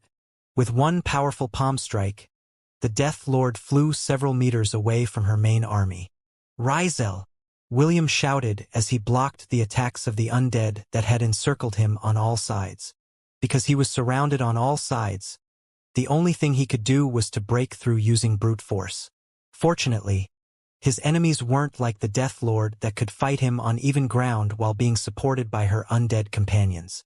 A golden rope descended from the sky and wrapped around Zenovia's body. Although the Death Lord tried her best to free herself from her binding, it was all for naught. With one mighty roar, William bulldozed his way through the encirclement, sending bones and rotting flesh in all directions. Lilith shouted, "Get out of the way!" The undead wyvern opened its mouth and prepared to unleash a dragon breath that would decimate everything in its path. Seeing that the wyvern's attack was nearing completion, William hurriedly ran towards his right side, just in time for the wyvern to unleash its most powerful attack. Rows upon rows of undead were incinerated by the green flames that made the surroundings look like a horror movie. After creating a wall of flame that separated William and the undead army, the half-elf was able to escape safely and use his remaining converted undead to attack his pursuers. William jumped up, catching the wyvern's claws in a firm grasp. After securing William, Lilith maneuvered the undead wyvern towards the roof of the stadium. Rizel's hands were tied because of Zenovia, so the undead gargoyles swooped down from the air in an attempt to bite them all. "Not on my watch," Lilith roared as she raised her twin swords high in the air. Hysteria! An invisible pulse spread out around the surroundings, with Lilith at its center. Soon, any gargoyles that came within the range of the Amazon's attack fell from the sky like hail. This lessened the pressure around them, but this ability was taking its toll on Lilith, so she couldn't use it often. Panting for breath, the Amazon guided the undead wyvern to land on top of the stadium, while the gargoyles were still hesitating to attack them out of fear. The battle on the ground was getting messier as William's converted undead were being hacked to pieces. At most, they could only hold the line for 10 more minutes before all of them were wiped out. "Can you do it?" Rizel asked as she looked at the wrapped-up Death Lord. The longer the undead was detained by Gleipnir, the less resistance it would have when William tried to convert it. "I'll do my best," William replied as he placed his hand on the struggling Death Lord's head. "Guard my body. I will force my way inside her sea of consciousness. Lilith and Rizel nodded their heads. They knew that now was the crucial moment, so they would do their best to guard William to the best of their abilities. After making contact with Zenobia, William closed his eyes and allowed his consciousness to invade the Death Lord's sea of consciousness. A moment later, he found himself on a hell-like plain, with fires burning all around him. William scanned his surroundings because he knew that he didn't have much time. He needed to find Zenobia's consciousness and suppress it in order to convert her to his side. There! William ran towards a glowing red orb in the distance that was the size of a volleyball ball. When his hands touched the glowing orb, a projection of a 4-meter-tall demon appeared in front of him. "Who are you?" the demon asked. "How dare you invade my slave's consciousness?" William stared at the towering monster in front of him. The humanoid demon had 4 pairs of bat-like wings on its back, and 2 protruding red horns on his head. His purple eyes filled with malice glared at the half-elf with fury. "A Dreadlord," William muttered as his countenance changed. Dreadlords were powerful undead-like demons, who specialize in dark magic and also had the ability to infiltrate dimensions. This information appeared inside William's mind when he touched the glowing orb that comprised Zenobia's consciousness.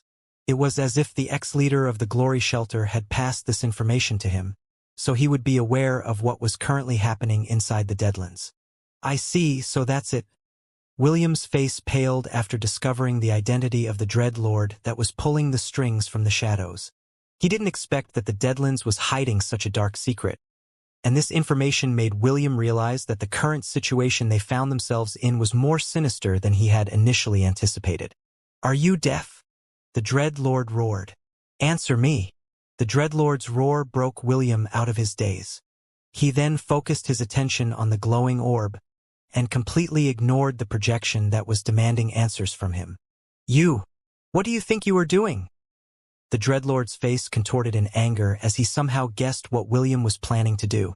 "You're so noisy," William answered. "Shut your trap." "Why you? Do you know who I am? If you don't stop what you are doing, I'm going to make you regret being born. You're annoying. Do you really think I am afraid of a mere projection? If you have the guts, then come and find me." William then raised his left hand and made a clenching gesture. Several cracks appeared in the projection's image, followed by the Dreadlord's shouts filled with anger. "I'll kill you," the Dreadlord roared in anger. "I'll kill all of you." William gritted his teeth as he swung his fist towards the projection, shattering it into pieces. The projection was merely a projection. Aside from threatening and glaring at William, there was nothing that the Dreadlord could do. After that, he bit on his finger and poured a few drops of his blood on the glowing orb of light.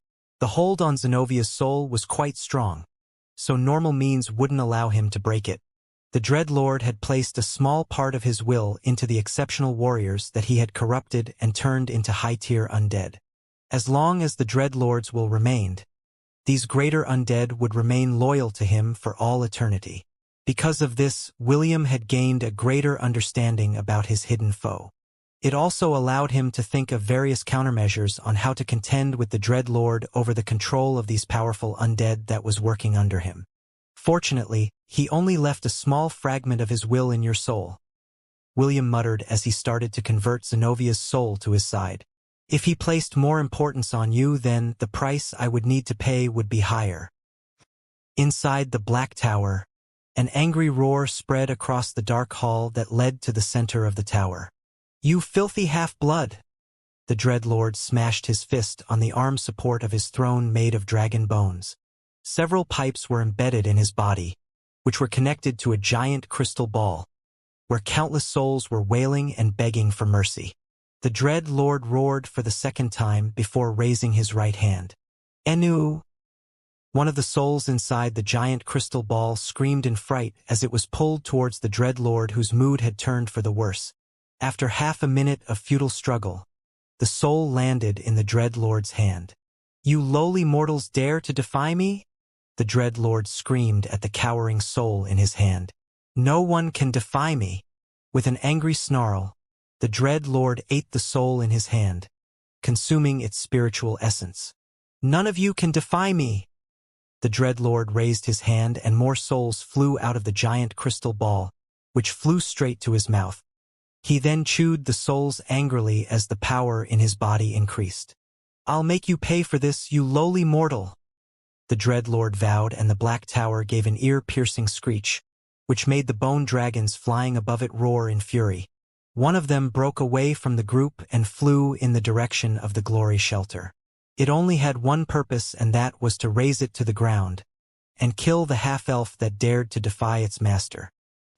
William coughed a mouthful of blood as his link with Zenobia was forcefully terminated. "I knew it," William thought as he wiped away the blood from his lips using the back of his hand. Wrestling for the control of a contracted higher-tier undead from its master is not an easy task.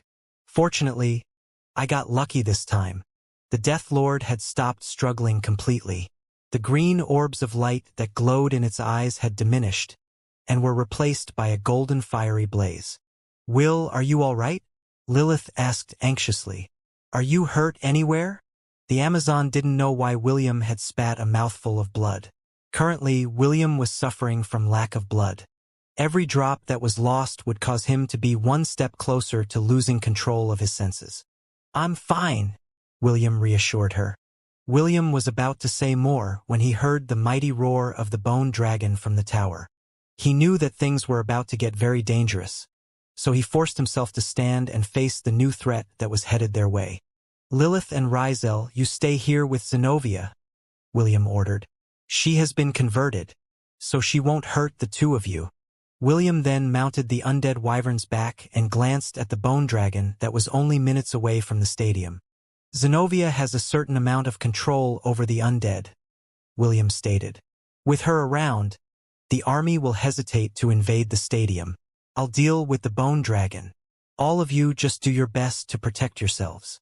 The red-headed teenager didn't wait for their reply and immediately ordered the wyvern to fly towards the sky. He had just converted Zenobia, and the loss of blood was giving him a stinging pain in his head. William knew that he had to finish the battle as soon as possible, or else he would risk his bloodthirst going out of control. When that happened, there was a high chance that William would lose all reason and attack any living creature within his vicinity and drink their blood, with or without their permission. From on top of the tower, Zenobia stirred. She first looked at her hands, then her body before shifting her gaze to Rizel, who was looking back at her with tears streaming down her eyes. "Big sister, it's me." Zenobia reached out to briefly hug Rizel, whose tears had already stained her beautiful face. "We can talk again later." Zenobia stood as she helped Rizel stand up. "For now, we should focus on protecting the shelter. Also, can you tell me who that person is?" Rizel smiled as she glanced at William, who was guiding the undead wyvern to clash against the bone dragon that was 2 times bigger than it. "His name is William," Rizel said. "You can call him Will for short." Zenobia nodded. Although her consciousness had been seized by a dread lord, she was still aware of what she was doing. She remembered the people that she killed under the dread lord's orders, the short battle he had with William, and the face-off that happened inside her sea of consciousness. Zenobia had long lost hope of being able to break free from the Dreadlord's control. If not for William's assistance, she would have still been trapped inside her sea of consciousness, and been part of the great calamity that was about to descend on the Deadlands. William urged the undead wyvern to make a beeline towards the bone dragon that was twice its size. The half-elf knew that he couldn't allow the dragon to get near the stadium. Once it decided to go on a rampage and unleash its dragon breath, everything they worked hard to protect would be all for naught. He was still reeling from the discovery that he had made a few minutes ago, and the stinging pain inside his head was making things worse. "Too bad I can't convert this dragon in my current state."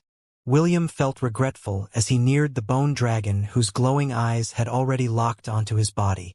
Instead of backing away, the half-elf urged his flying mount to go faster. The undead wyvern heeded William's orders and flapped its mighty wings. The dragon didn't expect William to ram its body using his mount, so it was too late to do anything when the two collided in mid-air. The dragon screamed as it clawed the wyvern's head, holding it in place. It then opened its mouth to unleash a dragon breath at point-blank range. But it stopped after seeing that its main target had disappeared from the wyvern's back. It was at that moment when a teasing tone spoke from on top of its head. "Looking for me?" William sneered as he raised his fist. "You're lucky I'm low on blood. I would have loved to make you my mount if I hadn't used too much of it to convert Zenobia." After saying those words, William smashed his fist on the bone dragon's head, cracking its skull. The dragon screamed as it let go of the undead wyvern in its grasp. It squirmed in the air as it tried to dismount William from on top of its head, but the half-elf was like a leech that refused to let go. "What? Do you have a complaint?" William laughed as he once again raised his arm. "Tell it to my fist." The skull of the bone dragon almost shattered in half after William delivered his second blow. However, due to the effects of the Black Tower and the red mist, the damage he dealt was quickly regenerating. Even so, that didn't stop the dragon from screeching hatefully at the half-elf who was dead set on smashing its head to bits. "Screeching helps?" William asked in a teasing tone as he continued to smash his closed fists on the bone dragon's head. "Not at all." William was grinning like a madman as his bloodthirst gave his eyes a golden hue. This was the sign that he was nearing his limit and was about to lose control. The thing was, as William gave in to his primal urges, his strength also rose exponentially. With a resounding crack, the bone dragon's skull collapsed completely, and it fell from the sky, headed straight for the undead army. A loud crashing sound echoed across the battlefield as the dragon and the undead around it were smashed to pieces. When the dust cleared, the half-elf, whose eyes had completely taken on the golden hue, snarled at his surroundings.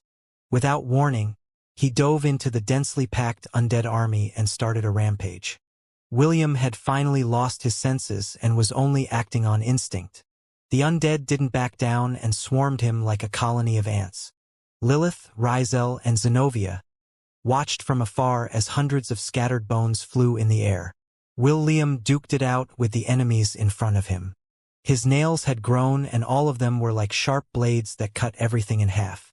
No matter how many skeletons and zombies swarmed on top of him, all of them were slashed and blasted to pieces without fail. It was a very gruesome sight and, for the first time, Lilith felt genuine fear as she looked at the crazed vampire prince who had lost his reason. "We need to help him," Lilith said as he glanced at Rizel and Zenobia. "We can't allow this to go on. The longer he remains in that state, the more danger we would find ourselves in later." Rizel firmly shook her head after hearing Lilith's words. "I know that it is dangerous, but right now we can't afford to incapacitate him. The undead army is still there, and if we tried to hold them back, they would be able to overpower us in strength and numbers." "Are you telling me to wait until the haunting is over?" Lilith asked. She understood what Rizel was saying.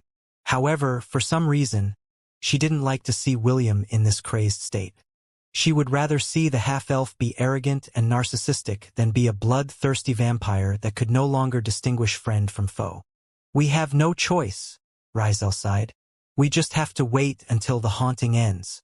It would be more dangerous if we tried to interfere right now." Zenobia nodded her head in agreement. "I am now connected to him, so I can generally tell what his condition is.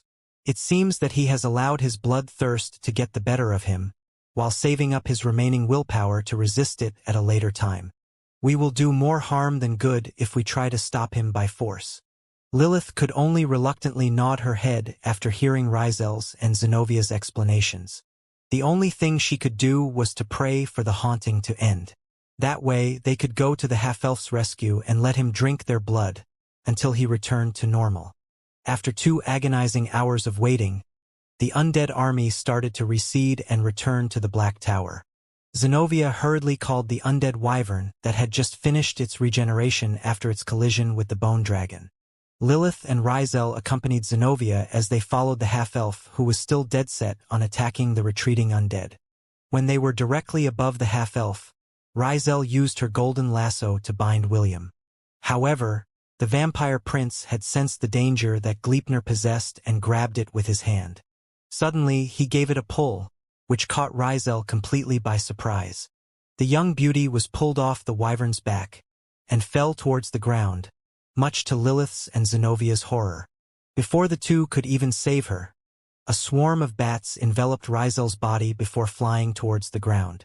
When the swarm of bats disappeared, William stood with Rizel in his arms. "Don't!" Lilith shouted in panic when she saw William lower his head.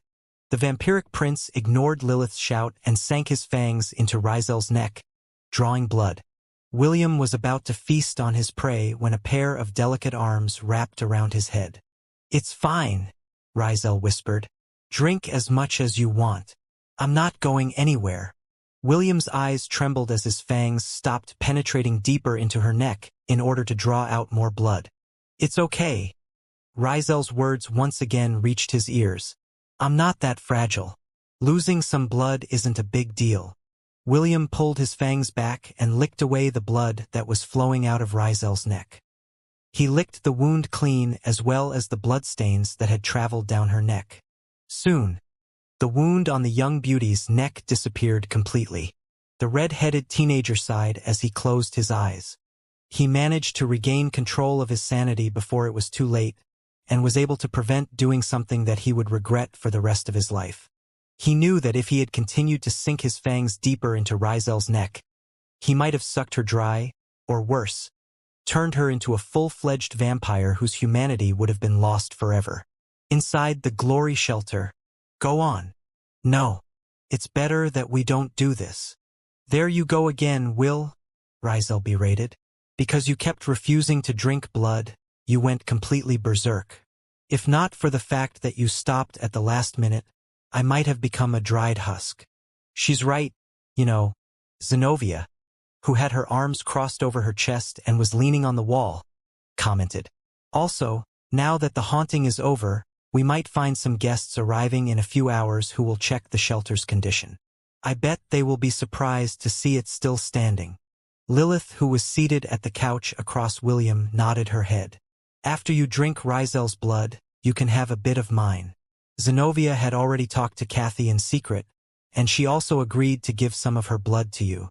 So, stop dilly-dallying and start sucking. William knew that arguing with the three ladies inside the room was useless. Although he didn't want to admit it, he understood how dire his current circumstances were. He believed that if he was not able to drink any blood in the next few hours, he would once again fall into a berserk state. "Very well," William relented. "But I'll only drink blood from your fingertip, Rizel." Rizel shook her head firmly. "My fingertip doesn't have much blood. At most you can only get a few drops." The young beauty wrapped her arms around William's head and pulled it close. "Just do it, Will," Rizel said. "Not for yourself, but for us who you need to protect. With someone working behind the scenes, we need you more than ever." Rizel pressed William's lips on her neck and closed her eyes. She had locked William's head in a firm grip. Clearly, she didn't plan to let him go until he had drunk her blood properly. The young beauty wasn't aware that William was already finding it hard to resist the temptation that she was offering him. With the last push she gave him, the red-headed teenager finally relented and sank his fangs into Rizel's tender neck. Just like he did last time, he drank her blood sparingly. Although his body needed it, his psychological state was full of guilt and shame of needing to do this with her. He didn't mind drinking Lilith's blood, or the blood of any other woman. However, Rizel was different. William held complicated feelings in regards to her. This was why he had some aversion to taking blood from her body. A few minutes later, William finally pulled back. "Thank you," William said. Rizel smiled and nodded her head. "You're welcome. Lilith, it's your turn next. I'll go find Kathy and bring her here as well. Big sister, would you like to accompany me?" "Why not?" Zenovia replied with a knowing smile. Rizel smiled back. She even playfully winked at Lilith before leaving the room with Zenovia. When the door closed, William and Lilith stared at each other in silence. After a few minutes, William sighed and stood up from the couch. He then sat beside Lilith and gazed at her beautiful amber eyes, which were very similar to Rizel's. "What did she tell you?" William asked. "Did she confirm anything?" Lilith shook her head. The only thing she shared with me is the story about her family. She even admitted that she was a daddy's girl. The Amazon princess smiled after saying this, which made William cough lightly. How about you? Lilith inquired. Did you learn anything from her? This time, it was William's turn to shake his head. No matter how much I tried to trap her using words, she slid through my questions like a slippery eel. Ah, but there is one thing she did mention that I found interesting. Oh? Care to share what it is? Yes. She said that her mother was her father's favorite when it came to lovemaking. She added that among his father's wives, only her mother had a bubble butt, which he finds irresistible. I don't know if she was making fun of me or not. The corner of Lilith's lips twitched after hearing William's words. She even saw the half-elf sneakily glancing downwards, as if trying to confirm something. If you want to see it, I can show it to you.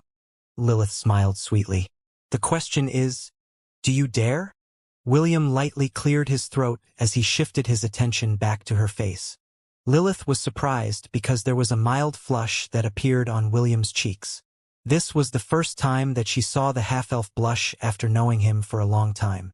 Clearly, her innuendo had an effect on his usually calm demeanor. I know that I'm asking for too much, but can I drink some of your blood again? William inquired. He was doing his best to change the subject, and the Amazon princess was more than happy to set the issue aside for the time being. Of course, Lilith replied.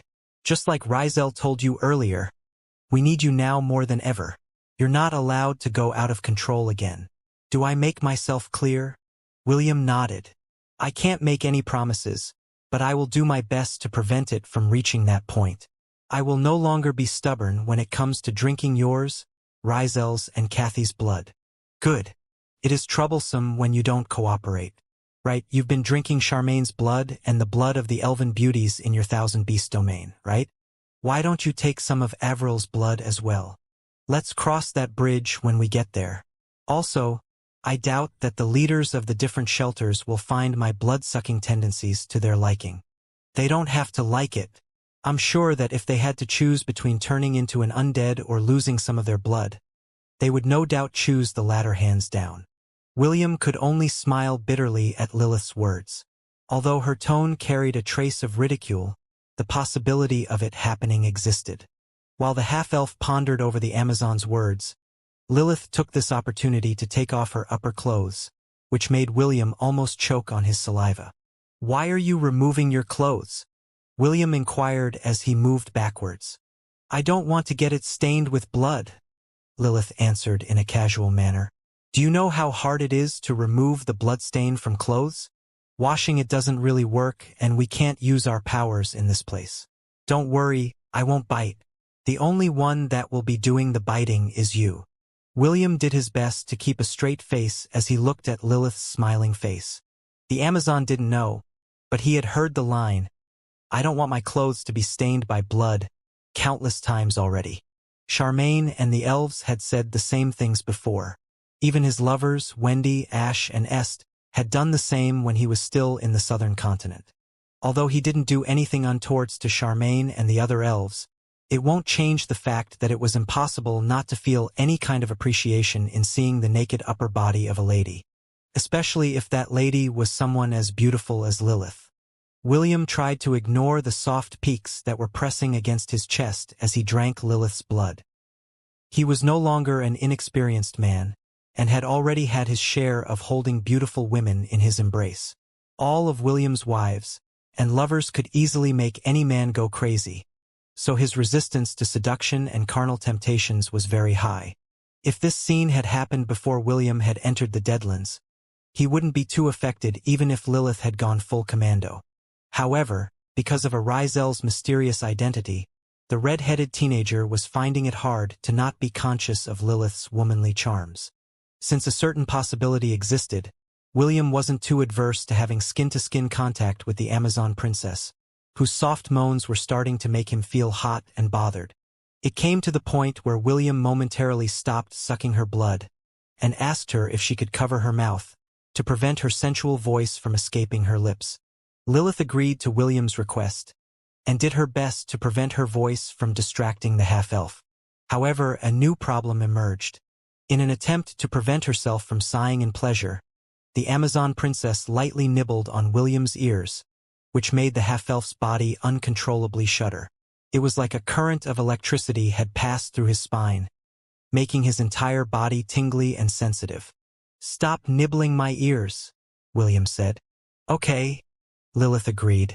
She had thought of teasing the half-elf by nibbling on his ears. However, she didn't expect that she would find this action of hers to his liking. In the end, Lilith decided to lightly bite on William's shoulder to prevent herself from making sensual sounds. William didn't find anything wrong with Lilith's action and continued to sparingly drink her blood. His body was strong enough to endure a bit of pain, and the Amazon wasn't purposely hurting him, so it didn't pose a problem. After a quarter of an hour, William pulled back and patted Lilith's head. The Amazon had been too engrossed in what she was doing and didn't notice that the half-elf had finished drinking her blood. When she regained her senses, Lilith pulled back and stared at William's face. She didn't know if William had drunk enough blood or was just embarrassed, but the half-elf's expression was quite rosy. William was looking at his right side, clearly telling Lilith that he didn't want to look at her naked upper body. Instead of feeling offended, Lilith found William's reaction cute. If not for the fact that both of them were still in the denial stage, she might have already planted a kiss on his cheeks, just like Rizel always did to the two of them. Lilith didn't want to ruin the chemistry that was starting to form between them, so she decided to back down for now and wear her clothes.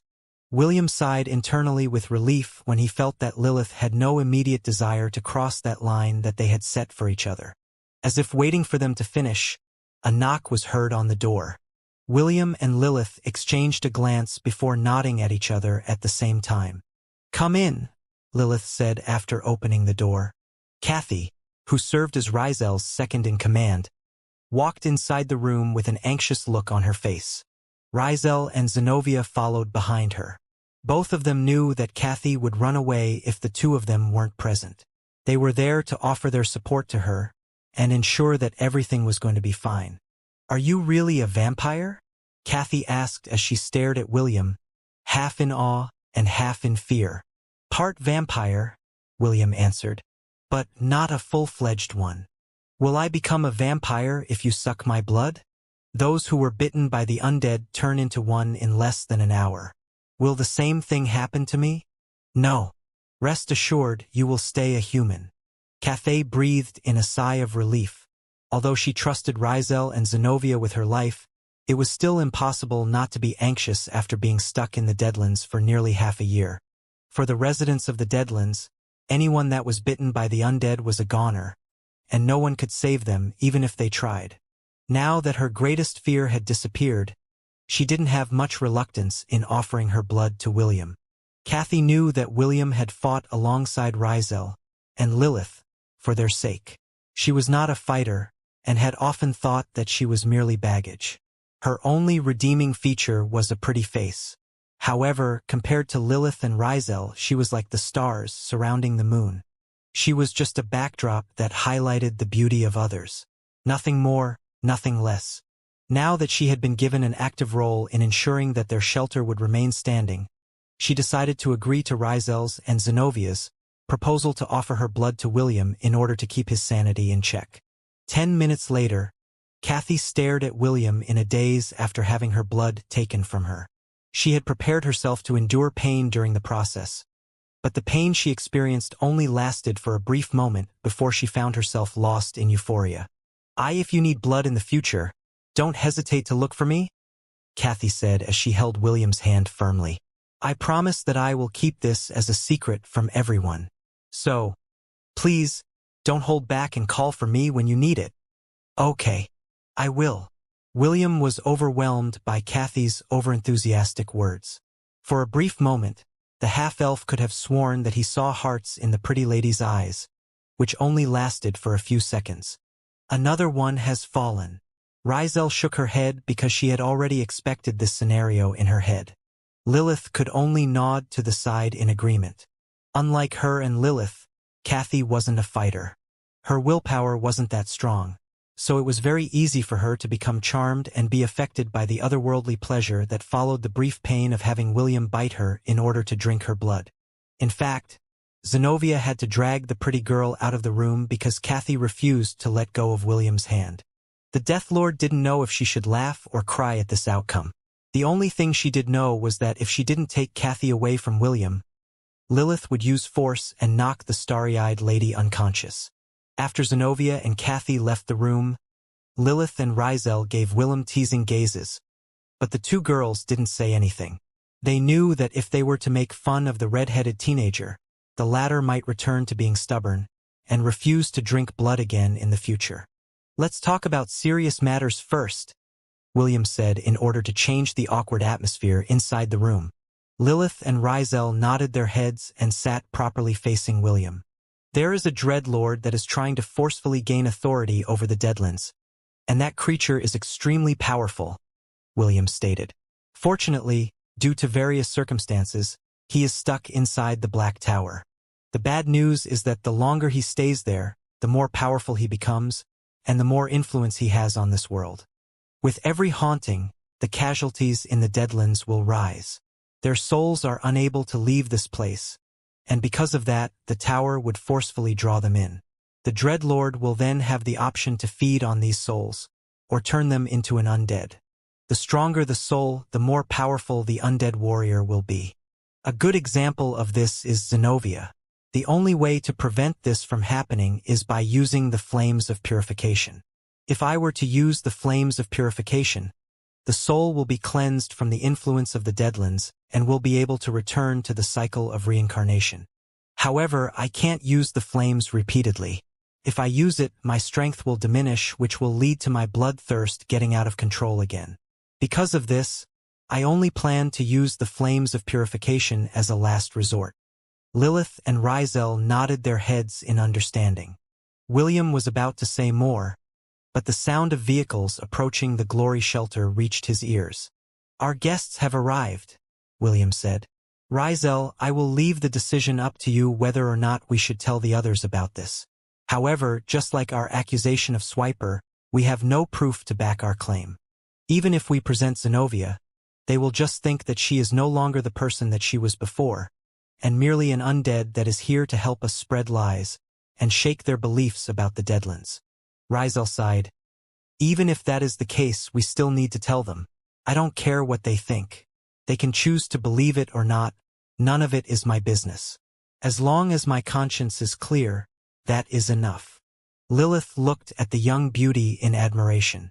If it was her, she would decide to keep this information a secret until she had solid proof to present to the leaders of the various shelters. "Since you have already decided, then, we will share this information with the others," William replied with a smile. "I just wonder what their reaction will be." Rizel smiled as she looked at William and Lilith.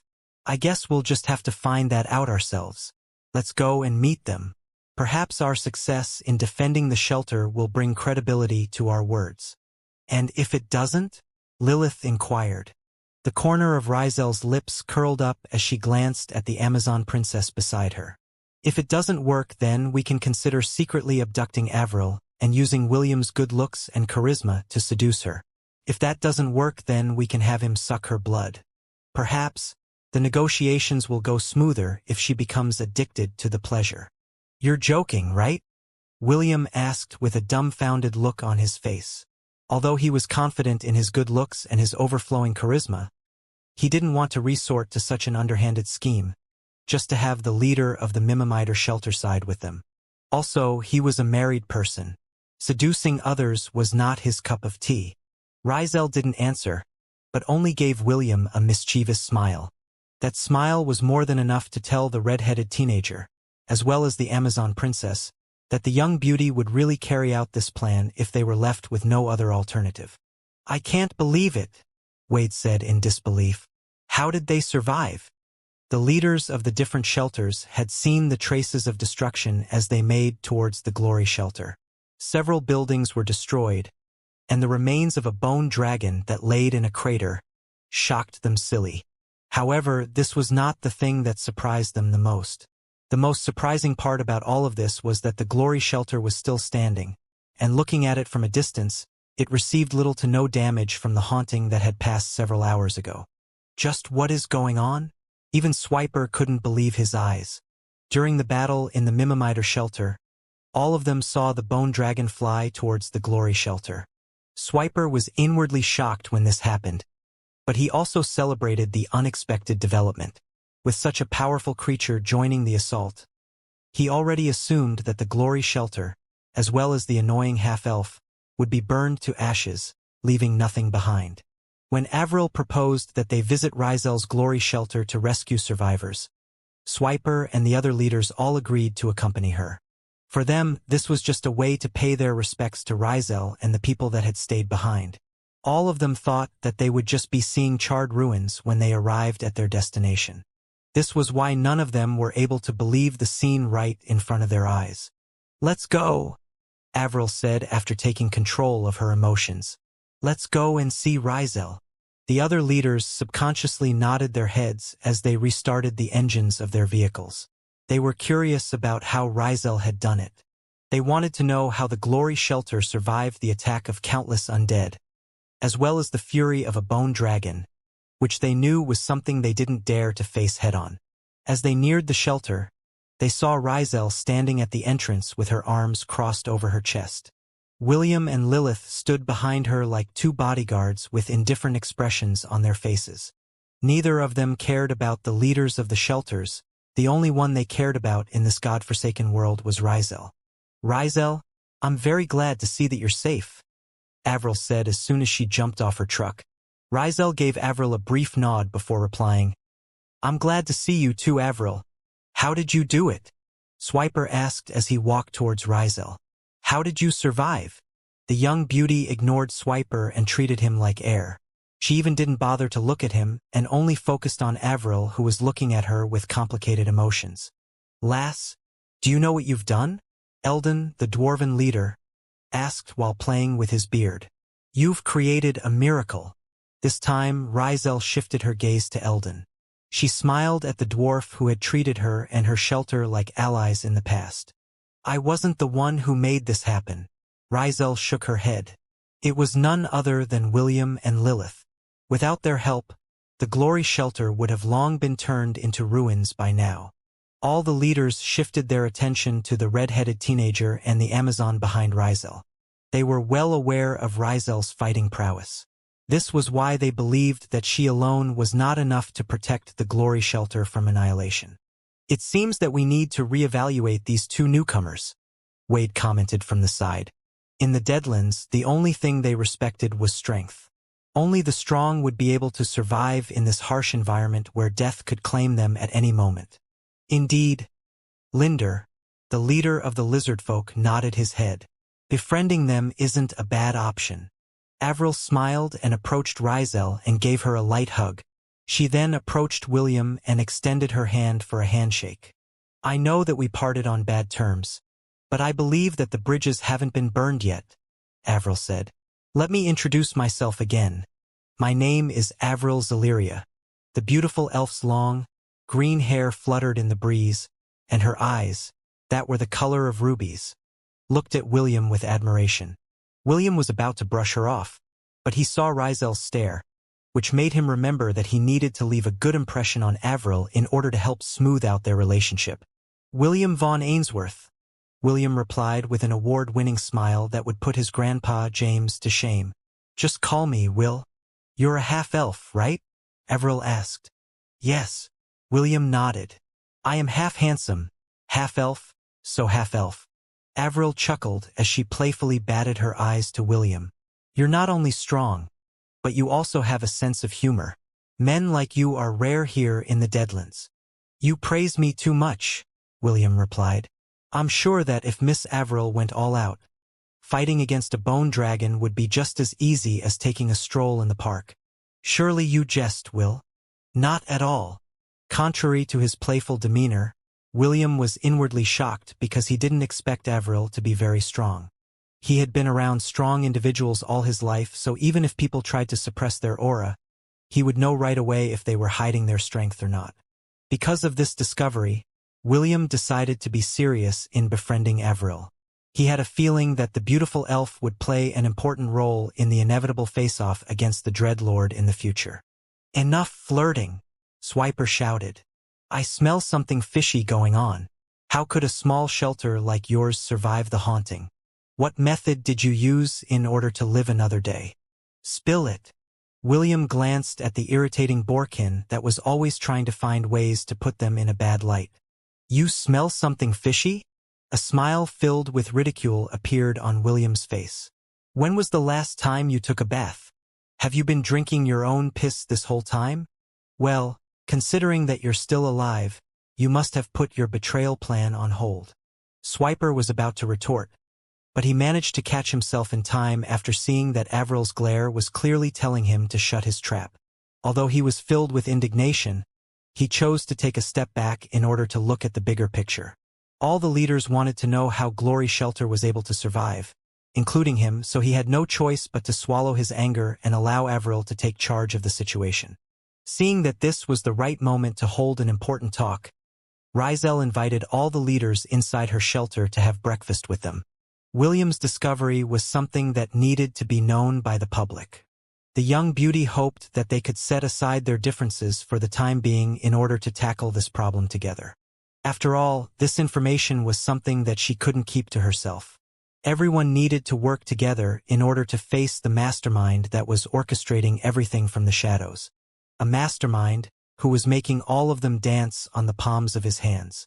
All the leaders, as well as their subordinates, patiently waited for Rizel to start the meeting that she had proposed after breakfast. All of them were dying to know how the Glory Shelter was able to survive the haunting, and how they were able to beat the bone dragon whose might was at the pseudo-myriad rank. A few minutes later, Rizel appeared in front of them with William and Lilith by her side. The three of them had discussed how they were going to explain what happened during the haunting, and the route they would take in informing everyone about the existence of the Dreadlord that William had accidentally discovered, while trying to convert Zenobia to fight for his side. "Before I discuss what happened last night, I want to know first how everyone fared in fending off the undead that attacked Mimimider Shelter," Rizel said. "I'm curious to know how the undead army divided themselves in order to deal with all of us. Can someone do me the honors?" Since Rizel asked how the defense of her shelter transpired, Avril stood up and gave her a short version of the battle. Contrary to what they expected, the undead didn't only march on the bridge, leading to the Mimimider Shelter, but also traveled underwater. This had never happened in the past, and Avril and the other leaders were caught off guard by the sudden development. Fortunately, the shelter had high walls protecting it on all sides. Although the undead had launched a sneak attack using the sea, the defenders were seasoned warriors, so they were able to react accordingly. Additionally, the siege machines that the Mimimider Shelter possessed decimated the undead who came within their range. This played a major role in keeping the number of deaths as low as possible. However, since the numbers of the undead legion by land, air, and sea were too numerous, the shelter still suffered over 200 casualties. Although 200 casualties in a span of 4 hours may seem like a small number, that was precious manpower in the Deadlands where the number of people didn't surpass 2,000. 30 of them were from the demonic shelter, who fought off the invaders that charged through the main entrance of the Mimimider Shelter. Swiper fought alongside his men and made sure that the undead wouldn't be able to breach through their defenses, leaving the other defenders to deal with the sneak attacks that came from the air and sea. Skeleton warriors and zombies were only low-tier undeads that fluctuated between rank E and D. They weren't very hard to deal with. As for the higher undead, most of them were rank C up to A. Naturally, there were a few centennial-ranked undead among the mix, but the leaders were strong enough to keep them at bay. Especially Avril, who was like an arrow turret that released countless arrows with every minute that passed. After hearing the beautiful elf's explanation, William and Lilith frowned. Although the number of undead that attacked the Glory Shelter was less than Mimimider Shelter, the quality of the unholy army that they fought was greater. Although Zenobia and the Bone Dragon weren't enough to make the combined forces of the Alliance lose the battle, they were more than capable of increasing the number of casualties up to 1,000 if they had gone to the Elven Shelter. "That is the hardest battle I have fought here in the Deadlands," Avril stated. "If possible, I don't want to experience it again, but I'm sure that our suffering has just begun." The other leaders nodded their heads in agreement. They were already dreading the day when the next haunting would knock on their shelter's gates. If they could replicate the Glory Shelter's achievement in the previous war, then it would greatly benefit the survival of everyone in the Deadlands. Rizel sighed when she heard Avril's story. She had already expected that many would die, but knowing that some of them were her acquaintances made her sad. It took her a while to regain her composure before shifting the topic back to how their shelter survived the haunting. This was the explanation that everyone inside the room was waiting for, and they paid extra attention to the young beauty that was standing in front of them. Just like you guys, we were also attacked by countless undead. There were several death skeleton warriors, death knights, Dullahan, greater zombies, undead gargoyles, and undead wyvern, as well as a bone dragon. Rizel paused as she observed everyone inside the room, who were all looking at her with great interest. I only played a small role in that war, Rizel stated. The one that really took the brunt of the undead army was William. He fought on the front lines and kept the undead's attention on him. This was why the Glory Shelter remained intact. Of course, the undead gargoyle and undead wyvern posed a threat, but we were able to handle them and keep them at bay. If not for William's valiant efforts, the Glory Shelter would not be standing here today. Swiper, who was listening to Lilith, immediately stood up and sneered at William. Do you really think that we will believe your words? Swiper asked with ridicule. How can that filthy half-elf face off against an entire army alone? Do you think we are gullible kids that you can hoodwink? I'm not forcing you to believe me, Rizel replied. This is simply the truth. Whether you accept or not is irrelevant, so shut the fuck up. Lilith looked at Rizel disapprovingly. For some reason, she didn't like the young beauty cursing at others. Although she hated Swiper and wanted to curse his entire lineage up to his 10th generation, she refused to stoop down to his level. William, on the other hand, gave Rizel 2 thumbs up in his heart. If B1 and B2 were there, they would have definitely done the same and gazed at the young beauty as if they had found a long-lost friend. The half-elf didn't like Swiper, so seeing the young beauty nag at the demonic boar made the red-headed teenager extremely happy. It was at this moment when William took a step forward and presented himself to everyone. Since the ball had been passed to his side of the court, he would definitely show Lilith and Rizel a good performance. After all, James had taught him that one should never appear weak during negotiations. That way, people would have a better impression on you and take your words far more seriously. The other leaders looked at William with an appraising gaze. They knew that Rizel wouldn't joke around about something of this magnitude, but they simply couldn't accept her explanation at the drop of the hat. Seeing that all of them were doubting Rizel's words, William simply smiled and patted Rizel's shoulder, telling her that he would handle the rest. I have something important to tell everyone in this room, William said as he scanned the faces of the leaders who were looking at him with varying expressions. There is a mastermind behind the scenes, and he's the one responsible for the hauntings. What? Someone is manipulating the haunting? So, it's not a natural phenomenon. Lad, is what you say true? The leaders voiced their opinions one by one. They were all shocked at this revelation because they had all accepted that the haunting was a part of this world's cycle. Ever since they appeared in the Deadlands, the hauntings were already there. This was why they never considered any other explanation as to why it occurred on a regular basis. There you again, spouting a bunch of bullshit. Swiper laughed. Proof. We need proof. You can't just randomly tell us something and expect us to believe your claims. Several of the leaders nodded their heads in agreement. Although it was not hard for them to accept the possibility of someone manipulating the haunting from the shadows, evidence would make things more credible. I have evidence, but can you people handle it? William asked. He looked at everyone inside the room with an indifferent look. After careful consideration, he still decided to take a chance and present some evidence to back up his claims. Sir William, please, show us your evidence. Avril took a step forward. As the representative of the Alliance, she decided to see William's evidence first, before making her decision as to whether she would believe him or not. William nodded his head and looked at the door at the side of the room. You may enter now, William said. It's time to say hi to your old friends. As soon as William finished his words, the door of the room opened. A Death Lord wearing red armor and helmet stepped in.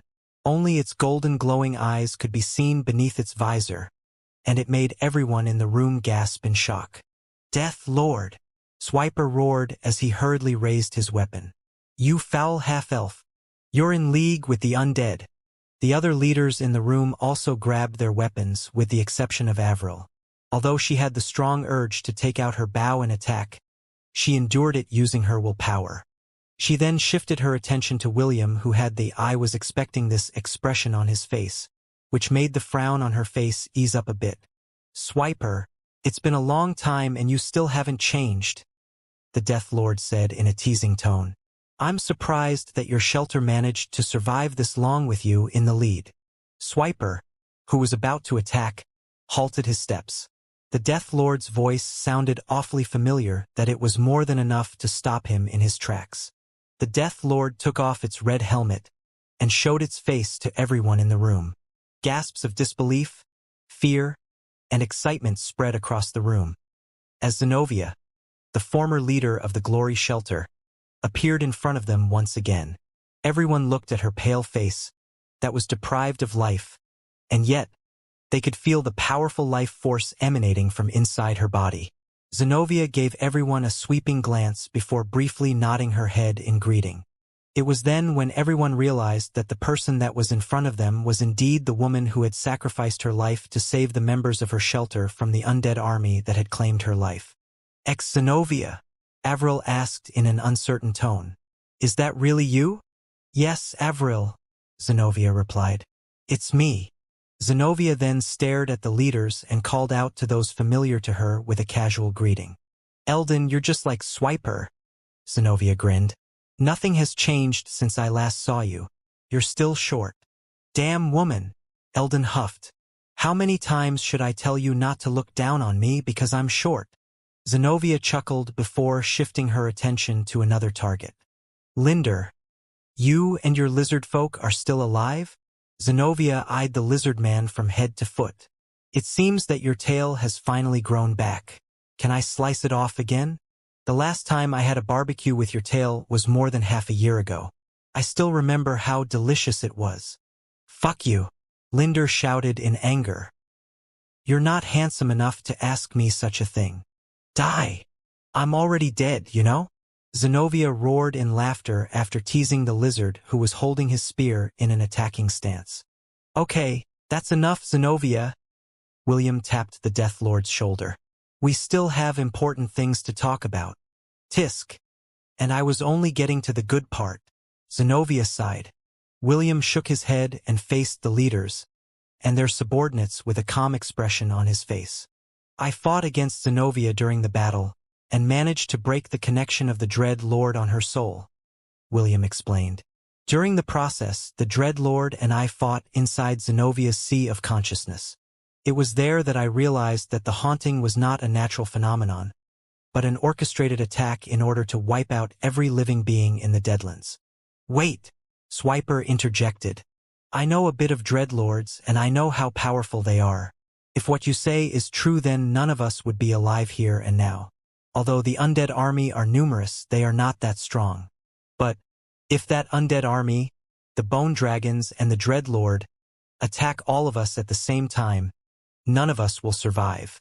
William looked at the demonic boar as if he was an idiot, which made the latter have the strong urge to bash in the half-elf's handsome face until it turned to meat paste.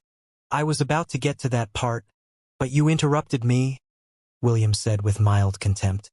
"Seriously, someone put a leash on this pig. He's always interrupting important talks. If you don't want to listen, get out of this room. You're just a nuisance." William crossed his arms over his chest and used his chin to point at the door. "Anyone else who doesn't want to take part in the discussion, the door is over there. I will not escort you out." "Madness?" Swiper walked towards the door without even giving William a second glance. "Only a fool will believe such nonsense. It is very obvious that you are colluding with the enemy. That is the only explanation there is as to why this shelter survived, while others didn't." The door closed with a heavy slam, shattering it to bits. Clearly, the demonic boar did it on purpose in order to make a statement. His action and words moved the hearts of the other leaders in the room, and some of them were on the verge of following in his footsteps. However, before these leaders could even make their opinions known, William cleared his throat and glanced at Zenobia. "Beat that pig to a pulp and hang him somewhere where I can see him later," William ordered as he pointed at the door. "How dare he destroy private property? Does he think that he's some kind of big shot or something?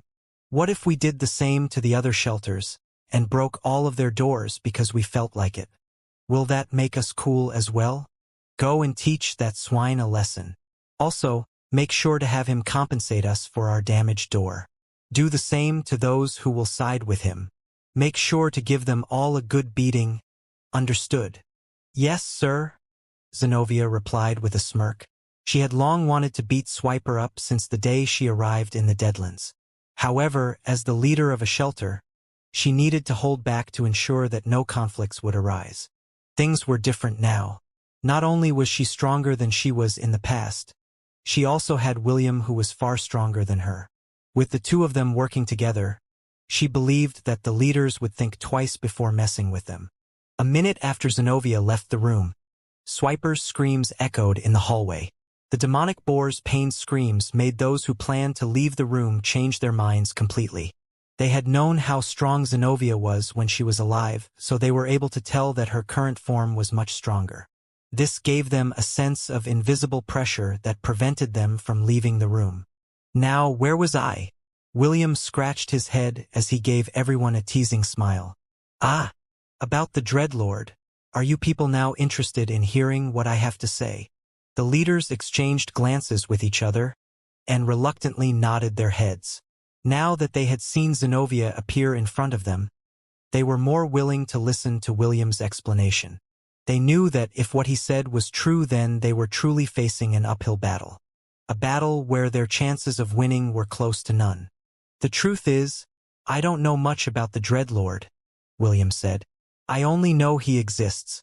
As to what he plans to do here in the Deadlands, I have no idea what it is." All the leaders frowned after hearing William's explanation.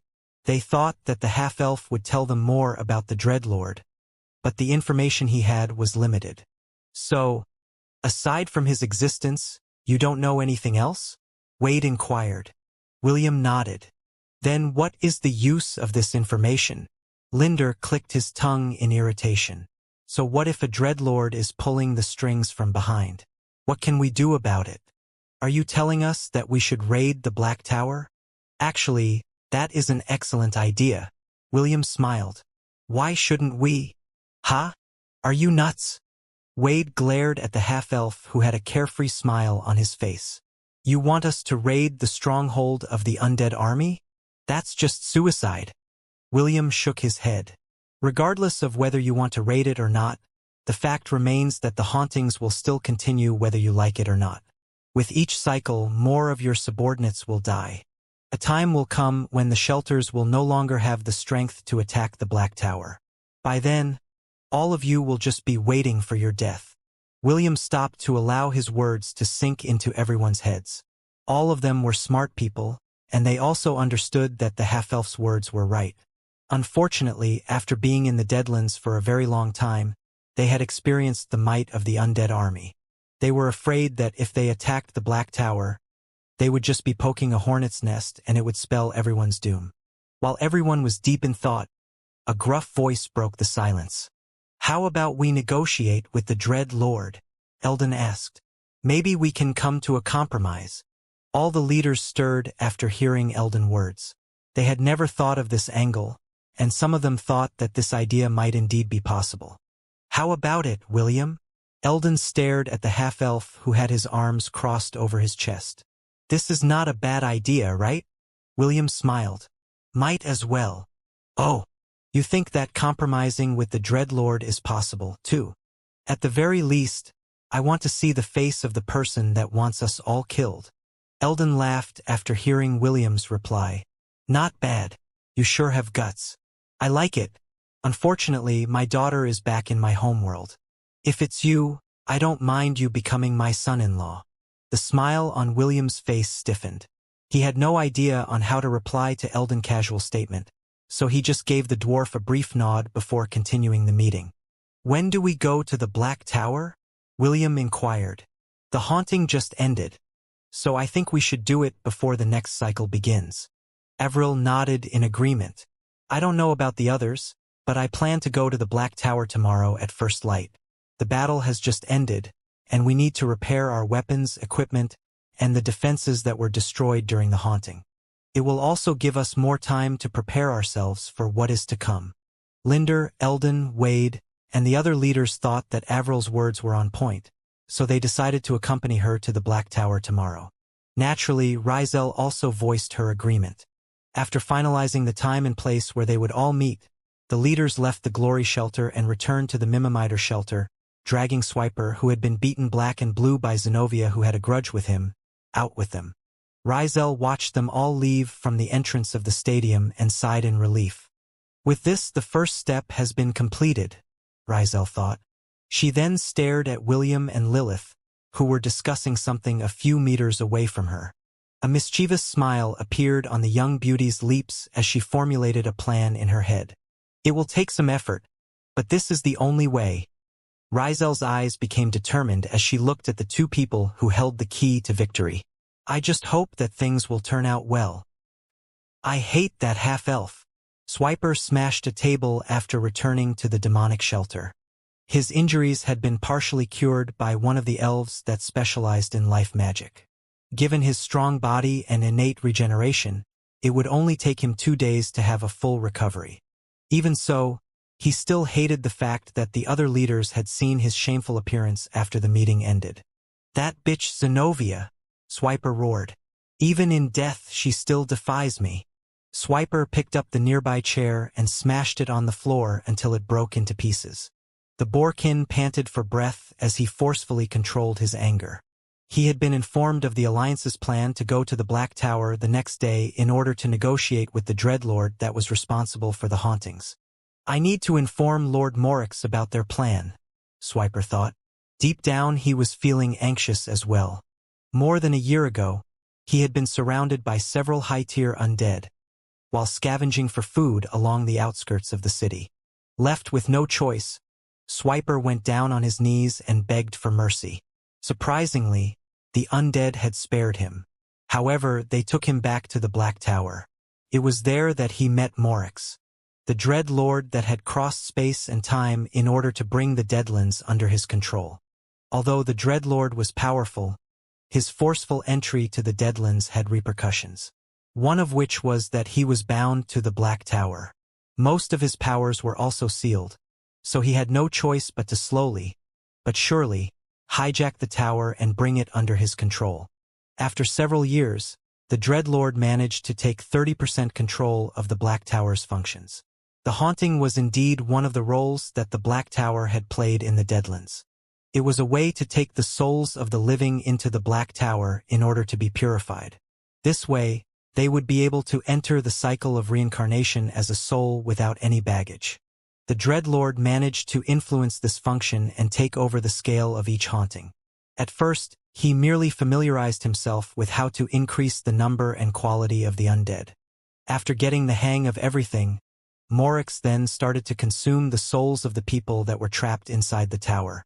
This allowed him to weaken the restraints that bound him over time and gain more control of the tower's functions. Unfortunately, after reaching the 30% threshold, his progress stopped. The Black Tower was important to Morix, and it was the main reason why he crossed the worlds in order to enter the Deadlands. If he could take the Black Tower back into his own world, then his plan to reach godhood was assured. This was why he decided to look for collaborators in the Deadlands. Swiper had served him for a long time, and the Dreadlord had promised the Boarkin great rewards, once his conquest of the Deadlands became a reality. What Swiper was afraid of was that Morix would toss him aside. Once the leaders and the Dreadlord found a compromise, then he would no longer be of use. Swiper didn't want this to happen, but there was nothing he could do. If he tried to create friction at this point in time, the leaders would become annoyed with him. Also, he was sure that the half-elf would beat the crap out of him again if he interfered. Since he was left with no other choice, he decided to just be the good dog that he was and notify his master about their recent plans. Perhaps, out of his loyalty to Morix's cause, the latter would keep him within hand's reach, and keep the promise that Morix had given him back then. "You bastard half-elf." Swiper gnashed his teeth in frustration. "If you hadn't appeared in this place, I would have already been the king of the Deadlands. Damn you! I'll kill you even if it's the last thing I do." Inside the Black Tower. Interesting.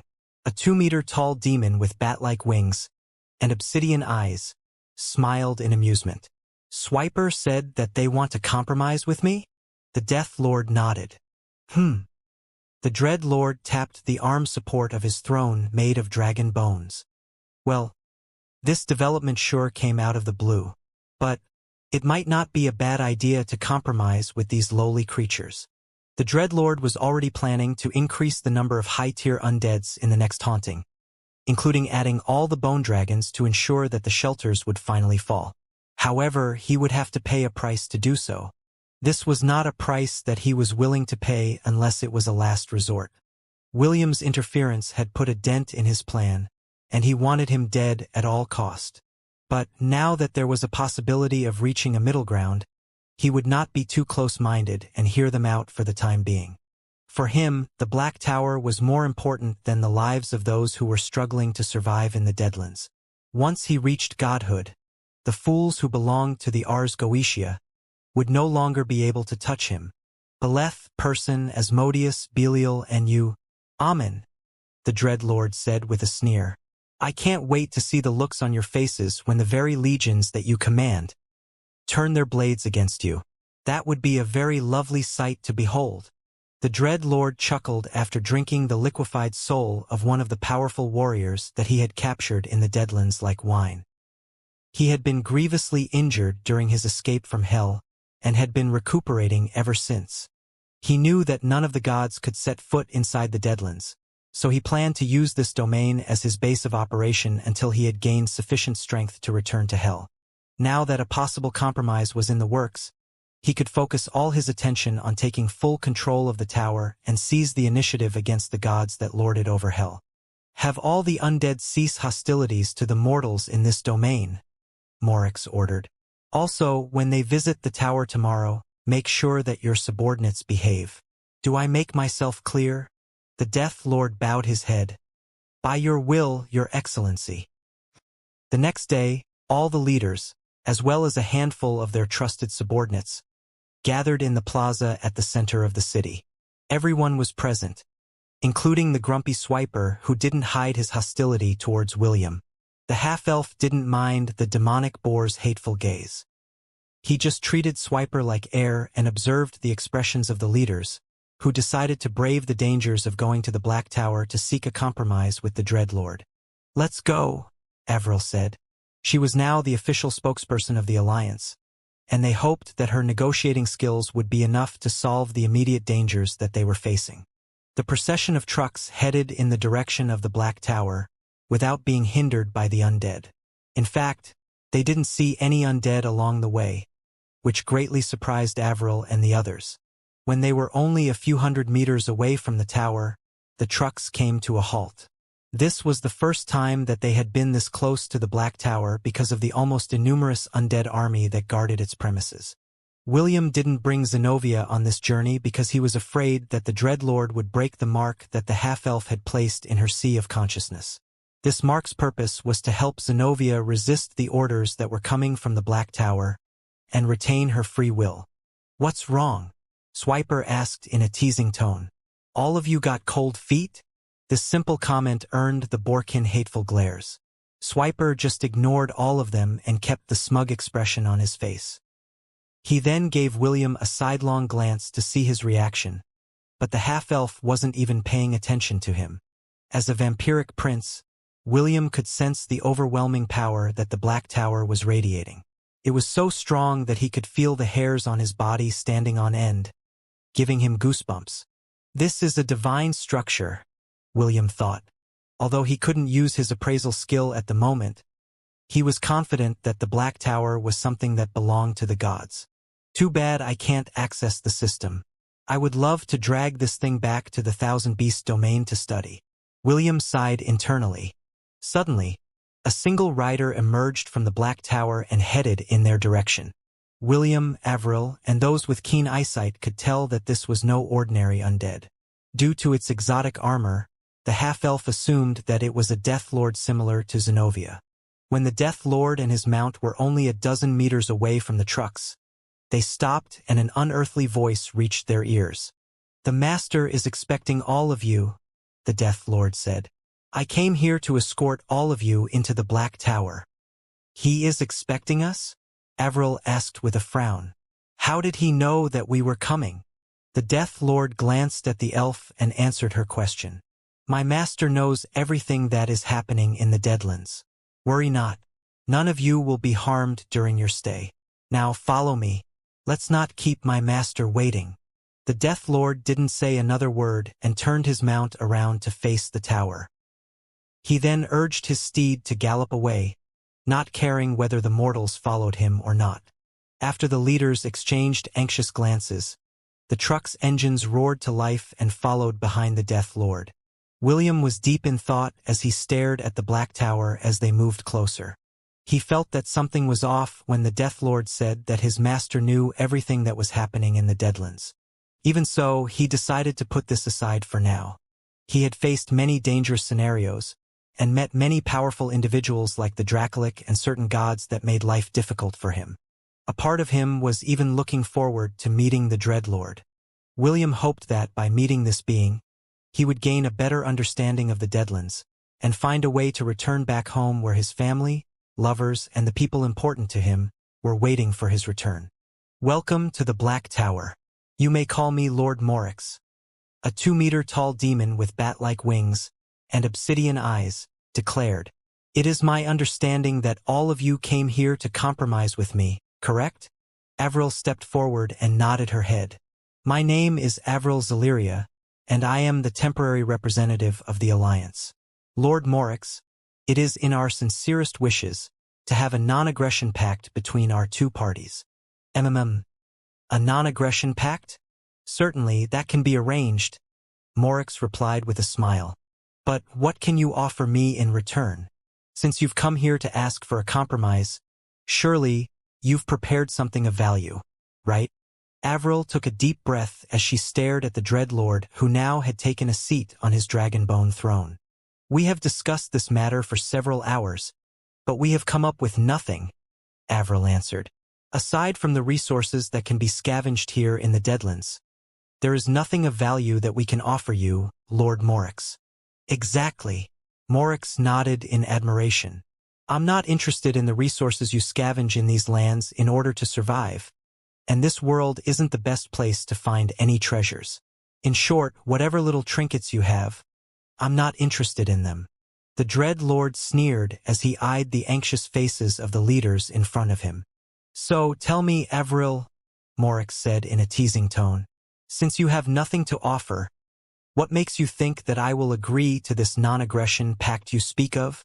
"The reason why we came here today is to ask Lord Morix, what do you desire?" Avril asked. "If it is within our capabilities, we will spare no effort to help you achieve it." "Ho!" Morix rested the side of his face on the palm of his right hand. "Good question. What do I desire? I desire many things. Revenge is on top of my list, but all of you can't help me get revenge. In the face of my enemies, all of you are mere insects that they can easily crush without even lifting a finger. But even insects have a role to play in the world. Very well. If you can help me find and activate the 9 keys of the Deadlands, then I don't mind sparing all of your lives." Morix snapped his fingers and a projection appeared in front of everyone. In it were 9 mirrors of varying sizes and designs. "These mirrors are scattered all over the Deadlands," Morix stated. "If you can find them all, I will cease all hostilities with all of you. In fact, I can even help all of you leave this place, on the condition that all the mirrors will be handed to me." There is a way to leave this place?" Eldon stuttered. "Is this the truth?" Morix scoffed. "Why would I waste my time lying to insects?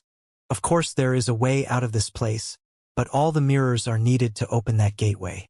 If one of them is missing, then the ritual will not work. It has to be 9 mirrors or none at all. The leaders glanced at each other with excitement. They had always searched for a way out of the Deadlands, but their hard work remained unrewarded. Because of this, most of them had given up and just focused on trying to survive one day after the other, in hope that a miracle would happen and all of them would find themselves free from this prison, where the dead were their judges and jurors. "We agree to this condition, Lord Morix," Avril said in a serious tone. "However, the Deadlands is big, so it might take us a while to find the mirrors that you are looking for." "Time, my dear, is what we all have," Morix replied. "But I can't wait forever, so how about this? I will cease all hostilities with all of you for a week. In that 1 week, you must hand 1 mirror to me. Every time you hand me a mirror, I will extend the ceasefire agreement to another week. When all the mirrors are collected, all of us can work together to perform the ritual that will open the exit of this world. It's a win-win scenario for everyone. Don't you think so?" Avril nodded her head in agreement. "We will do our best to find the mirrors. However, we need to have sketches of them so we will know what they look like. Although I have a good memory, I can't possibly remember them all." "Worry not." Morix raised his left hand and several golden orbs materialized in the air. "I will not make things difficult for all of you. All the leaders get to take one." The orbs flew towards the leaders of the different shelters and landed in their hands. "That is a recording and communication crystal," Morix explained. "The images of the mirrors can be found there. Also, you can communicate to me directly using that item. However, only contact me if the mirrors are found. Any fool who tries to waste my time will be punished severely. Do I make myself clear?" The leaders nodded their heads. They could tell that Morix was a very powerful being, so messing with him was out of the question. Seeing their expressions, Morix smiled as he thought of a good idea about how to motivate his new helpers and make them do their best to find the mirrors. "I don't want any of you to think that you will not benefit from this exchange," Morix said. "Anyone who is able to give me the mirror will be allowed to make a request to me. As long as it is within my capabilities to do so, I will make it happen." "Can we trust your words, Lord Morix?" Linder inquired. "You're doubting me?" "And not at all, Your Excellency." The Dreadlord's carefree attitude disappeared and a powerful pressure descended upon everyone in the throne room. "I will stand by my word," Morix stated icily. "Bring me the mirrors, and I will grant your desire. As long as it is not unreasonable, I will grant it without fail. Remember, you only have 1 week. After a week, if I still don't have any of the mirrors I have asked you to find, I will send my army to crush all of you. There will be no second chances. Do I make myself clear?" "Yes," Avril replied as she did her best to remain standing. All the other leaders also nodded their heads in agreement. It was very hard to object to someone who was more powerful than them. In the face of absolute strength, all tricks were meaningless. Seeing that all of his guests had understood the gravity of the situation, Morix smiled and the pressure that everyone was feeling disappeared without a trace. "Ah, before I forget, was it you who forcefully converted one of my Death Lords without my approval?" Morix's gaze landed on the half-elf who was standing behind Lilith and Rizel on the rightmost part of the throne room. "No," William replied. The red-headed teenager had the "I don't know what you're talking about" expression on his face, which made the smile on Morix's face widen. "Ha ha ha. So it wasn't you?"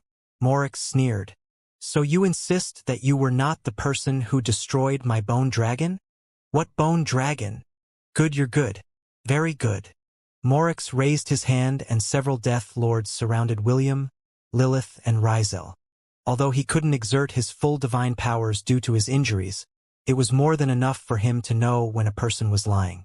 Morix couldn't help but sneer inside his heart as he looked at the half-elf who was pretending to be oblivious to his question. "I'm going to ask you one last time," Morix said icily.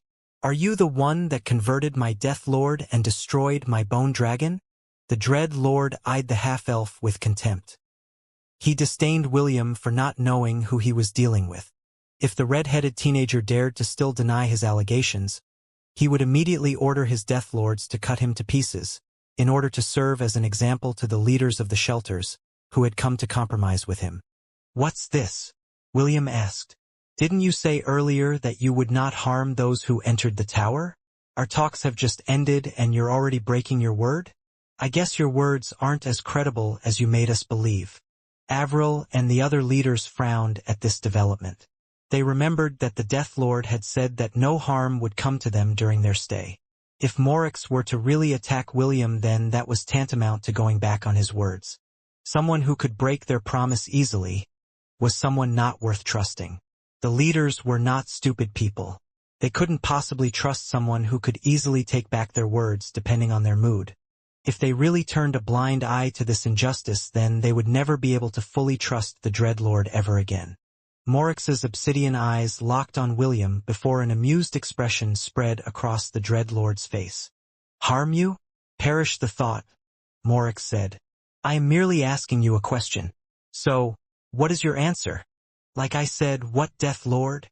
William replied. "Bone dragon? Is that edible?" Avril and the other leaders suddenly had the strong urge to beat the half-elf into oblivion. They had just sealed a deal with Morix, and he was already stirring up trouble. Swiper, on the other hand, was very happy with this development. He was both awestruck and embarrassed at how shameful William could be. Just admit it. Damn it. This was the collective thoughts of all the leaders who were glaring at William from their positions. The half-elf pretended that he wasn't aware of their eye signals, and continued to look at Morix with confusion. "You have guts.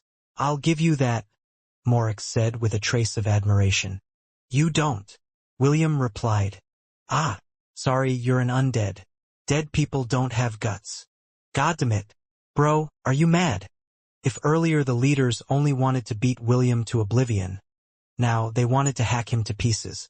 Linder had already taken out his spear and was about to stab William's bum, but Eldon and Wade held back the lizard with everything they had. "Damn it. Just let me stab him once," Linder roared in anger. He had never seen someone as dense and stupid as William. None of them dared to provoke the Dreadlord in front of them because they wanted to resolve the conflict peacefully. But the half-elf was keen on going to hell, and all of them thought that he planned to bring them all with him. Suddenly, Morix roared in laughter. No one could tell if his laughter was due to anger or irritation, or maybe both. However, whatever his current feelings were, the Dreadlord made sure that it didn't show in his face. Morix raised his hand and all the Death Lords sheathed their weapons and backed away. "It's been a while since I met someone who has the audacity to lie to my face," Morix said. "Fine. Since we just finished our talks, I will turn a blind eye on this incident. However, if this happens again, I will no longer show any mercy. All of you may go." "Thank you for your mercy, Lord Morix." Avril bowed. "We will do our best to find the mirrors for you. At least there is someone sensible among your group." Morix shifted his gaze on Avril, who had shown exceptional statesmanship in front of him. Very few people could have her composure when faced with such a situation. Because of this, Morix genuinely appreciated Avril's character. "Your name is Avril, right?" "Yes, Lord Morix." The Dreadlord gave her a brief nod. "If you have any difficulties, feel free to talk to me using the crystal. I'll try to help fix those problems for you." Avril had a vague understanding of what Morix was trying to say, but it was more than enough for her to give the Dreadlord another bow filled with respect. "Thank you, Your Excellency," Avril replied. "We will now take our leave." Avril turned around and walked towards the exit without looking back. William held Lilith's and Rizel's hand and hurriedly followed behind Avril. It was as if he didn't want to be the last to leave the throne room and suffer from an unexpected sneak attack from the Dreadlord that he had offended earlier. Several minutes later, the group were safely back in their trucks. It was at this moment when all the leaders glared and confronted William at the same time. "Lad, you should have held back there," Elrin said as he played with his beard. "That guy is a monster. We ain't gonna beat him even if we all attacked at the same time." "What were you thinking?" Linder hissed in anger. "We worked so hard to come to an agreement, and you just decided to one-sidedly annoy Lord Morix. Are you seeking death, boy?" "William, there are times when men must compromise," Wade said through gritted teeth. Fortunately, the Dread Lord decided to be merciful. Next time, don't bother to come with us when we meet with Lord Morix. If you want to die, you can die alone. Don't bring us to hell with you. The other leaders said similar things, but William remained indifferent. When all of them had finished venting their anger at him, it was at that moment when the half-elf decided to break his silence. I only did what all of you were afraid to do, William replied. This is only the first time we've met Morix, and you guys are already treating him like a trustworthy person. Remember that you are dealing with a dreadlord. They specialize in lies and deceit. Are all of you so gullible that you'll trust his words at face value? It was at that moment when Avril suddenly had a realization and she looked at William with genuine surprise. So, you're saying that you tried to anger Lord Morix on purpose to know if he would go back on his words? Avril asked. Of course, William replied. I'm not you guys who readily believe the words of a stranger. If his words cannot be trusted, then what is the point of coming to an agreement with him? Someone had to play the villain. I did it for all of you, and this is how you repay me.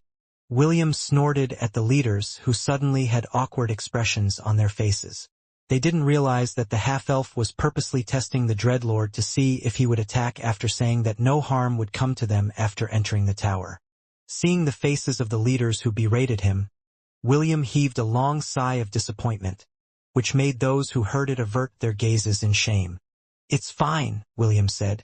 At least with this, we can say that we can trust Morix to a certain extent. However, don't be deceived. A being of that caliber should not be taken lightly. Let's go, Rizel. Let's return to the shelter. Rizel nodded her head and started the engine of the truck. Soon, William's group left the others behind. Avril stared at the leaving truck before looking at the golden crystal in her hand with complex emotions in her heart. She didn't know if she could believe Morix's words, but if the Dreadlord could grant her wish, then she was willing to trust him once. I can't believe that you had this plan in mind, Lilith said after they were a mile away from Avril's group. You were quite impressive back there. William chuckled as he gave the Amazon princess a sidelong glance. What I said back there was a lie. Huh? What do you mean, a lie? Lilith asked in confusion. What part of it was a lie? Everything. Everything. William smirked. This place is not safe. I'll tell you the rest after we return to the shelter. Lilith was still in a state of confusion, while Rizel, on the other hand, drove the truck without a word. However, if one were to look closely, they would notice that the corner of the young beauty's lips were curled up into a smile.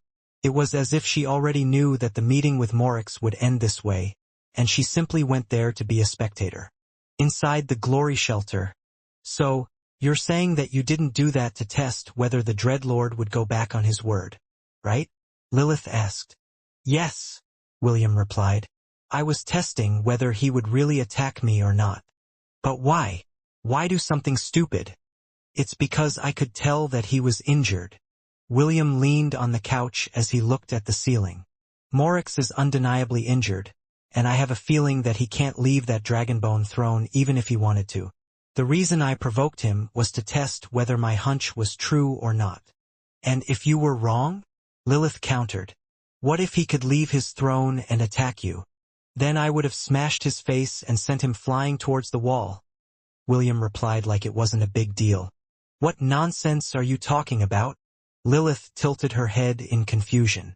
What gave you the confidence that you can send a Dreadlord flying with a punch? Rizel, who had been quietly listening from the side, raised her head and gazed at William. It's because of the tower, right? William raised an eyebrow as he looked at the young beauty in front of him. Rizel stuck her tongue out like a little girl, but refused to comment any further. Am I the only one that is clueless about this whole thing? Lilith asked with a frown. Seeing that William and Rizel seemed to have come to some sort of understanding, she suddenly felt that she had been left out of the hoop. This made her feel very uncomfortable. Suddenly, a pair of delicate hands wrapped around her body, and the young beauty with long red hair rested her head on Lilith's shoulder. The discomfort she felt earlier disappeared as her left arm subconsciously wrapped around Rayai's waist. William looked at this scene with a calm expression. However, he couldn't deny that the two beauties holding each other was like a beautiful painting that was meant only for him to see. A minute later, William cleared his throat and explained why he did what he did. When I was inside the tower, I felt that a part of my soul resonated with it, William said.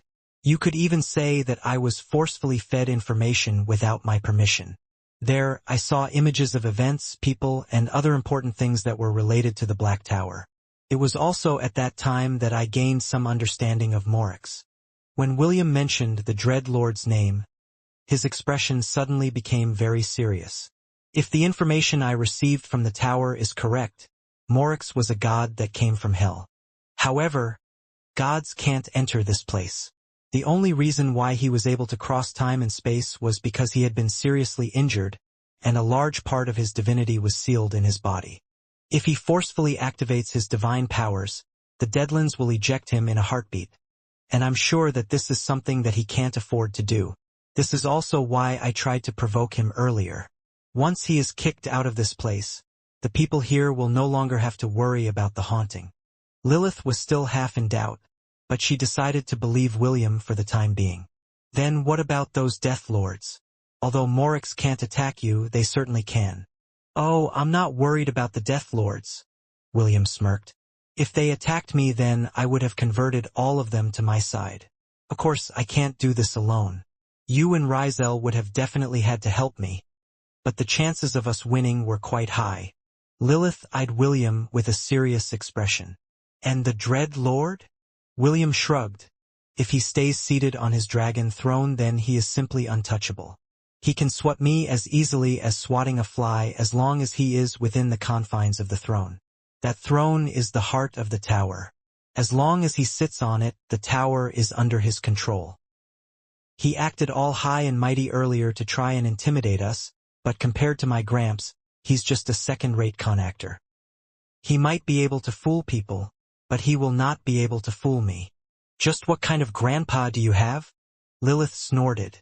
She had already seen James in the Misty Sect, and she found the old man to be a very greedy person, just like her and William. Lilith was not aware of how the old man managed to succeed in becoming the new sect master of the Misty Sect, which not only surprised her, but everyone that had been invited to the celebration. My grandpa is the best, William replied. He's just being low-key, but he is one badass gangsta. Rizel, who was resting her head on Lilith's shoulder, giggled. It was as if she remembered her own great-grandpa, who would readily spoil all of his grandchildren rotten, even if he had to steal the heirlooms of the royal families on the continent.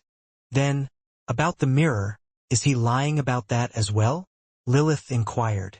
No, William answered firmly. That part was true. In order for us to get out of this place, we need to find the mirrors. This is where your power will come in handy, Lilith. Let's say we find the mirrors. What are we going to do about it? We will hide one of them. That way, we can buy some time before Morix completes the ritual. And that ritual is? Lilith inquired. She was also very curious about what kind of ritual the Dreadlord was planning to do.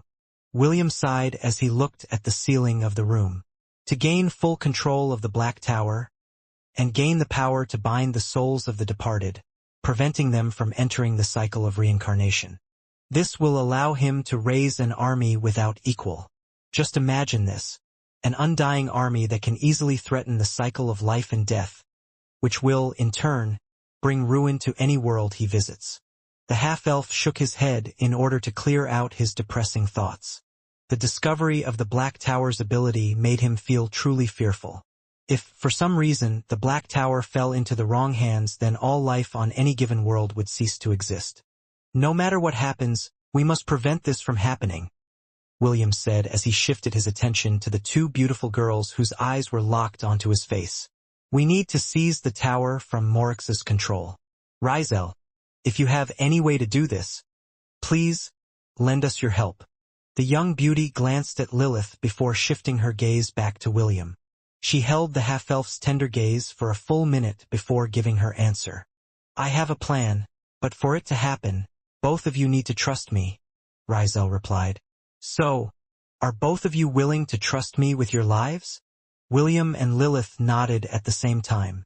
Ever since they met Rizel, they already felt that she was someone very important to them. Rizel smiled and held William's and Lilith's hand firmly. Then, to celebrate our cooperation, why don't the three of us take a bath together? Rizel proposed. Immediately, William pried his hand away from the little imp who was trying to make things difficult for him. The half-elf hurriedly left the room in order to get away from Rizel's mischievous attempts to test his willpower. However, just as soon as he was about to close the door, Rizel's heartfelt laughter reached his ears. Clearly, the young beauty was very amused by William's reaction, which made the half-elf shake his head helplessly. "I swear, this girl will be the death of me," William thought as he walked the abandoned hallway alone. Even so, he still couldn't keep himself from smiling because his heart felt at peace. Rizel's laughter was like a tonic that made all his worries disappear. Deep in his heart, William had started to entertain the possibility that he had been trying to deny these past few days. If that possibility were to truly become a reality, then the soft and delicate hand that held his own a while ago was something that he would surely cherish in the distant future that held infinite possibilities. Just how did it end up like this? William thought as he stared at the ceiling.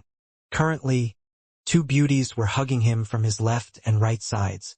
Earlier, William asked Rizel if she had a way of dealing with Morix's plan to make the Black Tower fall under his control. The young beauty said that there was a way, but in order for that to happen, William and Lilith had to trust her with their lives. The two readily agreed to Rizel's condition because they felt that they could trust her. However, the first thing that Rizel said after that was for the three of them to take a bath together. Naturally, William escaped the room because he felt that Rizel was just teasing him.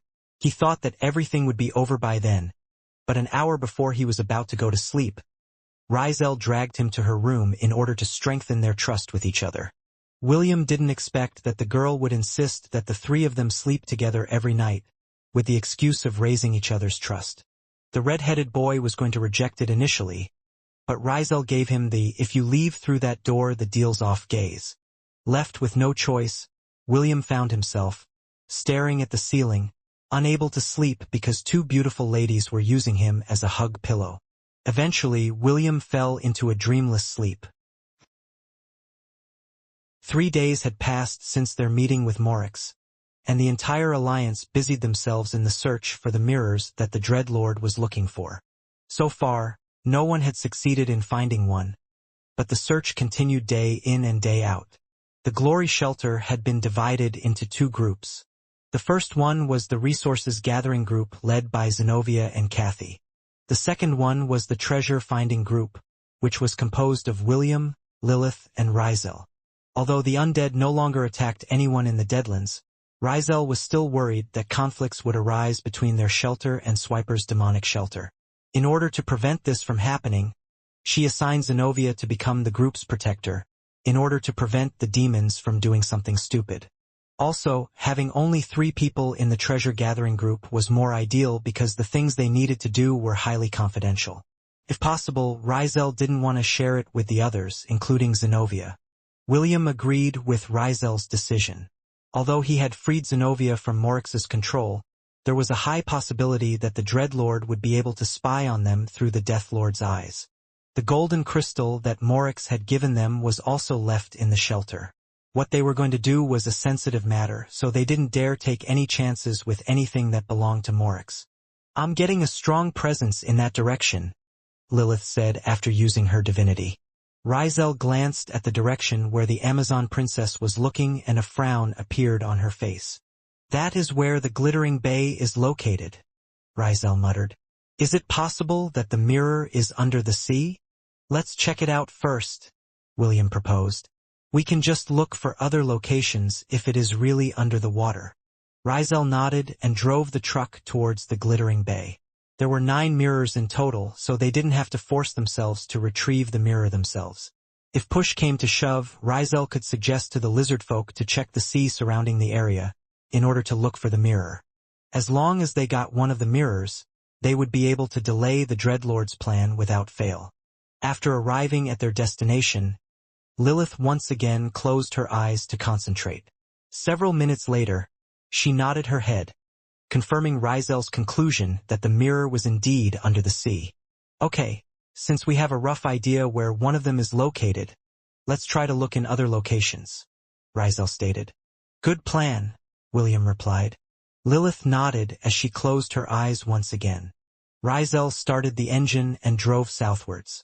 While William, Lilith, and Rizel were looking for the location of another mirror, a commotion broke out on the eastern outskirts of the city. Lady Avril, is this it? An elf with short, blonde hair asked as he presented to her a mirror that they'd found in a ruined mansion. Avril held the mirror with one hand and activated the golden crystal with the other. A projection materialized and the images of the 9 mirrors appeared in front of them. The beautiful elf then touched one of the images to enlarge it. After doing so, she looked at the image and the mirror in her hand to check for similarities. This looks like one of the mirrors we are looking for, Avril stated. But I am unsure whether it is the real thing. For the time being, let me contact Lord Morix first. Your reward will be given to you once we confirm that this is one of the mirrors that we are looking for. The blonde elf nodded in understanding. All of them had been promised great rewards if they were to find the mirrors that the Dreadlord was looking for. Naturally, Avril wouldn't deny these rewards to them, because she knew that she needed to motivate them to work harder. A few seconds later, a projection of Morix appeared in front of them. Your Excellency, we found this mirror and wondered if it is the same as one of the ones that you are looking for, Avril said in a respectful tone. You've done well, Avril, Morix praised as he gazed at the mirror in her hand. That is indeed one of the mirrors that I am looking for. The Dreadlord smiled in happiness because he was now one step closer to achieving his goal. You may bring the mirror to the Black Tower, so I can personally give your team the reward they deserve, Morix said. A good deed must be rewarded, so don't be shy and come. I'll wait in anticipation for your group's arrival. Thank you, Your Excellency, Avril replied with a smile. Morix gave her one brief nod before closing the connection. The elf who found the mirror was overjoyed, while his companions were filled with envy. Avril was not worried that she wouldn't receive any rewards from Morix. After all, the Dreadlord had assured them that even if their subordinates were the ones that found the mirrors, they could still ask him for a reward. The beautiful elf stared in the direction of the glory shelter with determination before ordering her subordinates to pack up and head towards the Black Tower. Soon, the news of their discovery was relayed to everyone in the Deadlands, which made the leaders sigh in relief. With one mirror in hand, they had bought themselves another week of peace. Although they felt a bit envious about Avril's accomplishment, they didn't worry too much about it. There were still 8 mirrors waiting to be found, and all they needed to do was mobilize more manpower, as they swept every inch of the city, in search of the mirrors that would lead them back home. Avril got lucky, Rizel said after hearing the news from one of the dwarves that they had met along the way. William nodded. He had no problems with Avril finding the mirror first because even if his group found one, they would never hand it over to the Dreadlord who was planning to take the Black Tower for himself. Any news? William asked Lilith, who still had her eyes closed. Lilith shook her head, but she didn't open her eyes. Right now, she served as a treasure-hunting radar. However, since her divinity was suppressed inside the Deadlands, she needed to fully concentrate in order to get a general direction as to where the treasures could be found. After driving for 5 hours, Lilith finally opened her eyes and asked Rizel to stop the truck. The Amazon princess then tried to pinpoint the location where the strong presence was coming from. After 5 full minutes of total concentration, Lilith pointed towards a coffee shop, whose windows had all been broken. It's over there, Lilith declared with confidence. Rizel nodded and drove the truck in front of the coffee shop. Starbucks, William mused as he read the name of the shop with a nostalgic smile. This name sure takes me way back. When he was still relatively healthy, he would pass by a coffee shop, bearing the same name on his way to school. Although he wasn't able to enter one, because he didn't have much money, he could still remember that it was a popular place back on Earth. Lilith, lead the way, Rizel said. Lilith nodded as she disembarked from the truck. William and Rizel walked behind her and gave the Amazon princess ample space to maneuver. A few minutes later, They arrived in the staff room where the mirror was located. Rizel had a photographic memory, so she was able to remember the images of the mirrors that were recorded in the golden crystal. "This is it," Rizel said as she took the mirror from the wall and showed it to William and Lilith. William tried to extend his senses towards the mirror, but felt nothing. If not for the fact that Lilith's divinity and Rizel's memory worked hand in hand, the half-elf would not think that the plain-looking mirror in the young beauty's hands was the mirror that the Dreadlord was looking for. "Fortunately, the mirror is only a foot long," William commented. "We can easily carry this. But if we return to the shelter with the mirror, several people will definitely discover it." Rizel nodded her head in agreement. "If we were to carry this back, then it would certainly be discovered. However, Lilith can hide this without problems. Isn't that right, Lilith?" "Yes," Lilith answered. "Although my power is greatly suppressed in this place, taking this mirror is not a big deal." Rizel passed the mirror to Lilith and the latter pressed it over her chest. Soon, the mirror turned into particles of light and disappeared without a trace. Just as the group was about to leave the coffee shop, William raised his hand to tell them to stop. "What's wrong?" Lilith asked. "Something is coming," William replied. "It sounds like 4 trucks." Rizel frowned. The main reason she had chosen to search this area was due to the fact that it was away from the shelters.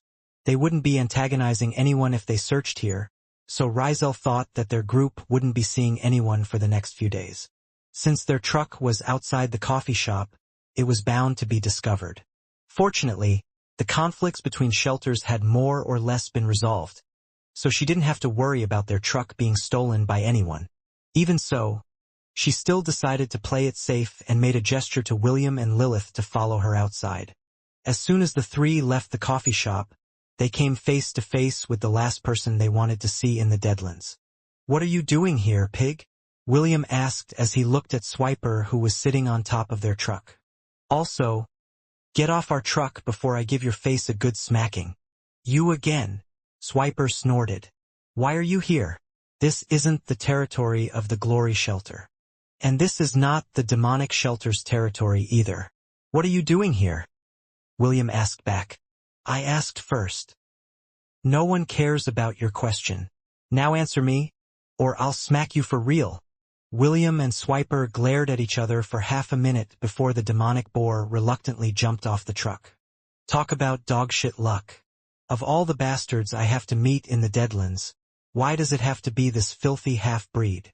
Swiper spat on the ground as if the mere sight of William was enough to give him an aneurysm.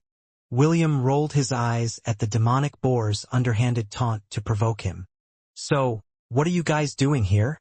Swiper asked as he shifted his gaze to Rizel. "Don't tell me you came here to drink coffee?" "Yes." Rizel smiled sweetly. "We came here to drink some coffee, but since the coffee machine is damaged, we just took the coffee beans." Rizel showed him the 2 bags of coffee beans that she had picked up before leaving the store. Swiper nodded. "Did you know that Avril has already found a mirror?" "Yes," Rizel answered honestly. "We met some dwarves on our way here, and they told us about the news. Avril got really lucky. That she is. Now she can ask Lord Morix for a request. I wonder what she will ask for." Knowing Avril, it will not be something simple. Swiper agreed with Rizel's reply. Among all of them, Avril had never shown any greed towards material things. She also refrained from resorting to violence when her group had conflicts with another shelter in regards to acquisition of resources. The beautiful elf liked to resolve things in a civil manner. This was also why all the leaders voted unanimously that she become their temporary leader in the alliance. Swiper sighed internally because he was afraid that his position was in danger.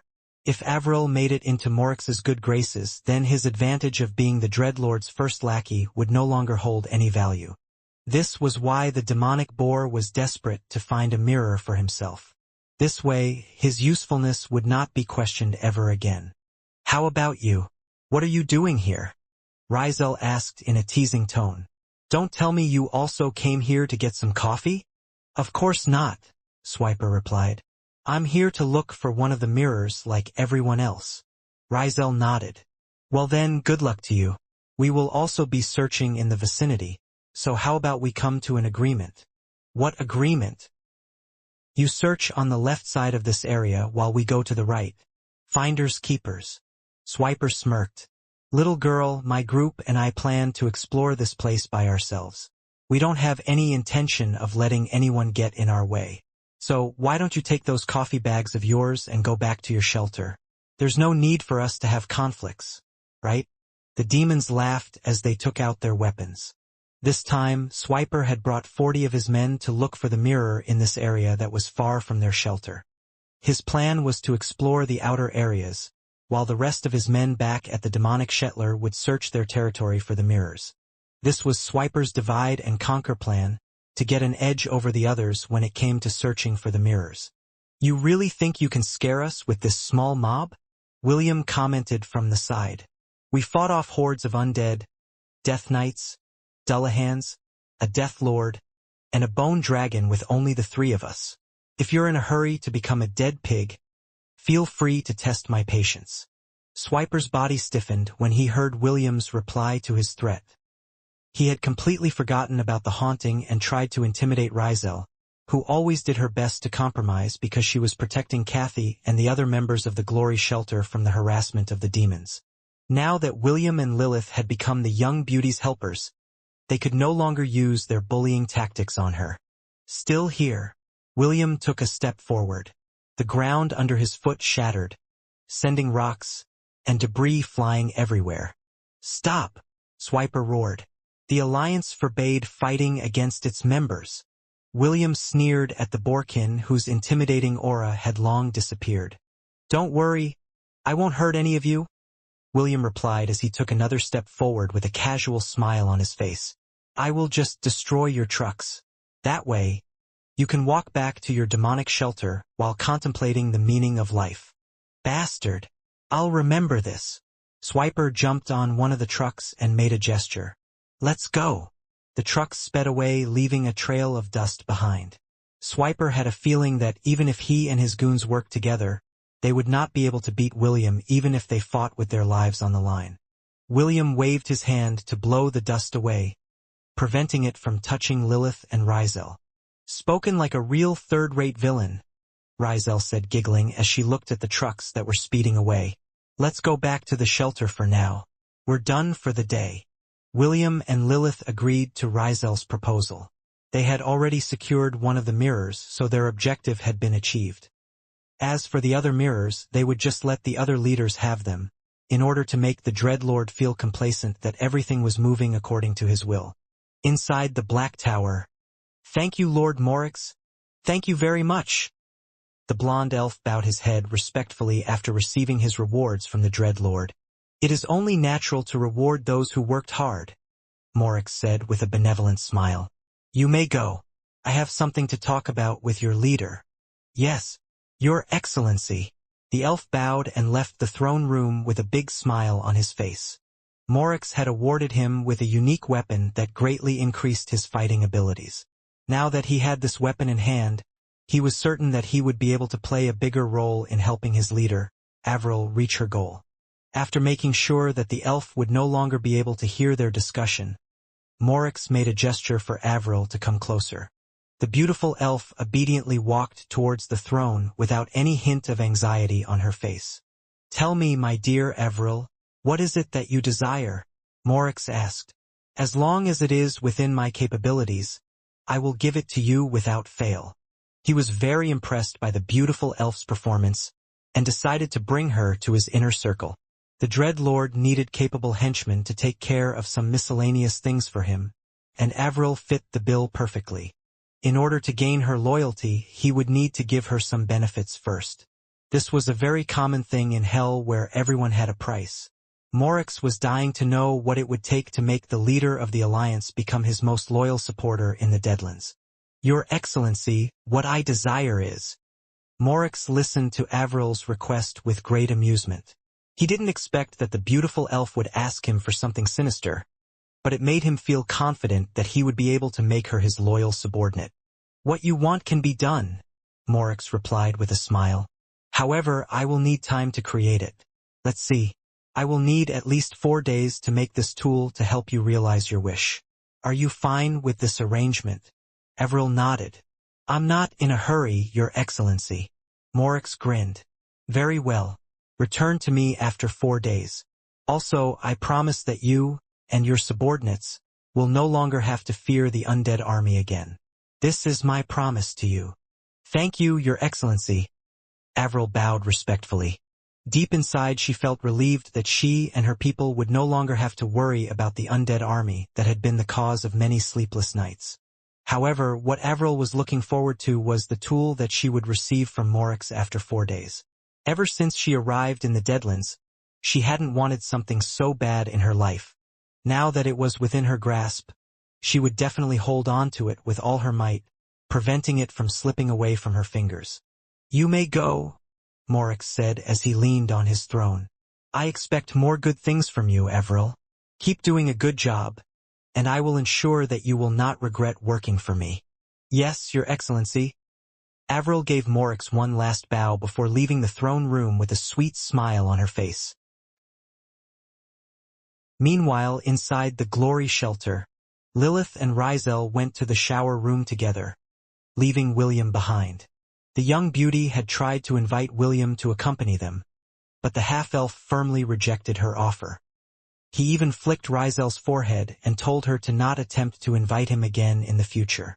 Lilith could only watch this scene with a smile because she had more or less accepted the possibility about Rizel's identity. Her only concern was that even though the young beauty was trying to bridge the gap between her and William, the red-headed teenager was still on the fence in regards to the matter. Although he no longer resisted the idea of the three of them sleeping together, and would often sneak glances at her when she was looking away, she could tell that the half-elf still had reservations when it came to taking the last step that would bridge the distance between the two of them. As the cold water fell on her lean and toned body, Lilith once again felt a pair of mischievous hands fondle her breasts from behind. She had lost count of how many times she had told Rizel to stop doing this kind of thing, but the latter seemed unperturbed about this. It was as if the young beauty was taking the opportunity to do things that she would no longer be able to do in the future, and Lilith was very helpless against it. In the end, she still pried the naughty hands away from her chest, and pinched the young beauty's waist as a counterattack. After a bit of frolicking, they finished washing their bodies and soaked their bodies in a bathtub. Lilith, I think Will is almost there, Rizel said as she leaned on Lilith's body. Why don't you test the waters tomorrow night when he drinks your blood? I promise that I will leave the two of you alone and keep the others away. Use this opportunity to know his thoughts and see if you can pin him down. Lilith wrapped her arms around the young beauty's body and held her in place. The Amazon princess ignored Rizel's words and instead asked her about her parents. Tell me more about your papa. What is he like? I've already told you everything about him, Rizel replied as she placed her hand over Lilith's. She then closed her eyes as she enjoyed Lilith's warmth from behind. You did? Is that all you can tell me about your father? Lilith inquired. You only told me about his good points. You didn't tell me about his bad points. Ah. So you want to know his bad points? Rizel giggled. Well, Papa has many bad points as well. For example, he is overprotective of his daughters. I don't think that is a bad thing. Rizel chuckled. Oh, you have no idea, Lilith. No man dared to become our suitors because if they didn't die in our great-grandpa's hands, they would definitely die in our papa's hands. There was once this prince who shook my hand during his visit to our residence. That night, someone snuck into his room and broke his arm. The person responsible for doing so even left a note that said, "The next time you annoy me, I will break your third leg."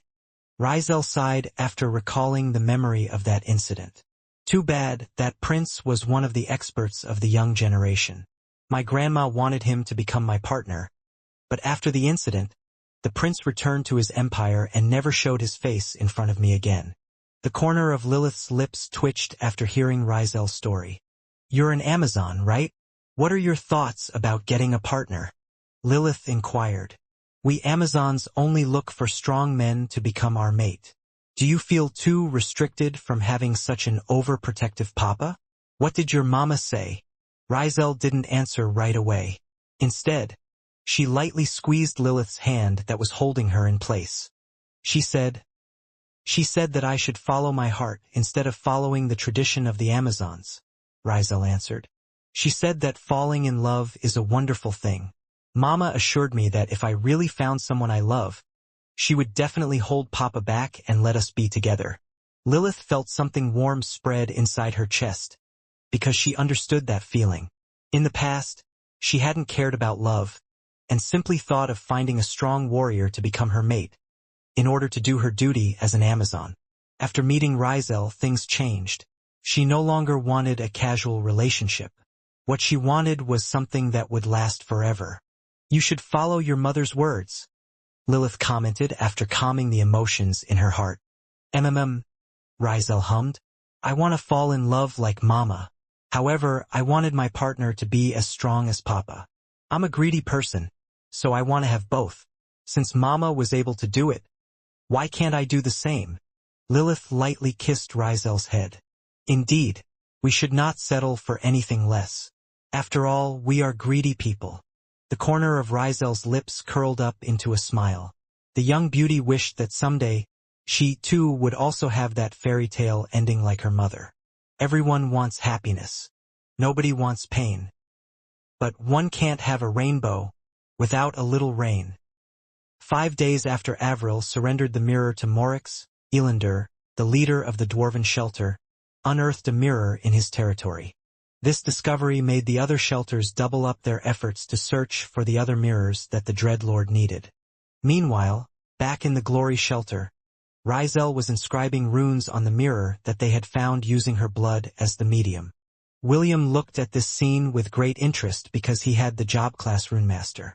From what he could tell, the young beauty was using advanced runes that not even he had seen before. However, although William couldn't recognize the runes, he had a general idea about what Rizel was trying to do. After the young lady finished inscribing the last rune, all the bloody runes on the surface of the mirror merged with its body. Did you succeed? William asked. Rizel smiled and nodded her head. I managed to make this mirror my possession. Even if Morix gets it, I will be able to manipulate it from the shadows. You're amazing, William sighed. How did you learn rune arts? I was taught by the best. Who was it? Rizel smirked as she passed the mirror to Lilith. Of course, my mama. The corner of William's lips twitched when he heard Rizel's reply. He then looked at Lilith, who had a confused expression on her face because she didn't understand what Rizel was talking about. Girl, you really know how to mess around. William shook his head in defeat. He could tell that Rizel was only teasing him. William had already expected that the young beauty was going to say that she learned it from her papa. But in order to deny his smugness, she answered that it was her mama that had taught her instead. Rizel stuck her tongue out playfully as she gave Lilith a hug after the latter had properly stored the mirror inside her divine storage. As the one who bore the sin of greed, Lilith could store many treasures in her divine storage, similar to how Chiffon could store a lot of food inside her stomach. What is our next plan? Lilith asked as she patted the young beauty's head. She had long gotten used to Rizel's clinginess when it was only the three of them, so she didn't push her away.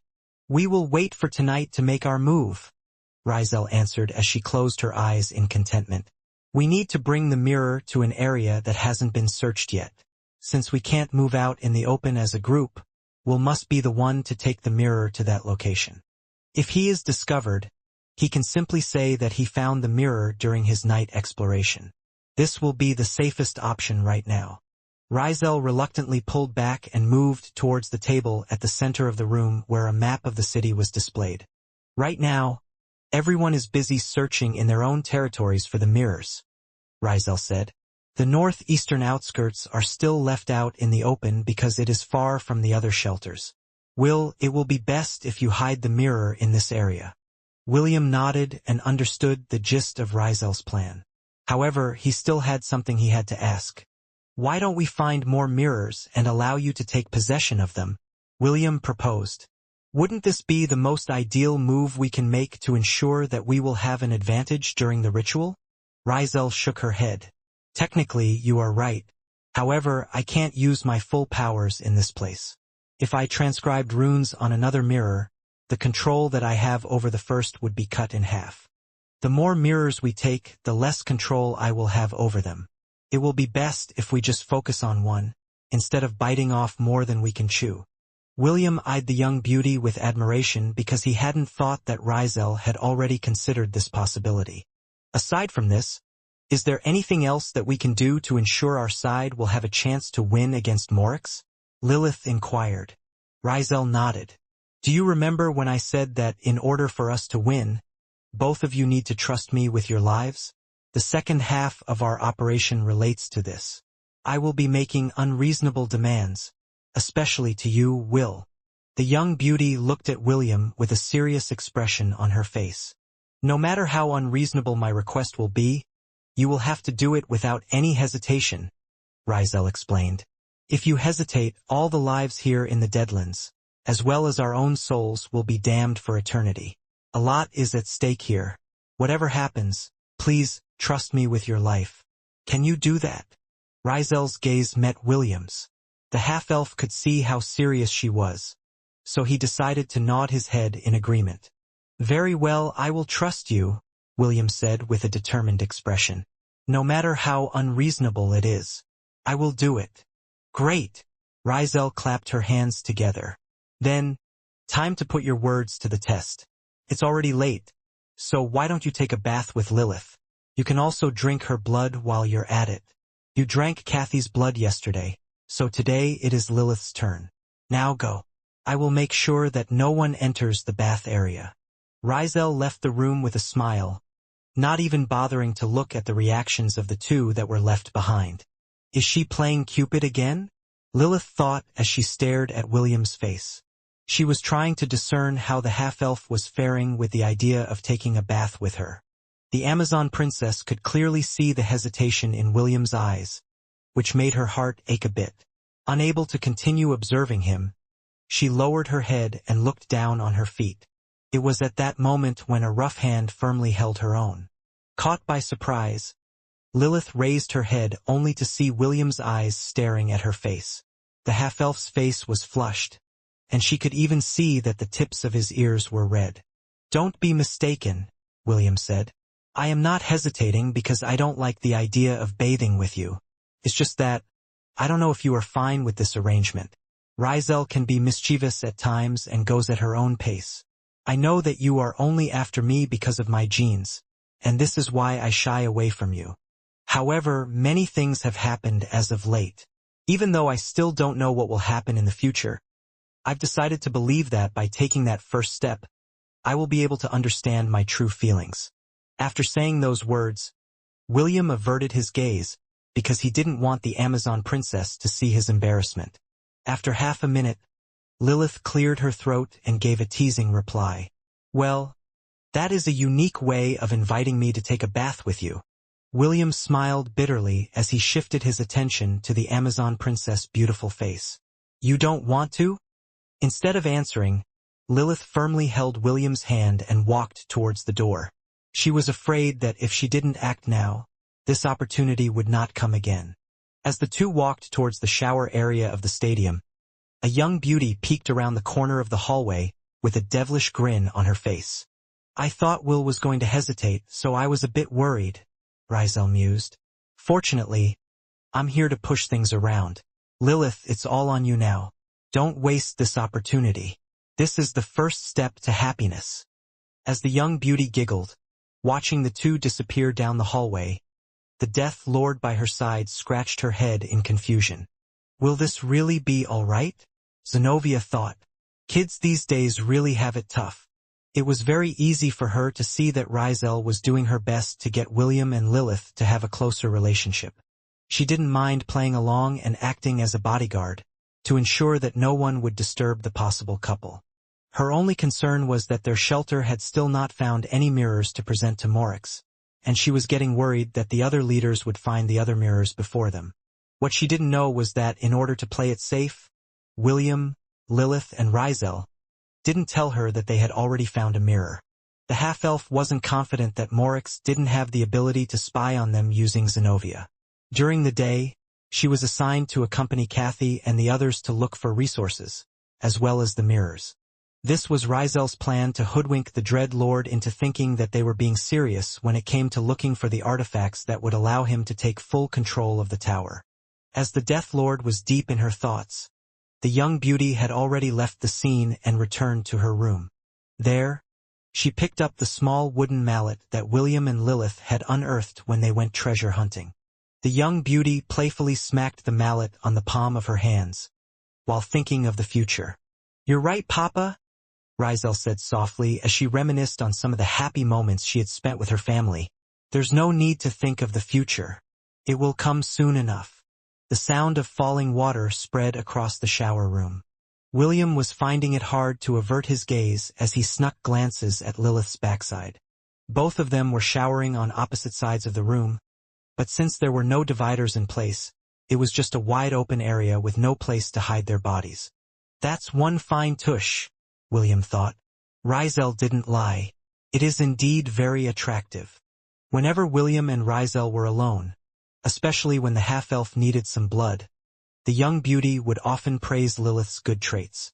Out of everything that Rizel said about Lilith, one thing stuck out to him, and that was the Amazon princess' irresistible backside, which William was now seeing for the first time.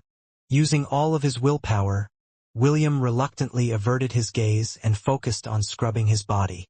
He didn't know if Rizel was playing a prank on them or not, but since he had already promised to trust her, the half-elf decided to just go with the flow. Lilith, on the other hand, didn't share William's worries. As a warrior, it was very easy for her to feel the stares of other people on her body. If William could see her face right now, he would notice that Lilith's face was as red as a beet. Although she had already marked William as her treasure, Rizel's appearance in her life had solidified her determination to make the half-elf her life partner. The red-headed teenager wasn't aware that many things had already changed in Lilith's plans since their appearance in the Deadlands. She no longer planned to kidnap William and drag him to the Amazon Empire in order to share him with her sisters. The Amazon princess suddenly felt selfish in regards to the half-elf. She wanted to keep him to herself and not let other girls take him. Of course, she knew that this was not possible because William was already married to several girls.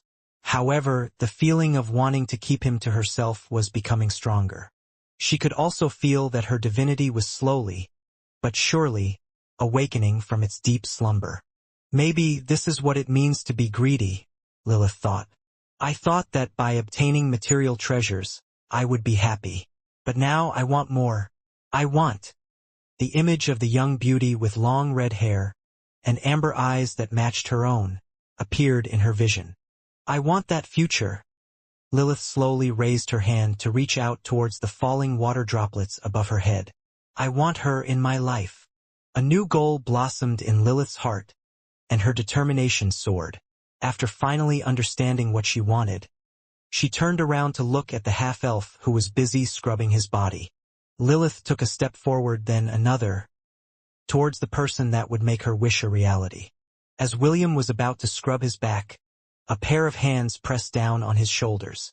Don't move, Lilith whispered. I'll wash your back for you.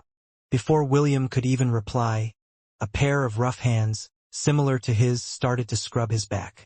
Lilith was a warrior, so her hands weren't as soft and delicate as the noble ladies that had never held a weapon in their lives. Your back is quite broad, Lilith commented. It feels nice. William didn't know how to reply to Lilith's comment, so he just kept his silence and allowed the Amazon to wash him properly. Suddenly, the half-elf's body stiffened when he felt Lilith's hand lightly squeeze his bum. It's softer than I expected, Lilith said, as if she was a connoisseur who was appraising an exotic dish that she had never tried before. Might as well clean it properly. William's body shuddered when he felt Lilith's hands knead his bum like a baker on steroids.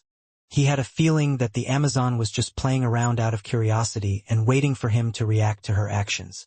However, when he thought about admonishing her, the hands stopped and an arm stretched out to open the shower, sending a steady stream of water to fall upon their two bodies. Half a minute later, William felt two soft peaks press against his back and a pair of arms wrap around his waist. Hey, Do you find me attractive? Lilith asked.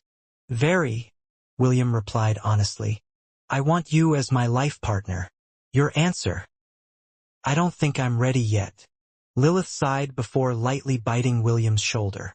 When will you be ready? Must it be today? William asked softly. It doesn't have to be today, but I want an answer soon. How soon? Lilith pondered for a brief moment before voicing out her thoughts. 4 days from now, when it is time for you to drink my blood again. Okay, William replied. I will give you an answer 4 days from now. You won't try to run away? I won't. You won't try to avoid me? I won't.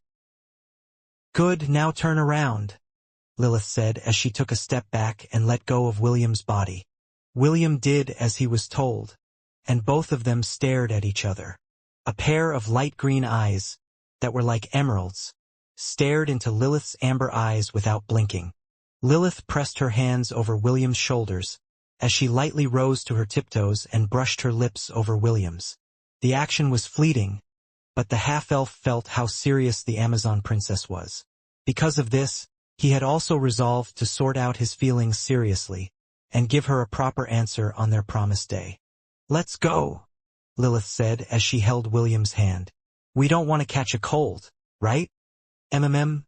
William replied as he allowed Lilith to drag him to the bathtub. That night, William felt his body burning.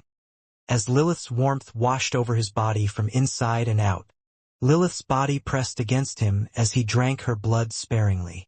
They were both naked and facing each other, but due to their promise, neither of them did anything inappropriate.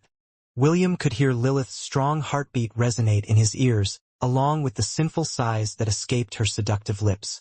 The half-elf hadn't paid too much attention to these sensations in the past, but due to what happened earlier, he had become more aware of her. Lilith's heartbeat, the sweet and intoxicating taste of her blood, her voice that was tinged with pleasure, and her warmth that fanned the fires of desire in his own heart. After William finished drinking her blood, the Amazon princess wrapped her arms around his head and gave him a long, lingering kiss on the lips. William subconsciously wrapped his hands around Lilith's waist to hold her in place. When the kiss ended, Lilith kissed William's forehead before reluctantly backing away. She left the bathtub without saying another word and took one of the bath towels to cover her body. She gave William one last glance before leaving the room. William watched her go in a daze. Only after a few minutes passed did he return to his senses. The half-elf felt hot and bothered, and knew that he would not be able to sleep easily that night. He knew with certainty that after he had finished the mission Rizel gave him, and returned to her room, the three of them would sleep together, like they had been these past few days. Imagining how the Amazon would be sleeping right next to him, made the fires in his chest burn brighter. In order to extinguish the burning desire that was plaguing his body, William stayed inside the shower room for another half an hour. This was the only way that he could think of, in order to survive the next 4 days, without thinking of the Amazon princess' passionate, soft lips that had claimed his own. William left the glory shelter an hour after his steamy talk with Lilith. He was headed to the northeastern outskirts of the Deadlands in order to put the mirror in a place that was likely to be discovered. According to Rizel, it was highly possible that in a span of 2 weeks, all the mirrors in the Deadlands, with the exception of the one on the seabed, would be found by the Alliance. Because of this same reason, Rizel was decisive and asked William to take the mirror to the place they talked about as soon as possible. As a half-elf and a vampire, William traveled through the city in the middle of the night with absolute confidence. He had paid close attention to his surroundings and ensured that he wasn't being tracked by anyone. In order to hasten his journey, he rode a bike, which allowed him to arrive at his destination in an hour. Now to find a place to hide the mirror, William thought as he gazed at his surroundings from on top of a building. After considering his choices, the half-elf decided to place the mirror inside an antique shop. This shop would be a very suitable place to look for the mirror because of the nature of its business. After completing his mission, William didn't dawdle and returned to the glory shelter as fast as he could. Although being discovered in this area wouldn't arouse any suspicions whatsoever, he knew that staying under everyone's radar was still the best option available for him. As soon as William exited the northeastern parts of the Deadlands, his powerful eyesight detected some light sources a mile away from his location. The half-elf immediately entered an abandoned shop near him, which was a pet shop. He moved towards its second floor and positioned himself near the window, overlooking the street. William was very curious about who would be visiting this area at this time of night. A few minutes later, he saw a convoy of trucks pass the place he was hiding in. The corner of William's lips curled into a smirk when he saw the identity of the late-night explorers. "Swiper," William mused. "Are you my tail or something? Why are you always appearing wherever I go?" The half-elf had no love for the demonic boar who always did his best to antagonize him, Lilith and Rizel. If possible, he would love to smash the demon's head to meat paste so that all of his troubles would be gone. Unfortunately, the chances of Swiper returning as an undead was very high. It would also create many unforeseen consequences that he didn't want to deal with right now, so the effort was not worth it. William didn't immediately leave after Swiper's group had left his area. He waited 5 more minutes before leaving the pet shop to return to the Glory Shelter. Fortunately, his return trip was smooth and he didn't encounter any more mishaps along the way. The moment he entered Rizel's room, he was surprised to find that the 2 girls were still awake. It was quite obvious that they were waiting for him to return, which made William feel warm and fuzzy inside. "What happened?" Rizel asked. "Did you encounter some problems when you delivered the mirror?" William shook his head. "I saw Swiper's entourage on my return trip, but don't worry, they didn't see me." The half-elf then explained everything that happened on his mission towards the northeastern part of the Deadlands without leaving anything behind. After his narration, he excused himself to take a quick shower to remove the dust that had accumulated in his journey outside of the shelter. However, before he left the room, Rizel handed him a set of pajamas that she had prepared especially for him. William thanked her and left the room, leaving the 2 ladies to discuss his latest brush with the inhabitants of the demonic shelter. If Swiper plans to explore every nook and cranny of the northeastern regions, he will definitely find the mirror sooner or later, Lilith said with a frown. "At most, we will get the news tomorrow. The only thing I am worried about is his request to Morix. He had a grudge against us, and if he has decided to get back at us using Morix's help, it would definitely be troublesome." Rizel nodded her head in agreement. "Indeed, if he really has decided to make a move on us, we might not see it coming even with all our eyes open. Then what do we do?" "The only thing we can do, just continue to be vigilant, while we look for the other mirrors." Lilith sighed. "We will be on the passive side when that happens. Maybe we should get 1 mirror ourselves and give it to Morix. After that, we request something to ensure our safety." "Well, that is certainly an option, but what will you ask of him?" Rizel asked with a curious gaze. "I doubt that he will agree if we request that Swiper be killed, imprisoned, or kicked out of the Deadlands."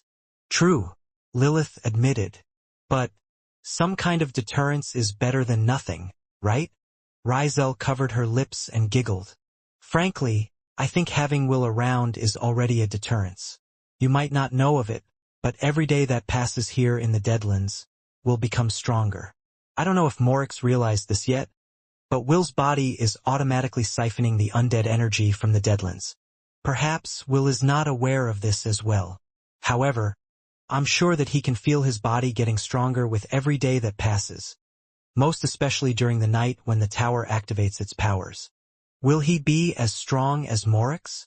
Lilith inquired. If the half-elf really became as strong as the Dreadlord, then they would no longer fear anything in the Deadlands. Rizel shook her head. "Not at the moment.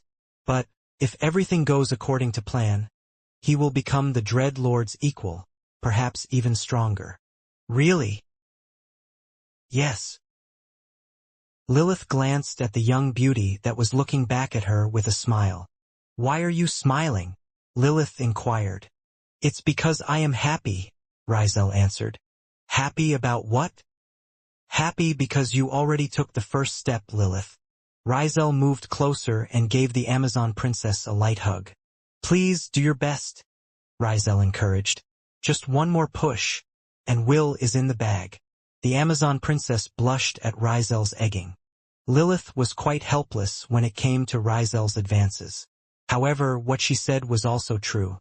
The Amazon princess recalled the scene back in the shower room, and the memory made her cheeks feel like burning.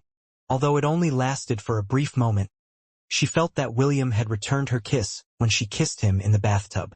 It meant that the half-elf no longer resisted her advances towards him, which made her heart skip a beat. The two girls chatted for half an hour about different ways to ensnare William. What they were not aware of was that the half-elf was already standing outside the room's door, with an awkward expression on his face. He arrived a few minutes ago and was about to knock on the door when he overheard what the two girls were talking about. The corner of his lips twitched when Rizel proposed that Lilith and her should go to one of the abandoned shops near their shelter to look for sexy lingerie that could seduce William. In the end, William waited for 5 more minutes before knocking on the door to make his presence known. When he entered, the two girls were already lying on the bed with beet-red faces, as if they were a pair of thieving cats that had been caught red-handed by the police. Half an hour later, the half-elf slept peacefully on the bed, while being hugged by a beautiful girl on each side. Lilith and Rizel gave each other a knowing gaze before simultaneously giving William a soft peck on the cheeks on each side.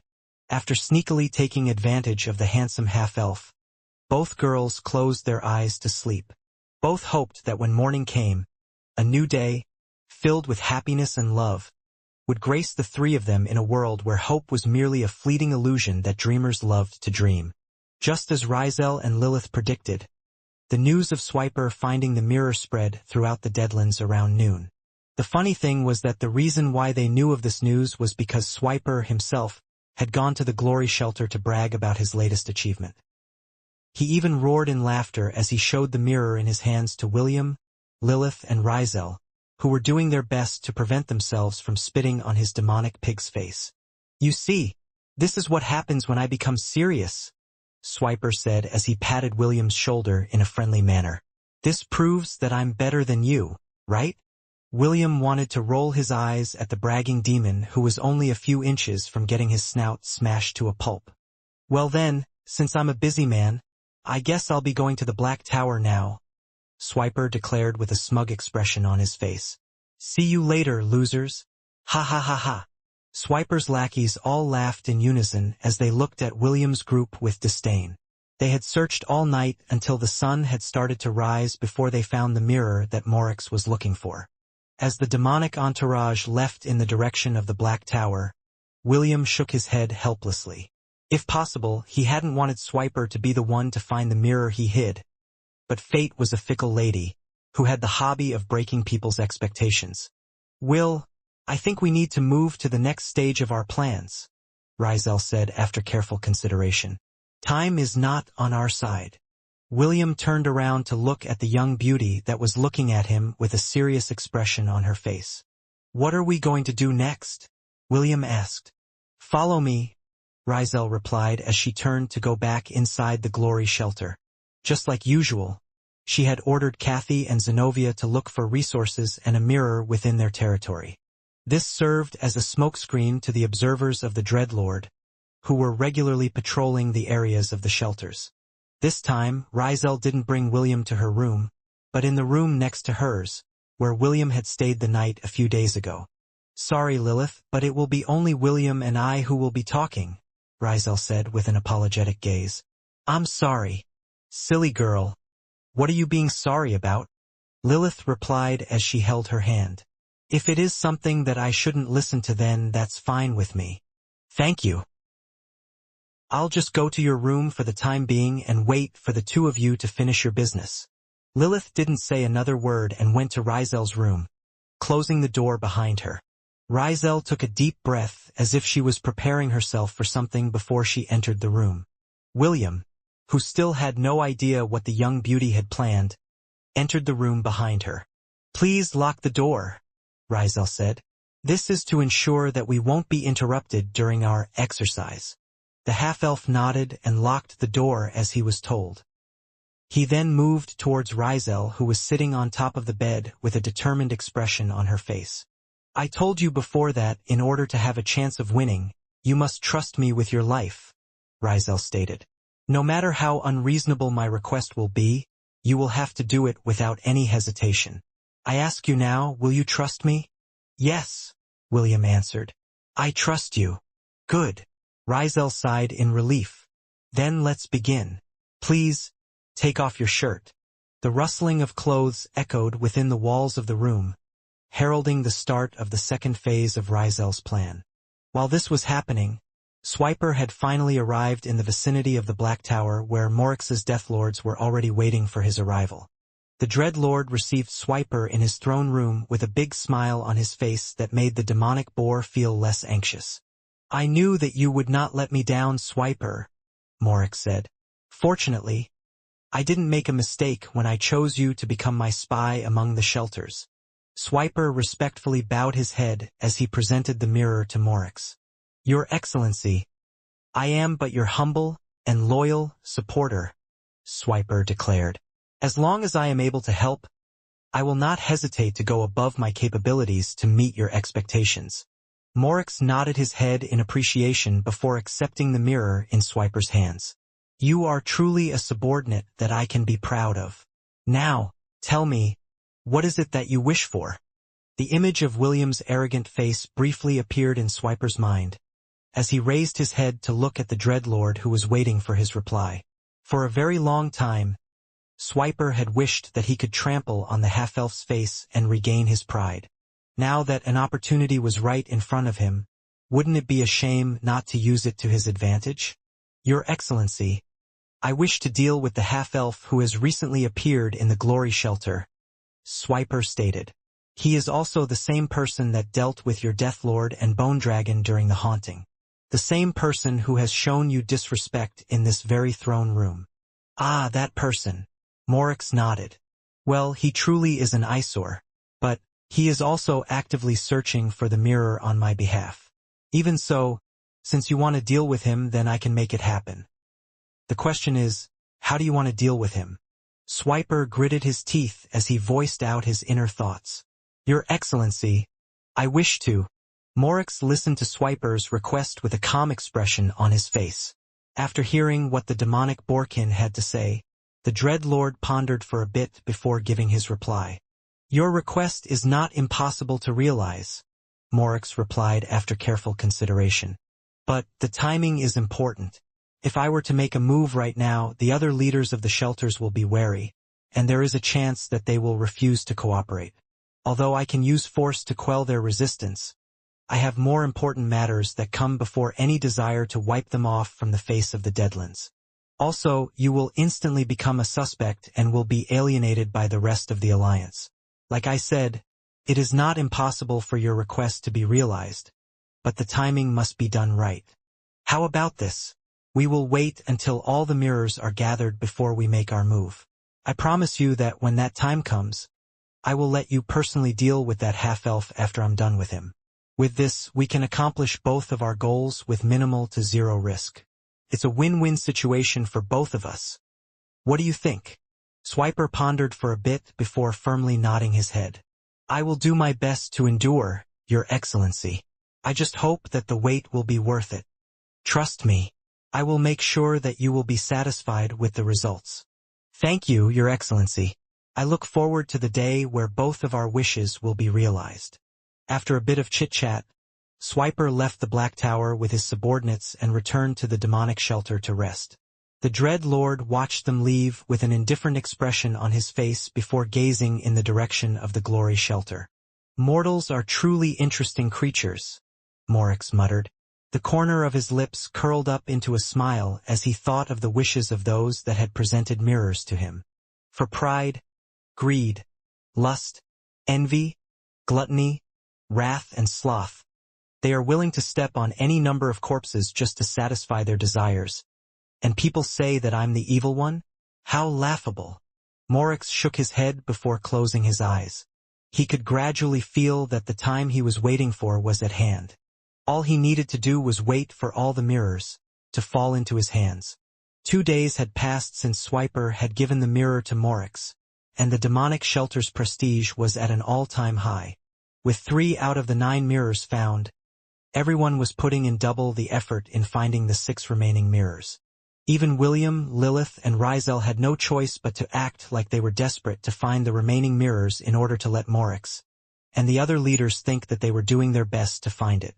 Lilith was now familiar with the aura of the mirrors, so she was able to tell William and Rizel about their locations. However, they didn't make any moves to obtain them. They simply wandered around the Deadlands, looking for other treasures. It didn't come as a surprise when Lilith managed to find one more treasure as they traveled around the city. Lilith guided William and Rizel to the location where she sensed the treasure. After nearly an hour of travel, they arrived at a small abandoned temple at the western side of the Deadlands. As they explored its interior, Lilith opened a small wooden box and found a pair of golden earrings. One of the earrings had a blue gem in its center, while the other one had a red gem. When Rizel saw these earrings, her eyes widened in shock and disbelief. So, this is where they found them, Rizel thought as she held the 2 earrings in her hands as if they were priceless treasures. She eyed them closely to ensure that they were the same earrings in her memory. After a minute of close observation, she affirmed that these were the same ones she knew of. "Are you familiar with these earrings?" William asked after seeing Rizel's surprised expression. "I've seen it in an ancient text in the past," Rizel stuttered. "They say that when 2 people who are in love wear these rings, they will be able to see the path to nirvana." "Really?" Lilith asked as she eyed the earring with a red gem embedded in it. Rizel suddenly had a flash of inspiration as a mischievous smile appeared on her lips. "How about we give it a try? Will, can you lower your head for a bit?" Okay." William obeyed and lowered his head. He already had an idea of what Rizel was trying to do, but he couldn't find it in his heart to reject the young lady's request. Holding the golden earring with the blue gem at its center, Rizel attached it to William's right ear. The instant the earring was firmly clasped on his ear, William felt a tingling sensation wash over his body for a brief moment, before disappearing completely. "How is it?" Rizel inquired. "Has something changed with your vision?" William blinked once then twice before focusing his eyes on his surroundings. William already had a 20/20 vision in the past, so he could see things very clearly. However, after being conscious of Rizel's words, he noticed that he could see other, more subtle, things in his surroundings that he had never seen before. He could see a few faintly glowing particles in the air surrounding them. He didn't know what they were, but something was telling him that these small particles were something important. "I can see some sort of light particles around us," William replied as he tried to examine the particles by lightly touching them. However, his fingers just passed through them, as if they were something that couldn't be grasped by anyone. "What are these things?" William inquired. "Laws," Rizel answered. "Well, part of the laws that bind this world together." After finding out that the earring was working properly, Rizel approached Lilith with a smile and attached the earring to her left ear. Just like William, Lilith didn't resist Rizel's action. She knew that Rizel wouldn't harm her in any way. Also, seeing that the half-elf was wearing the other earring, the Amazon princess felt the young beauty was back to playing her role as a cupid in order to bring them closer together. "Now then, let's test whether your earring works or not." Rizel clapped her hands happily as she shifted her devilish smile at the red-headed teenager who suddenly felt goosebumps on his body. One glance was enough to tell William that the young beauty was up to no good. "Will, do you love me?" Rizel asked with a bashful expression. The corner of William's lips twitched because he felt that this was a tricky question. He understood that this was one of Rizel's pranks, so he decided to put the young lady in her place. "No," William replied, which made Rizel pout. "You're lying," Lilith commented. It was at that moment when she realized that she suddenly gained the ability to tell whether a person was lying or not. "HMP. So, you lied to me?" Rizel complained as she lightly hit William's chest with her closed fist. Naturally, this playful action didn't hurt anyone. After taking her revenge, Rizel winked at Lilith and mouthed a few words without being seen by William. The Amazon princess froze because she knew lip reading and understood what Rizel was trying to tell her. However, Lilith just shook her head and smiled. I will know the answer soon. There's no need to put him on a spot right now. Then ask him other questions. Like what? Like what is his favorite food? Hobbies, etc.? Lilith nodded. That sounds like a good idea. I'll do that after we return to the shelter. But you need to answer my question first. Rizel smirked. That will depend on what question you are going to ask me. If it's something I can't answer, I won't answer no matter what. What are the names of these earrings? Parallel wishes, Rizel answered. The earrings that were said to show the path to nirvana to two people who truly love each other. Isn't it romantic? The young beauty winked at Lilith before turning around to look at William, who was pretending to read the ancient scripts that were left inside the temple. Seeing that the half-elf had no intention of cooperating with her, Rizel shook her head before looking out of the window of the temple. It's almost sunset. Let's go back to the shelter, Rizel said. She then looked at Lilith with a serious expression as she spoke out her mind. Also, Lilith, after dinner, it will be your turn to help me. Lilith was surprised at first before nodding her head. For 2 nights, William and Rizel had holed themselves up in the room right next to hers. Out of respect for their privacy, Lilith didn't bother to eavesdrop by using the mark that she had placed on William.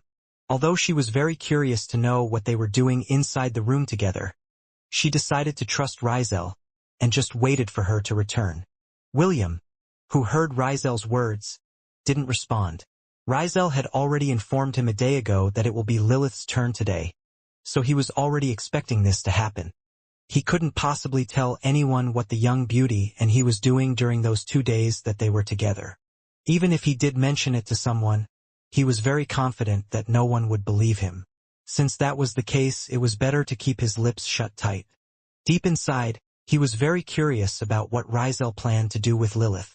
He just hoped that whatever the young beauty had planned for the Amazon princess, it wouldn't be the same as the exercise that they were doing together.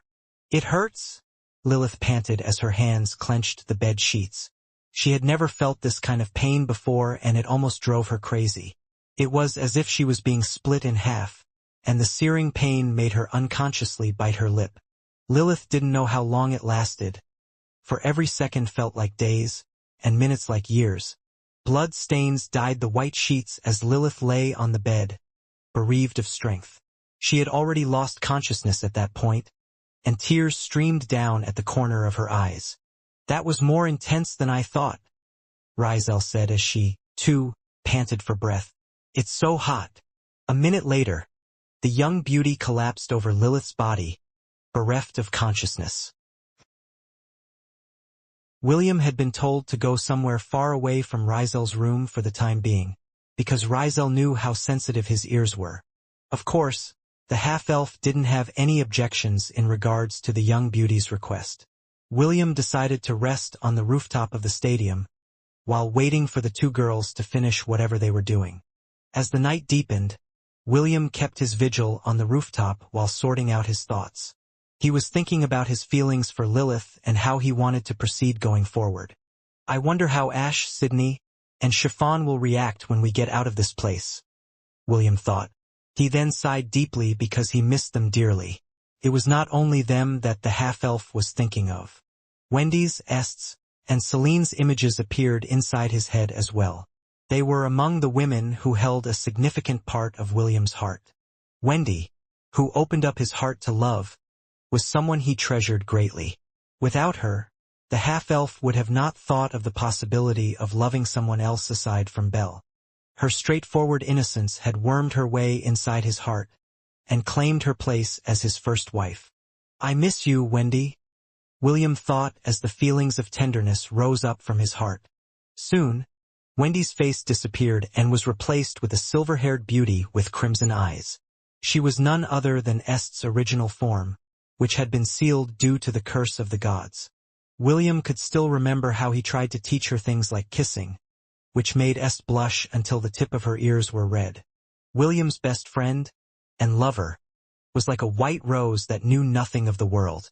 The mere act of teaching her the things that couples did made William feel as if he was corrupting someone very pure. Est was someone who wanted to learn on how to make him happy. Although she was a bit clumsy in doing so, her efforts had melted William's heart, which made him feel blessed because someone like her had chosen him as her lover. She could only retain her original form inside William's sea of consciousness, so whenever the two of them were alone together, they would meet in the half-elf spiritual world and reinforce the feelings they had for each other in both words and actions. After I finish Amon's quest, I will return to the southern continent to marry her, William said softly. Maybe I can convince her to hold the wedding in Lant. Yes, that would be the best. Although William didn't mind a grand wedding like he'd had with Princess Sydney, he still preferred something simple. For him, a wedding was a union of hearts between two people. Even if the whole world wasn't looking at them, as long as they were together, that was more than enough. Soon, the image of William's first master appeared in front of him. Without a doubt, Celine was William's first love in Lant. When he first saw her, he was immediately captivated by her beauty. Celine was a very beautiful lady. Among his wives, only Princess Sydney could match her in the aesthetic department. Their last meeting was filled with pent-up emotions that had been held back for many years. William had unleashed his pain and anger at her during that time. He told her how he felt betrayed after she enslaved him. He told her how much her dark curses hurt him. He told her everything, and Celine accepted his feelings as he cried in her embrace. She didn't apologize to William, and the half-elf had no need for her apology. After those pent-up emotions had been brought out to the surface, a storm descended, and the beautiful elf found herself being battered by the waves of passion that William had unleashed upon her beautiful body that had not been touched by any man. He made sure to place his mark on her body, inside and out. Celine had accepted them all, and surprisingly, she even subtly asked for more. They spent several days together, and although they hadn't talked about their current relationship, both knew that they couldn't return to what they were in the past. Even so, on the last night that they were together, William had whispered in her ears that she was his woman, and he was her man. Celine didn't answer him, but after William had said those words to her, she kissed him on the lips and held him tight. Shortly thereafter, they made love with each other once more as the fires of passion consumed their hearts and bodies. "Master, please return soon." William sighed as he thought of his master, Celine, who was currently in the demonic lands looking for her own master. "We need to have a proper talk and sort out this relationship we have." A few more hours passed as William stared at the full moon that illuminated the surroundings. He had already felt the major changes that had happened in his body, and although he didn't have the system to confirm his suspicions, he believed that his prestige class, Vampiric Necromancer, had made a breakthrough. William was 100% certain that he had now become a vampire prince, which was the next stage of the Vampiric Necromancer. Suddenly, the earring on his right ear gave a faint ringing sound. Soon, Lilith's exhausted voice reached his ears, telling him that he could now return to the room. A few minutes later, William opened the door to Rizel's room. Rizel was sleeping peacefully in Lilith's embrace, exhaustion written on her face. The Amazon princess, on the other hand, looked so sleepy that she could barely open her eyes. Her pitiful state moved William, so he sat on the bed and brushed away the hair that blocked her face with his fingers. "Just sleep," William said. "I'll keep you girls safe." Lilith hummed as she closed her eyes. A few seconds later, she also fell asleep, hugging Rizel in a protective embrace. William moved to the other side of the bed and gave Rizel a hug. Right now, the young beauty was sandwiched between him and Lilith, which was a first for them. Usually, it was William who was always in the middle, so this change of pace felt refreshing. After being hugged from behind, the exhausted expression on Rizel's face eased up a bit, being enveloped by the warmth of the two people beside her. The young beauty slept deeply and dreamed of happy dreams. Dreams of all the times she had spent together with her loving family. "The two of you just stay put for today," William said as he looked at the two ladies who had fevers. This was the first thing that he noticed when he woke up in the morning. Lilith's and Rizel's bodies were unusually hot, so the half-elf immediately looked for a clinical thermometer to check their temperature. When the results came out, his hunch was confirmed, so he ordered the two ladies to stay in bed, while he brought them something to eat. "I thought I was going to die last night," Lilith said as she held her aching head. "What you did was very dangerous. I'm surprised you managed to survive it." "I thought I was gonna die as well." Rizel had a pained expression on her face because she, too, was suffering from migraine. "I didn't know that it would be that intense." "Don't tell me that we are going to do that again?" "We have to. It will raise our chances of winning." Lilith massaged her temple in order to lessen the pain she was feeling. Although she wanted to get in the way of Morix's plans, inflicting self-harm was something she wasn't fond of. "There has to be a better way." Lilith sighed. "Both of us might suffer from a harsh backlash if we use this method again." Rizel nodded in agreement. "I'll think of a new alternative after we recover. Thinking right now really hurts, so I'll pass for the time being." Despite the pain she was feeling, Lilith wasn't able to stop a chuckle from escaping her lips. The usually fearless young beauty was showing signs of backing out after their nearly failed experiment last night. 20 minutes later, the door of their room opened and William came in pushing a trolley of food. "I made some oat porridge," William said. "They're still hot, so let them cool off a bit."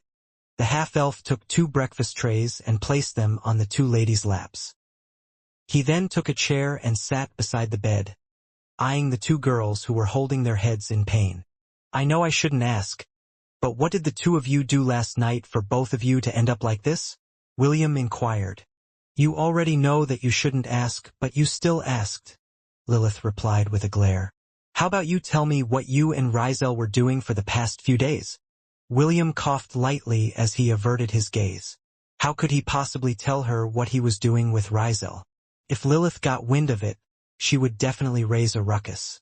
Rizel, who was watching the 2's banter, wanted to laugh, but the sudden pain that racked her head made her wince in pain instead. William sighed as he picked up the food tray on Rizel's lap. He then took a spoonful of the porridge and blew on it. "Say ah." "Ah." The half-elf spoon-fed the young beauty, which made Rizel quite happy. She had only gotten sick once in her life, and back then her papa and mama took very good care of her. Seeing William care for her like this made her want to act like a spoiled child in order to make him pamper her. Just this once, Rizel thought as she opened her mouth to eat. There might not be another opportunity like this again in the future. As William fed Rizel, Lilith could only endure her headache and eat her own food. For her, it was perfectly fine that the half-elf was ensuring that the young beauty was eating properly. She didn't feel jealous or anything. The Amazon princess even thought that this was only the natural order of things, and it was William's duty to take care of Rizel. As for her, she could take care of herself just fine, even with her current condition.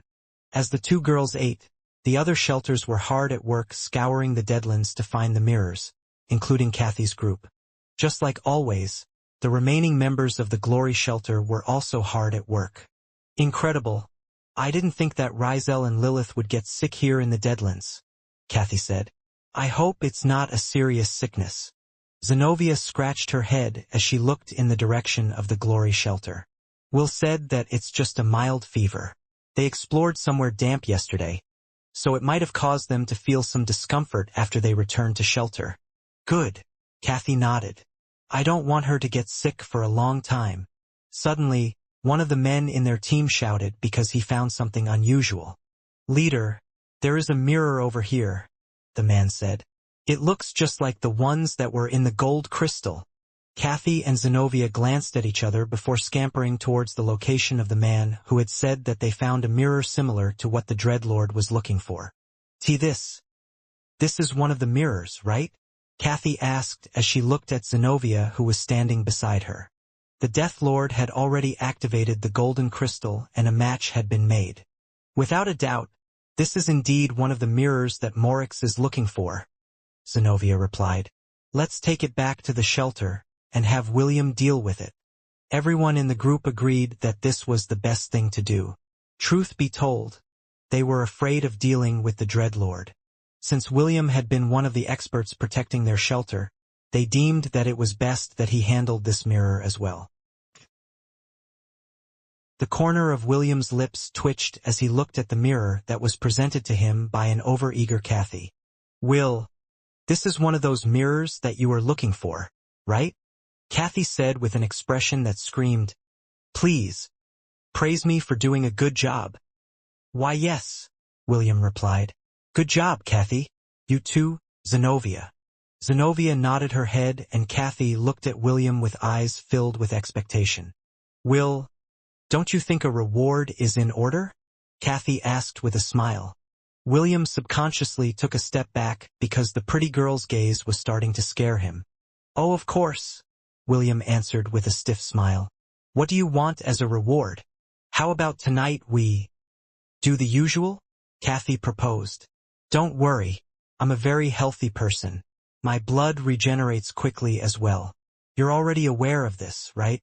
William couldn't refute Kathy's words because she was right. The half-elf had discovered her peculiarity when he first drank her blood. Although William only drank a mouthful, he realized right away that Kathy had already recovered the amount of blood that was taken from her. At first, the half-elf thought that he was just overthinking things, but after he drank her blood for the second time, he realized that what he suspected was true. That was also that same day that Kathy realized she had this unique trait. She also seemed a bit surprised that she hadn't discovered it in the past. Simply put, she was like a rechargeable battery that was always at full charge. Even with this ability, William didn't want to take advantage of her and simply took what he needed. He didn't know if this ability had a side effect, so he decided to not abuse it for Kathy's safety. Understood. Tonight then. William relented. Now that another mirror was within his hands, he had no choice but to give it to Morix as soon as possible, so he wouldn't be suspected of anything. The only problem was that when he handed the mirror to Morix, he would be able to ask the Dreadlord for a favor. Frankly, William didn't know how to handle this situation, so he decided to ask Zenobia to call one of Morix's undead to deliver the mirror to the Dreadlord for the time being. Half an hour later, a Death Lord riding a bone dragon landed near their shelter. William gave the mirror to it and asked it to pass a message to Morix. "Tell your master that I will visit him one of these days," William said. "I am busy right now, so I can't hand the mirror over personally." "Understood," the Death Lord replied. "Is that all you wanted to say to my master?" William smiled. "I am taking care of 2 sick people right now, so I can't leave them alone. I will also use this opportunity to think of what request I will ask when I go to the Black Tower to visit His Excellency." The Death Lord nodded before mounting the bone dragon to return to the Black Tower. William watched it go with a complicated expression on his face. Although the leaders of the shelters might raise an eyebrow due to his lack of interest in meeting Morix to claim his reward, he had a valid excuse on hand. Although the Glory Shelter was most likely safe for the time being, he didn't feel comfortable leaving the 2 sick girls behind. He would rather wait for the 2 of them to recover before meeting with Morix. Should I ask him to kill Swiper? William thought. The half-elf only entertained this thought for a few seconds before tossing it aside. He was sure that even if he asked this of Morix, the latter would not do it because it would complicate his plans. The half-elf sighed before returning to take care of the 2 ladies who were resting in their room. For him, their safety was far more important than any favors that he could get from the Dreadlord, whose charismatic smile couldn't be trusted. "Really, he said that?" Morix asked the Death Lord that he had ordered to pick up the mirror at the Glory Shelter. "Yes, Your Excellency," the Death Lord replied as he bowed in a respectful manner. Morix snorted as he waved his hand to dismiss the Death Lord from his throne room. When his subordinate was no longer in sight, the Dread Lord inspected the mirror in his hand before nodding his head. "It is indeed one of the mirrors that I was looking for," Morix muttered. He then raised the mirror above his head, where it floated towards a pedestal that matched its design. For out of the 9 mirrors had been found and Morix was quite happy about the performance of the people in the Deadlands. "When everyone else is trying to gain my favor, he alone doesn't think too highly of me," Morix muttered as he sat on his chair. "This half-elf is either trying to anger me, playing hard to get, or simply doesn't care. If he is trying to anger me, then his plan is working." If he is playing hard to get, then he is a fool. But if he simply doesn't care, then this is where the problem lies. Morix would rather believe that William chose to go with the first two options instead of the third. The two choices were still within his scope of understanding, but the third made the Dreadlord feel wary. When William had arrived in his throne room along with the members of the Alliance, he didn't show any expressions of reverence or fear towards him. The other leaders of the shelters, including Avril, Eldon, Swiper, Linder, and Wade, all showed signs of wanting to form a closer relationship with him, but William only had a calm expression on his face, as if he didn't care for riches, honor, or any other kind of favor that he could gain by forming a good relationship with him. Does he really think that converting my subordinates to his side will save him from my wrath? Morix mused as he lightly tapped the arm rest with his finger. Or perhaps he discovered something. Impossible. A lowly mortal couldn't possibly know anything about me. Still, I should probably dispatch a few observers to watch his every move, just to be on the safe side. I must not do anything until all the mirrors are collected. As long as I have them in my hands, I won't have to fear or run away from anyone again. Morix clenched his fist as he looked at the mirrors that were on display above him. Soon, Morix said softly. I will have my revenge soon. Inside the glory shelter. I hope you get well soon, Avril said. Here, take these berries. They have healing and restorative properties. I'm sure that when morning comes, your fever will be long gone as well. Thank you, Avril, Rizel replied as she accepted the beautiful elf's get-well presents to her. You're a godsend. You're exaggerating. He. Rizel ate one of the berries and handed one to Lilith as well. The moment the berry entered her mouth, she felt a soothing sensation pass through her head and down to her spine.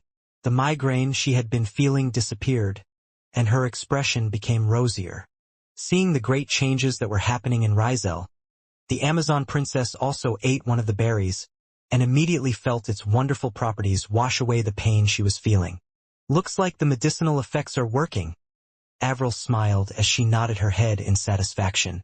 With this, both of you are on your way to a full recovery. Thank you very much, Avril, Rizel said with sincerity. I will repay this favor in the future. Oh, in that case, I will look forward to your repayment, Avril replied in a teasing tone. Thank you as well, Avril, Lilith commented. Avril nodded with a smile. You're welcome. It is only natural that we help each other in our time of need, especially here in the Deadlands. The beautiful elf then shifted her gaze to William, who was leaning on the wall across the bed. The half-elf had his eyes closed and seemed to be dozing, but Avril was sure that he was very much awake and paying close attention to their conversation. Aren't you afraid that Morix will take offense to you for not personally handing the mirror over? Avril inquired. I wanted to meet him, but I couldn't leave these two sick girls at the moment, William replied without opening his eyes. They're helpless without me, so I can only stay here and ensure that they don't bite others. Lilith and Rizel rolled their eyes at the slanderous accusations that were being thrown their way. Avril only covered her lips and giggled because the two ladies' reactions and William's words were quite funny. Several minutes later, Avril bid Rizel and Lilith goodbye and left the room accompanied by William. As they walked in the quiet hallway, the beautiful elf glanced at William and asked a question. Hey, do you think that Morix will stay true to his word and let us all leave this place alive? Avril inquired. Maybe, William replied. I haven't known him long enough to know whether he is a man, rather a dreadlord of his word or not. Avril reluctantly nodded her head in agreement to William's answer. For her, this answer was acceptable, so she didn't decide to ask more about his opinion in regards to Morix. Instead, Avril shifted her question to his relationships. Tell me, between Rizel and Lilith, who do you prefer the most? Avril asked. Or perhaps, you have set your sights on both of them? I can tell by the way they look at you that their relationship with you is very close. William smiled as he answered Avril's question without looking at her. Rizel is like a little sister to me, William replied. We are close because we treat each other like family. As for Lilith, well, that girl wants me to be her mate. Right now, I am thinking about whether I should accept her advances or not. Ho, I guess this is the problem when you're popular with the ladies. Well, it's not my fault for being born handsome, you know? Avril rolled her eyes at him as they finally arrived at the entrance of the Glory Shelter. I can take it from here, Avril said. I know that you are a gentleman, but there's no need to escort me all the way back to my shelter. I don't want the fever of two sick ladies to worsen because of jealousy. William only chuckled to Avril's words as he escorted her up to her truck. Listen, William. Avril stared at him with a serious expression on her face. Beware of Swiper. I'm sure that he's planning to do something bad to you. It is also possible that Morix might be helping him. So, for your safety, try to patch things up when you meet with him to claim your reward. Understood, William replied. Thank you for your concern. The beautiful elf gave William one final goodbye before returning to her shelter. Her reason for coming was to check on Rizel's condition, as well as to know William's thoughts about the Dreadlord. Right now, the Alliance was in a cooperative relationship with Morix, and if possible, Avril didn't want any problems to occur anytime soon. Also, the request she had asked of Morix still needed fine-tuning. Because of this, she would do her best to prevent conflicts from arising, especially when the very thing she had wished for was still not in her hands.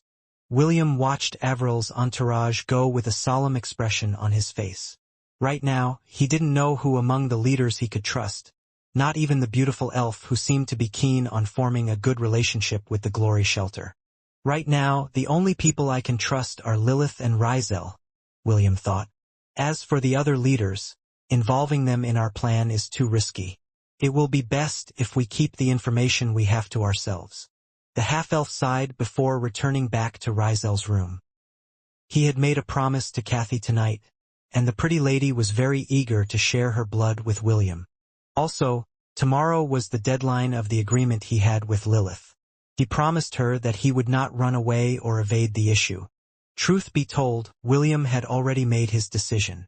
He was just waiting for the right opportunity to give his answer to the Amazon princess, who was feeling under the weather. Sir William, don't hesitate to call me again if you ever need more blood, Kathy said with a blush as she stood up from the bed. I will always be available for you. Thank you, Kathy, William replied. I will keep that in mind. William had just finished drinking her blood, and this time he drank until he was full. He wanted to know how powerful Kathy's blood regeneration was, and his discovery left him speechless. At first he drank her blood sparingly, but after sensing that Kathy's blood was regenerating at a rapid rate, he decided to take it to the next level and drank deeply. Kathy didn't voice out any complaints, and only sighs of pleasure escaped her lips. After making sure that the pretty lady was still in good health, William continued to drink her blood until he was full. For the first time since William had entered the Deadlands, his bloodthirst had been properly sated. He was confident that even if he didn't drink blood for 4 to 5 days, his bloodthirst, which had been amplified by the Black Tower, would be kept at bay. This made William quite happy because he was truly not comfortable with drinking Rizel's blood in order to ease up his blood cravings. As for Lilith, she alone would not be able to keep up with his needs, so having Kathy around was a godsend. Also, Lilith and Rizel were the combat experts of their shelter. Drinking their blood would leave them in a weakened state, which William didn't want to have happen. For now, I'll just drink Kathy's blood, William thought as he waved goodnight to the over-enthusiastic girl, who was still looking at him with an infatuated look.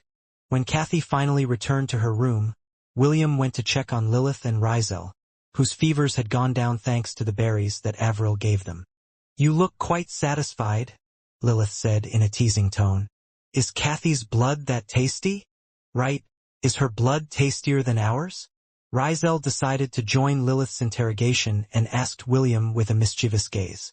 Just so you know, depending on your answer, the place where you will be sleeping tonight might change. The corner of William's lips twitched as he looked at the two beautiful girls who were eyeing him with a suspicious look. He could tell at a glance that Rizel was serious. If he really gave them an answer they didn't like, he might be sleeping on the floor tonight. Both of your blood is tastier than hers, William replied. It's like comparing quality over quantity. The masses will choose quantity, while true professionals will prefer quality. Even if someone were to point a gun on William's head at that moment, he would not dare to tell the two girls that Kathy's blood was better than theirs. In fact, William found the pretty girl's blood to be quite tasty. Not only that, it was unlimited as well. However, he would not admit this while under the scrutinizing gaze of the two girls who were both holding pillows in their hands. Well, at least you know what quality is, Lilith replied as she moved a bit to the right side of the bed. That's right, Rizel commented as she moved a little to the left, leaving some space in the middle for William to comfortably sleep between the two of them. As soon as William laid on the bed, the two girls hugged him. A minute passed as the three enjoyed this feeling of comfort. However, William had some matters to discuss with the two of them, so he decided to take the initiative before the two girls fell asleep. The two of you already know that we need to meet Morix soon, William said. Help me think of a request that wouldn't sound unusual coming from me. Rizel, who was hugging William from his left side, giggled.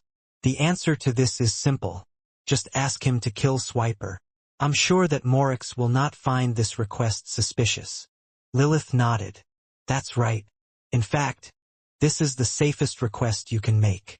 I already thought about this request, but we all know that Morix will not accept it.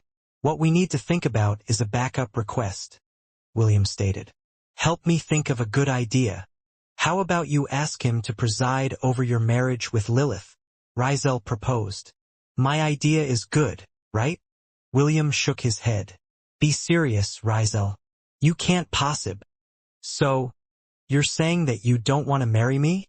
Lilith asked in a calm manner. William suddenly felt the hairs on the back of his neck stand on end as Lilith's hold on his body tightened slightly. It's not that. How can I possibly allow a dread lord to supervise over my wedding? Oh, so, you're not against marrying Lilith? William wanted to pinch the young beauty beside him so badly. It was too late for him to realize that he had been played by Rizel by throwing out the idea about marrying Lilith. So, this is what you were aiming for, Rizel? William said as he stared at the young beauty who was grinning at him. He then lightly squeezed Lilith's hand as he turned his head to the right side of the bed. I promised you that I would not run and avoid the topic. Let's talk about it tomorrow. Just the two of us. Seeing how serious William was, Lilith sighed and nodded her head. She then moved closer and allowed herself to rest in William's warm embrace. Is this favoritism? Rizel complained with a pout. She then did the same thing that Lilith did and enjoyed the look of awkwardness on William's face. Let's return to the topic at hand, William stated in order to change the topic. We need to come up with an answer tomorrow. I plan to meet Morix 2 days from now. Why do you have to wait for 2 days? Lilith asked. William smiled. Because our talk tomorrow is more important than Morix. What kind of talk is this? Rizel asked with great curiosity. Come on, tell me. Let me know as well. William glanced at the young beauty before shifting his gaze to Lilith. The Amazon princess was giving him the don't even think about telling her stare, which made the half-elf hold back the words that he was about to say. After a few minutes of fooling around, the three finally came to a consensus about what to tell Morix during their next meeting. With that problem out of the way, the three slept peacefully in each other's embrace. By the next day, Lilith and Rizel had made a full recovery. After thinking about the mishap that happened the day before, Rizel realized that she would need a different method in order to acquire what she needed from Lilith. She originally thought that her body was strong enough to help her succeed in her plan, but she had greatly underestimated the Amazon princess' full potential, which led to the two of them to experience a world of pain. Rizel would never want to experience that kind of pain again, so she was taking this matter seriously. Today, let's do an experiment with the two of you, Rizel said. Maybe it will work if William is the one to do it. Lilith unconsciously shuddered when she remembered the otherworldly pain that she had suffered when Rizel attempted to borrow something from her. She then glanced at the young beauty in front of her with a troubled look. Be honest, you just don't want to experience the backlash if it ends in failure, right? Yes. The young beauty immediately folded under Lilith's unforgiving gaze. Seeing that Rizel didn't plan on getting hurt the second time, the Amazon princess could only sigh as she gazed at William with a doubtful expression. The half-elf, who had no idea what the two girls had been through, could only tilt his head in confusion. This is an important part of our plan, and we need to find a way to make it happen. Rizel decided to strike while the iron was still hot. Just give it a try once. I think that the probability of it succeeding with the two of you together is very high. Don't worry, I will explain the method to William. All you need to do is open yourself up to him, Lilith, like you did with me. Lilith could only reluctantly nod her head in agreement before looking at William with a determined expression on her face. There were only the three of them in the shelter because Kathy and Zenobia had once again taken the rest of the Glory Shelter survivors out to gather resources. For Rizel, this was the best opportunity for them to perform their experiment, without worrying about others accidentally discovering what they were up to. Okay, this is what you need to do, Will. The young beauty explained the step-by-step process on how to succeed in the task that he needed to do. At first, William was flabbergasted by Rizel's daring approach. Even he didn't think that such a possibility existed. With a face filled with doubts, he faced Lilith and asked her a question. Is this really going to work? We will never know until we try. Don't worry, you two. There's a first time for everything. They say that the third time's the charm. Lilith lightly pinched the young beauty's cheeks as she voiced her complaint. This is only the second try. Are you telling me that we still need a third try in order to succeed? I misspoke. The second time's the charm. You'd better have. Rubbing her pained cheeks, Rizel looked at William with a face filled with injustice. You better succeed, okay? My happiness is counting on you. William shook his head helplessly as he held Lilith's hand. Let's do it. I don't know if it will succeed, but it won't hurt to try. Oh, trust me, it will hurt, Lilith replied, but she held William's hand firmly. I hope you're ready for this.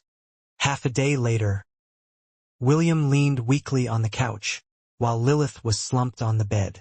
The Amazon princess was bereft of strength, while the half-elf was overflowing with it.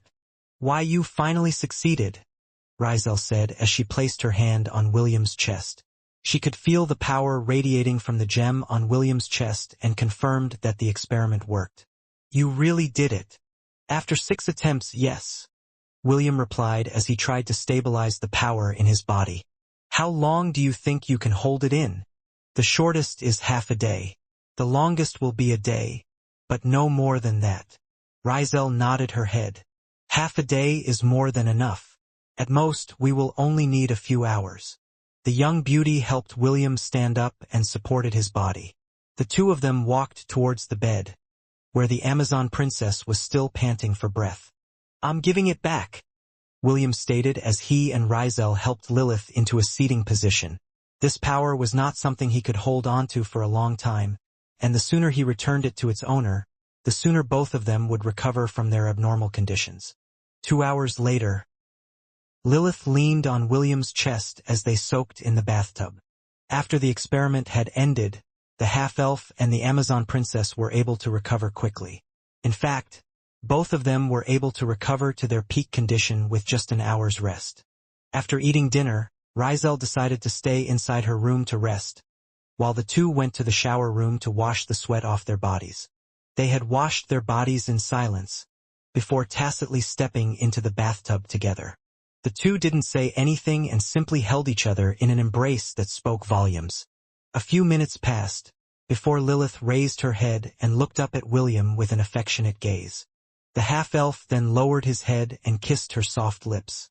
The kiss only lasted for a few seconds, but it was more than enough to convey his feelings to her. Thank you for not running away, Lilith said as a tear streamed down the side of her face. I didn't know that I would feel this way towards any man. In the past, I looked down on the Amazons who chose love over strength. Now I know better. The Amazon princess pressed her hand over the gem embedded on William's chest, as she gazed at a pair of light green eyes that were looking at her with tenderness. Do you promise to love me as well? She asked. I promise, Will replied. Lilith smiled. I think, if not for the workings of a little Cupid, the two of us being together like this would not be possible, don't you think? William nodded. I will not deny it. I never saw you as a love interest. All I saw was an Amazon who was after my drop-dead gorgeous jeans. You're being too honest. Can't you hold back a bit? I think honesty is important in the relationship we have now. I believe that both of us will be able to walk forward hand in hand, if we are not afraid to speak what is in our hearts to each other. Lilith smiled because she also thought the same way. Right now her heart felt warm and fuzzy. Looking at the handsome man looking down at her with tenderness was enough for her to know that her decision to take that final step was the right choice to make. The Amazon princess lightly caressed the side of William's face before rising up to kiss his lips. This time, the kiss was long and passionate, and both of them returned each other's feelings in full. A minute later, their lips parted. Lilith then cupped William's face and planted a kiss on his forehead. Love me, Will? Lilith said softly. Mark me as your lover. She then wrapped her arms around William's head as she raised her body until William's face was at her chest level. William pulled the plug to drain the water as he opened his lips to kiss the pink tips that were presented to him. He kissed, licked, sucked, and rolled the tips around with his tongue, marking them as his own. It was not only William's lips that were sending shivers down her spine. His left hand caressed her backside, while his right teased her forbidden fruit. Lilith tried to endure the half-elf's relentless assault on her beautiful body that had known no man, but it was futile. This was the first time she was experiencing something pleasurable like this. Clearly, she was no match for the half-elf, who had fought fierce night battles with his wives on a weekly basis. Lilith's body uncontrollably shuddered as she reached her first climax. The waves of pleasure that washed over her body were so powerful that she almost fell out of the bathtub. Fortunately, William was supporting her body so she didn't fall. After she regained her composure, she looked at William with a face filled with yearning. Teach me, Lilith said. Teach me how to make you feel good. Okay. William smiled and kissed her lips before telling her to kneel in front of him. William told her what she needed to do, and the Amazon princess performed her task to the best of her abilities. Although she had already seen William's little brother on several occasions, this was the first time she was seeing it up close. Her sensuous lips parted as she planted a kiss on its tip. Soon Lilith found herself falling into a daze. She licked, kissed, and at times put William's inside her mouth. It was at that moment when William realized that Lilith was seriously doing her best to learn how to make him feel good, which made him very happy.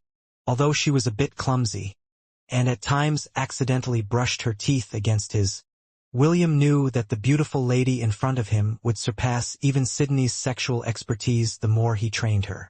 The half-elf felt that he was about to reach his limit, so he lightly patted Lilith's head to tell her to stop. This was the first time that they would do it together, so he wanted to do it properly, and release it inside her womb, rather than have her drink it through her soft and sensuous lips. William dried Lilith's body and carried her out of the shower room in a princess carry. They didn't head back to Rizel's room. Instead, they went to the room that was near the shower area. The half-elf had prepared this room in advance because he knew that Lilith was a bold and aggressive lady. If the Amazon princess were to really want to do intimate things with him, William knew that he must not reject her feelings. William laid Lilith on the bed, whose body was only covered with a bath towel. Her face was still flushed due to the things they did earlier, and her gaze was telling him that she wanted more of his affection. This time, it was William who took the initiative to kiss Lilith. He pried her soft lips open with his tongue, and gave her a long and passionate kiss that took her breath away. His right hand entered the bath towel and playfully teased the tip of Lilith's left breast. He flicked, pinched, and pressed down on it, which made the Amazon princess pull back on William's deep kiss as she panted for breath. Looking at her dazed expression, William unfurled the bath towel that covered her seductive body. As a warrior, Lilith's body was very fit, and her muscles revealed how much she had trained in her life. William unconsciously swallowed as he appraised the Amazon princess body. He could feel the strength it radiated, and yet her womanly curves weren't compromised by it. Instead, it even enhanced them, which was a stark contrast to the bodies of his wives who were fair and delicate. The only one that came close to Lilith's physical charms was the adult Wendy's body, who was a captain of the Valkyries in her past life. The Amazon princess looked up at William with eyes filled with desire. Her sensuous lips moved to form words, asking the half-elf if he liked what he saw. "You're beautiful, Lilith," William replied as he kissed her forehead. "Very beautiful." William gave her lips a brief kiss, before moving his head downwards. Lilith's lightly tanned body shuddered as William's lips left a trail of kisses on it. "You love my breasts?" Lilith commented as William sucked on her left breast, while playing with the other with his right hand. "Are they better than Sydney's?" The half-elf momentarily released the pink tip that was standing firm inside his mouth and answered her question. "Sydney is Sydney, you are you," William replied as his right hand lightly pinched Lilith's. "Why are you always trying to compete with her?" "I don't know," Lilith replied as she held William's head and guided it back to her left breast. "I just feel that among your wives, she is the greatest threat that stands in my way. Usually, you should be the one to tell me to not think of other women while we make love." William smiled. "But don't worry. After I'm through with you, you will realize that you don't need to compete with her. After all, both of you are my women." William opened his lips and sucked on the firm tip that he had neglected earlier. He wanted to let Lilith know that she shouldn't feel insecure about Princess Sydney's seductive body, because her own body was quite attractive as well. In time, William's head traveled downwards. He kissed the outlines of Lilith's abs, as his hands grabbed hold of her legs and parted them. William kissed her lower abdomen repeatedly, as if marking it as his own. The Amazon princess wasn't aware that she had stroked William's inner desire for conquest. Usually, it was the Amazons who felt this way. For them, conquering men and dominating them were the true traits of an Amazon warrior. However, right now the roles were reversed. It was William who wanted to conquer Lilith, and the latter offered herself to him in sweet surrender. Suddenly, a gasp escaped the warrior princess' lips when William's tongue licked her entrance. The half-elf was doing his best to hold himself back, as he prepared his lover for their first union. The new wave of pleasure made Lilith subconsciously hold William's head, allowing his ministrations to reach deeper inside her. The fire burning inside her chest was growing stronger, while her entire being shivered under William's sensual attacks. A few minutes later, her body shuddered and her world turned white as the half-elf brought her to the peak of pleasure. When William looked up to check her condition, he was surprised to see that Lilith had actually fainted after reaching her climax. "She's so sensitive," William mused as he lightly tapped Lilith's cheeks to wake her up. "It's too early for you to sleep. We're just getting started." Since Lilith was a warrior, she was able to regain her consciousness in half a minute. However, she couldn't move her body because she felt like jelly. "Did it feel good?" William asked as he lightly caressed her face. "Yes," Lilith replied in a daze. "It is the best thing I ever experienced in my life." "Well, there is a first time for everything. I will also be taking another one of your firsts. Are you ready?" Lilith nodded as she looked up at the handsome half-elf whom she had chosen to become her life partner. She knew that when this night was over, she would no longer wish to share him with her sisters back in the Amazon Empire. "Make me yours, Will," Lilith said in a voice filled with love and affection. "Give me your baby." As if a string had snapped inside William's consciousness, the half-elf rubbed his manhood on Lilith's entrance, which was now soaked with her desire. When William pushed his hips forward, Lilith clenched the bed sheets with her hands, as both of them became one. She was told that the first time would be painful, but the pain she felt was only fleeting. It was similar to how it felt when William drank her blood. After the brief pain, pleasure followed, and Lilith found herself sighing as the half-elf pushed deeper to reach her deepest part.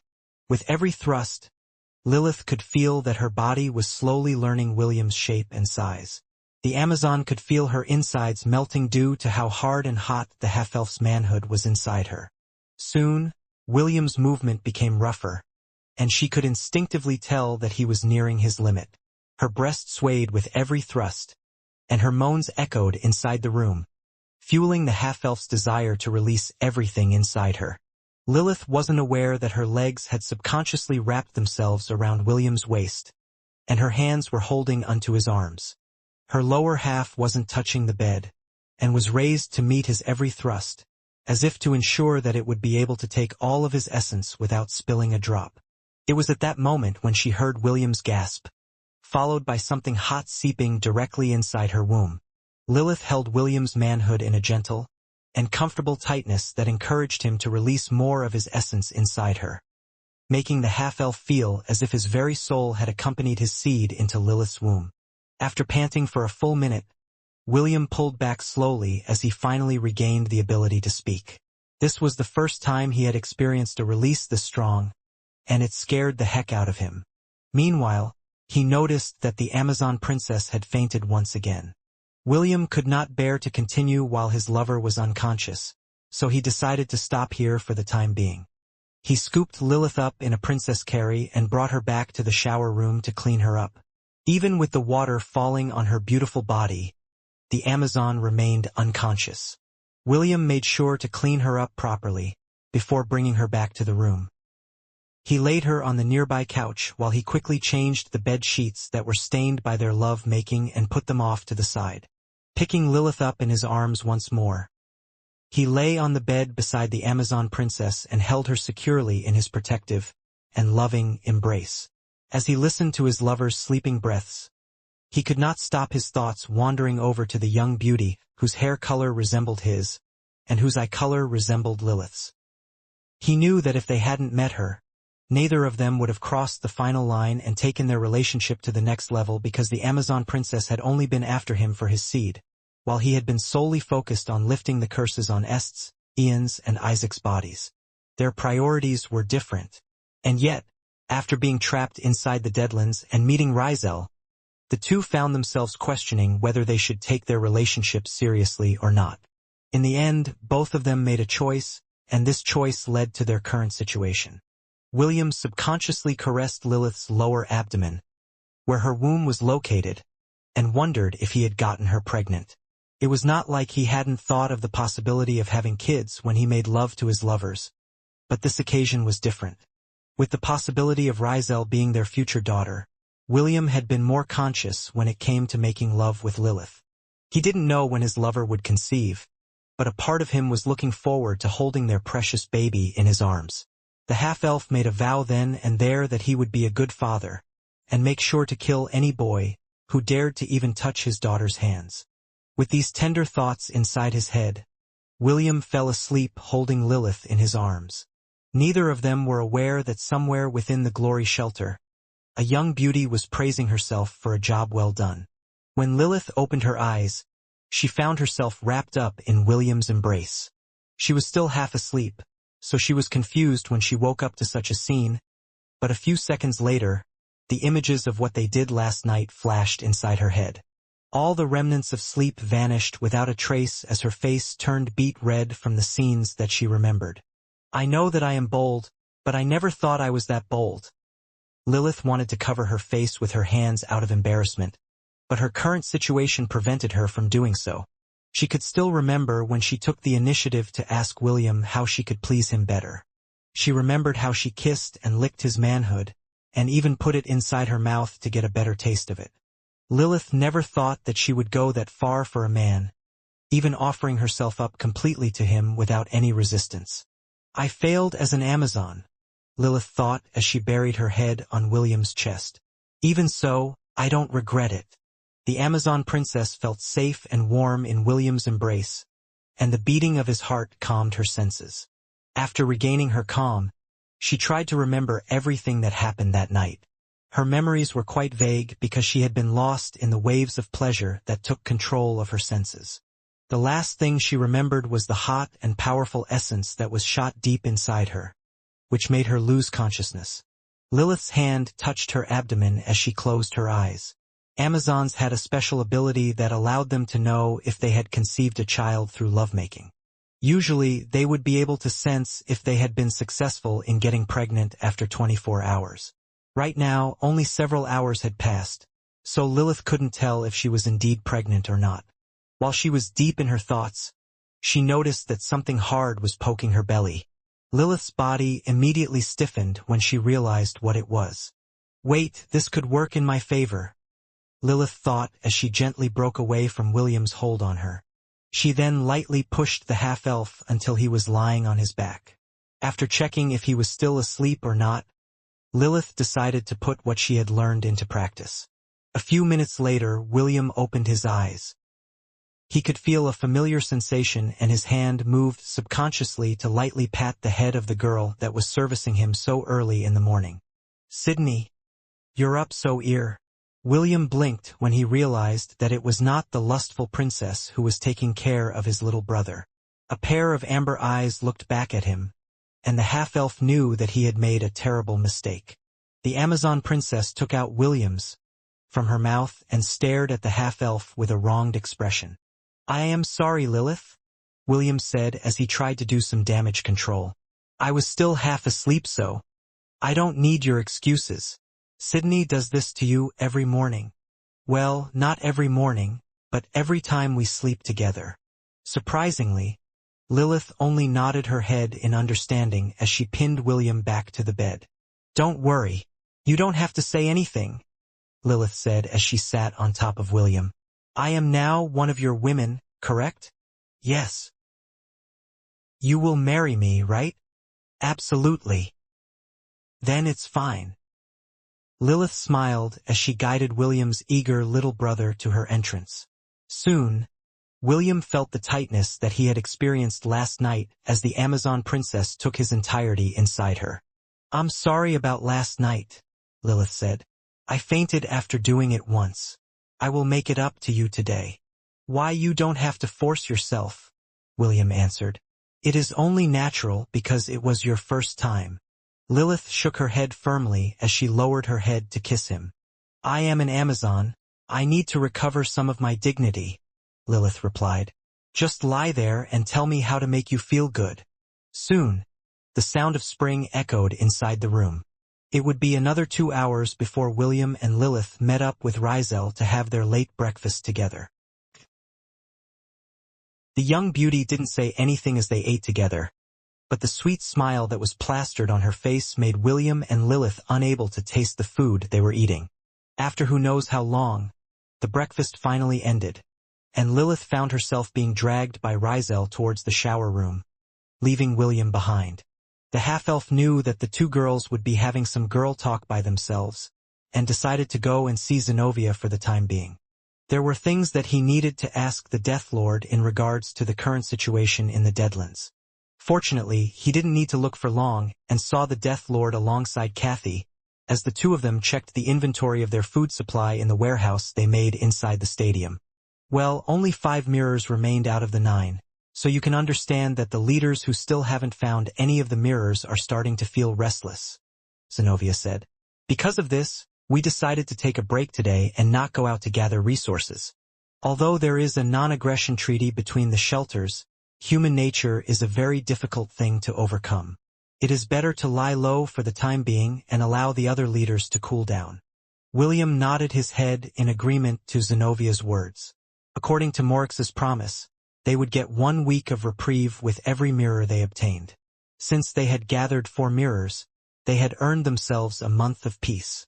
Okay, Kathy, please, tell everyone not to move outside of the shelter for a few days, William stated. This will allow the other leaders to understand that we are not going to compete with them in regards to finding the mirrors. Understood, Kathy replied. We have enough resources to last for a month. Even if we don't scavenge for a week, we will still be fine. A week, Zenobia muttered as she passed a canned drink to William. Well, I guess that is enough time for a honeymoon. Don't you think so as well, Will? The half-elf almost dropped the canned drink in his hand after Zenobia threw a bombshell at him at point-blank range. He didn't know how to answer her inquiry, so he decided to just keep his silence and drink the canned juice that was offered to him. Kathy, who was standing beside the Death Lord, blushed and gave William sidelong glances. On their way to the shower room last night, Kathy and Zenobia passed by the room William and Lilith were in to consummate their love. Since the shelter was mostly quiet during the night, any kind of noise could be easily heard in the quiet hallways. Naturally, since they were unable to use magic to seal the sounds coming from their room, Kathy, Zenobia, and another lady from the shelter heard their passionate lovemaking. They were aware that William had come to this world alongside Lilith, so they had already thought that the two of them were a couple. However, the two newcomers had hit it off with their leader, Rizel, which led them to make the conclusion that a love triangle had been born. Kathy was even tempted to tell William that if he needed one more lady to add to his harem, she would volunteer herself as one. However, her skin wasn't thick enough to do such a thing, so she just kept her silence and watched things unfold from the side. Well, they say that great men have great women supporting them from behind, Zenobia commented. Will, now that you and Lilith are an item, are you perhaps aiming to add Rizel to your harem? This time, William spat out the juice that he was drinking and coughed a few times to clear his throat. That's not going to happen, William replied after he regained his composure. Rizel is like a little sister to me. I do not see her as a love interest. You girls better remember that. Zenobia raised an eyebrow, while Kathy gave the half-elf a doubtful gaze. Everyone in the shelter knew that William, Lilith, and Rizel slept together every night. Even if the half-elf told them that there was nothing going on with him and Rizel, they were not fools who would believe his words so easily. Seeing that their discussion might lead to something unexpected, William decided to leave the warehouse in a hurry to get some fresh air. He had more important things to think of, and had no time to bother with the fantasy of the two ladies, who were currently looking at his retreating back with mischievous smiles on their faces. While William and Lilith were trapped inside the Deadlands, a certain little fairy was making her way towards the seventh sanctum. After resting in the port city of Alabaster for a day, Chloe once again resumed her mission to find William's whereabouts. Holding a small blue jewel in her hand, she arrived in the vicinity of the forbidden ground and activated it. Immediately, she saw several footsteps leading towards the seventh sanctum, which signified that William had indeed entered the forbidden ground. Chloe stored the blue jewel in her storage ring and took out a red jewel in its place. This jewel allowed her to directly communicate with the headmaster of Hestia Academy, Byron. A few seconds later, a projection appeared in front of the little fairy, showing Byron's troubled expression. It seems that your hunch was correct, stingy old man, Chloe reported. Will entered the seventh sanctum. Should I follow him inside? Byron frowned. Now that his suspicion was confirmed, he had no choice but to send Chloe inside the forbidden ground to look for the half-elf who played an important role in the world of Hestia. Go and look for him, Byron ordered. Once you go inside the seventh sanctum, all forms of communication will be lost. You will no longer be able to contact me or anyone in the outside world. You have 1 month to find William. After 1 month, Celeste will forcefully summon you back regardless of whether you have found him or not. Do I make myself clear? Chloe nodded. Don't worry, I will find him without fail. After closing the connection, Chloe immediately entered the seventh sanctum to look for her disciple. Although it didn't show on her face, she was quite worried about William. This was why she agreed to Byron's request to look for his whereabouts. After entering the forbidden ground, Chloe found herself surrounded by dense purple mist. She couldn't see anything in front of her. But the little fairy had encountered similar things when doing missions for the academy. This was why she didn't panic and just continued flying in a straight line. After an hour, Chloe broke through the purple mist. She found herself inside a forest, with trees towering all around her. This should be where Will, Chiffon, and Lilith appeared after entering the seventh sanctum, Chloe muttered as she scanned her surroundings. As someone who had fought many powerful beings who were stronger than her, Chloe's battle sense had reached very high degree. She was capable of discerning if there was something dangerous lurking around her, so there were only a handful of beings in Hestia who could launch a surprise attack against her. Seeing that there was no immediate danger in the vicinity, Chloe took out the blue jewel from her storage ring and activated it. A faint line similar to a passing breeze appeared on her left side. The blue jewel was an artifact that Byron had made to specially track William. After what happened in Antilia Island, the headmaster of Hestia Academy knew that he would need tracking tool to find the half-elf's whereabouts if something similar were to happen again. Byron just didn't expect that the first time his invention was going to be used was to look for the missing half-elf, who had decided to enter the forbidden ground without informing the academy. If he knew what William was up to, he would have definitely rejected his request to leave the academy to go sightseeing. Several hours passed as Chloe followed the faint line that showed the general direction of where William and his group had gone. She had encountered several myriad beasts along the way, but she was too small to be of interest to them. Most of them related Chloe to an insect and paid her no mind. Their only concern was to find sizable prey for them to sink their fangs into. Footsteps. The faint blue line had led Chloe to the traces of William's journey inside the seventh sanctum. They went northwest? Chloe frowned as she flew following the trail of footsteps in front of her. Suddenly, the tracks that William had left behind were buried by the footprints of other monsters. As someone who was also proficient in tracking, Chloe could tell that the number of monsters headed in the same direction as William surpassed 100. The little fairy's expression became grim as she followed the footsteps, while increasing her flight speed.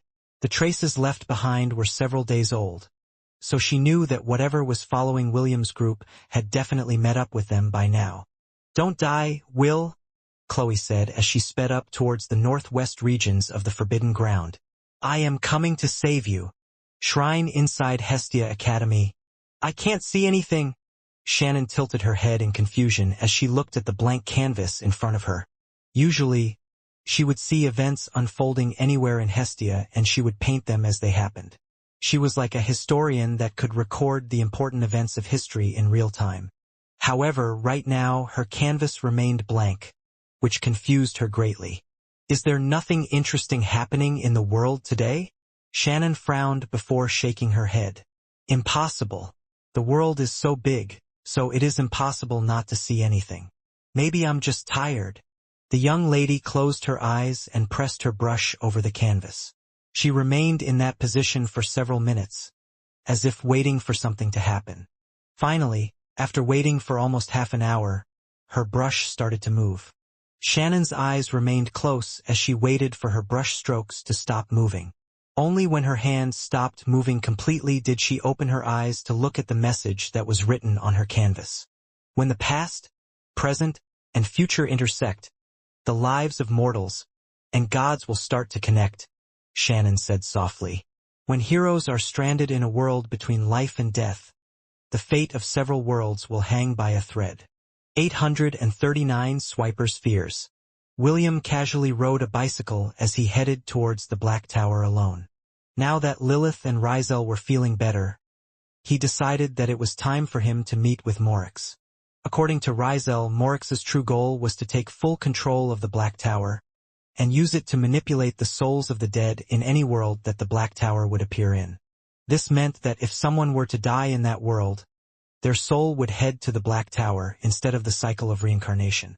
Morix would then gain an unprecedented power that could turn the inhabitants of an entire world into his undead army.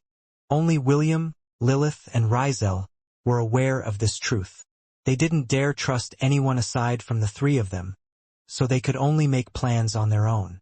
Right now, Morix believed that no one was aware of his plans. This was why he was being generous and merciful to the leaders who had handed the mirrors over to his hands.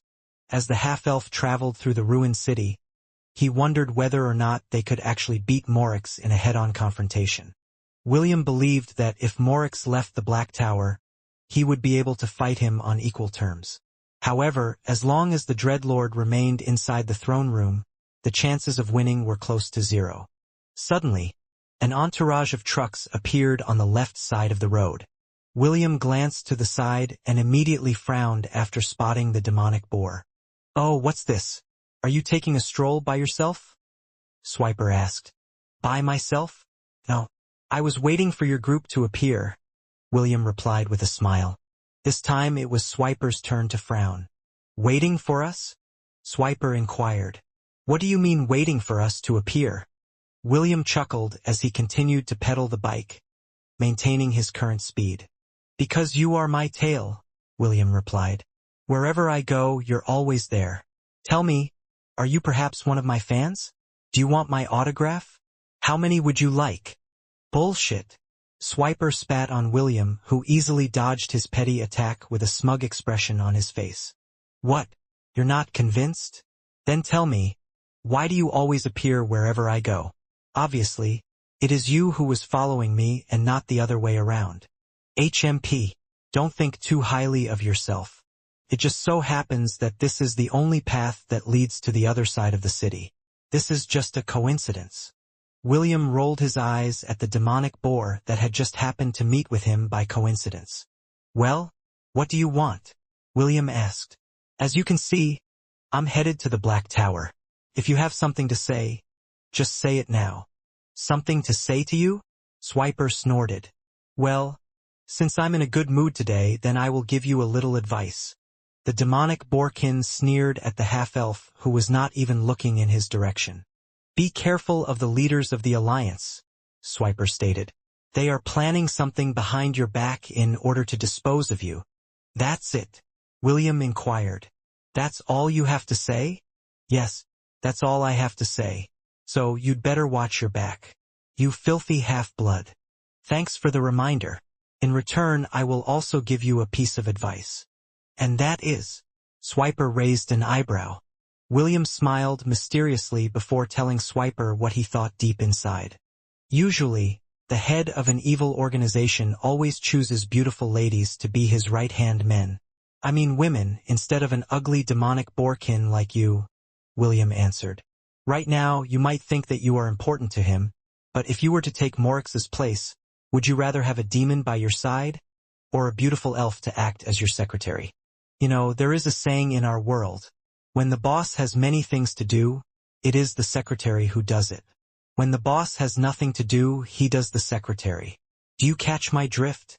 William smirked as he increased his speed and headed to a different street, letting Swiper's entourage continue heading down the street they were on. The demonic boar's face contorted in anger. Although he didn't want to believe William's words, the seed of doubt had already been planted in his mind. And right after he had handed the mirror he had found over to Morix, too. Although Morix had been very courteous and welcoming, Swiper was very sensitive when it came to matters pertaining to his position as one of the Dreadlord's loyal subordinates. He wasn't fooled by Morix's sugary words. Instead, he felt alarmed because he could tell that Morix no longer cared about him.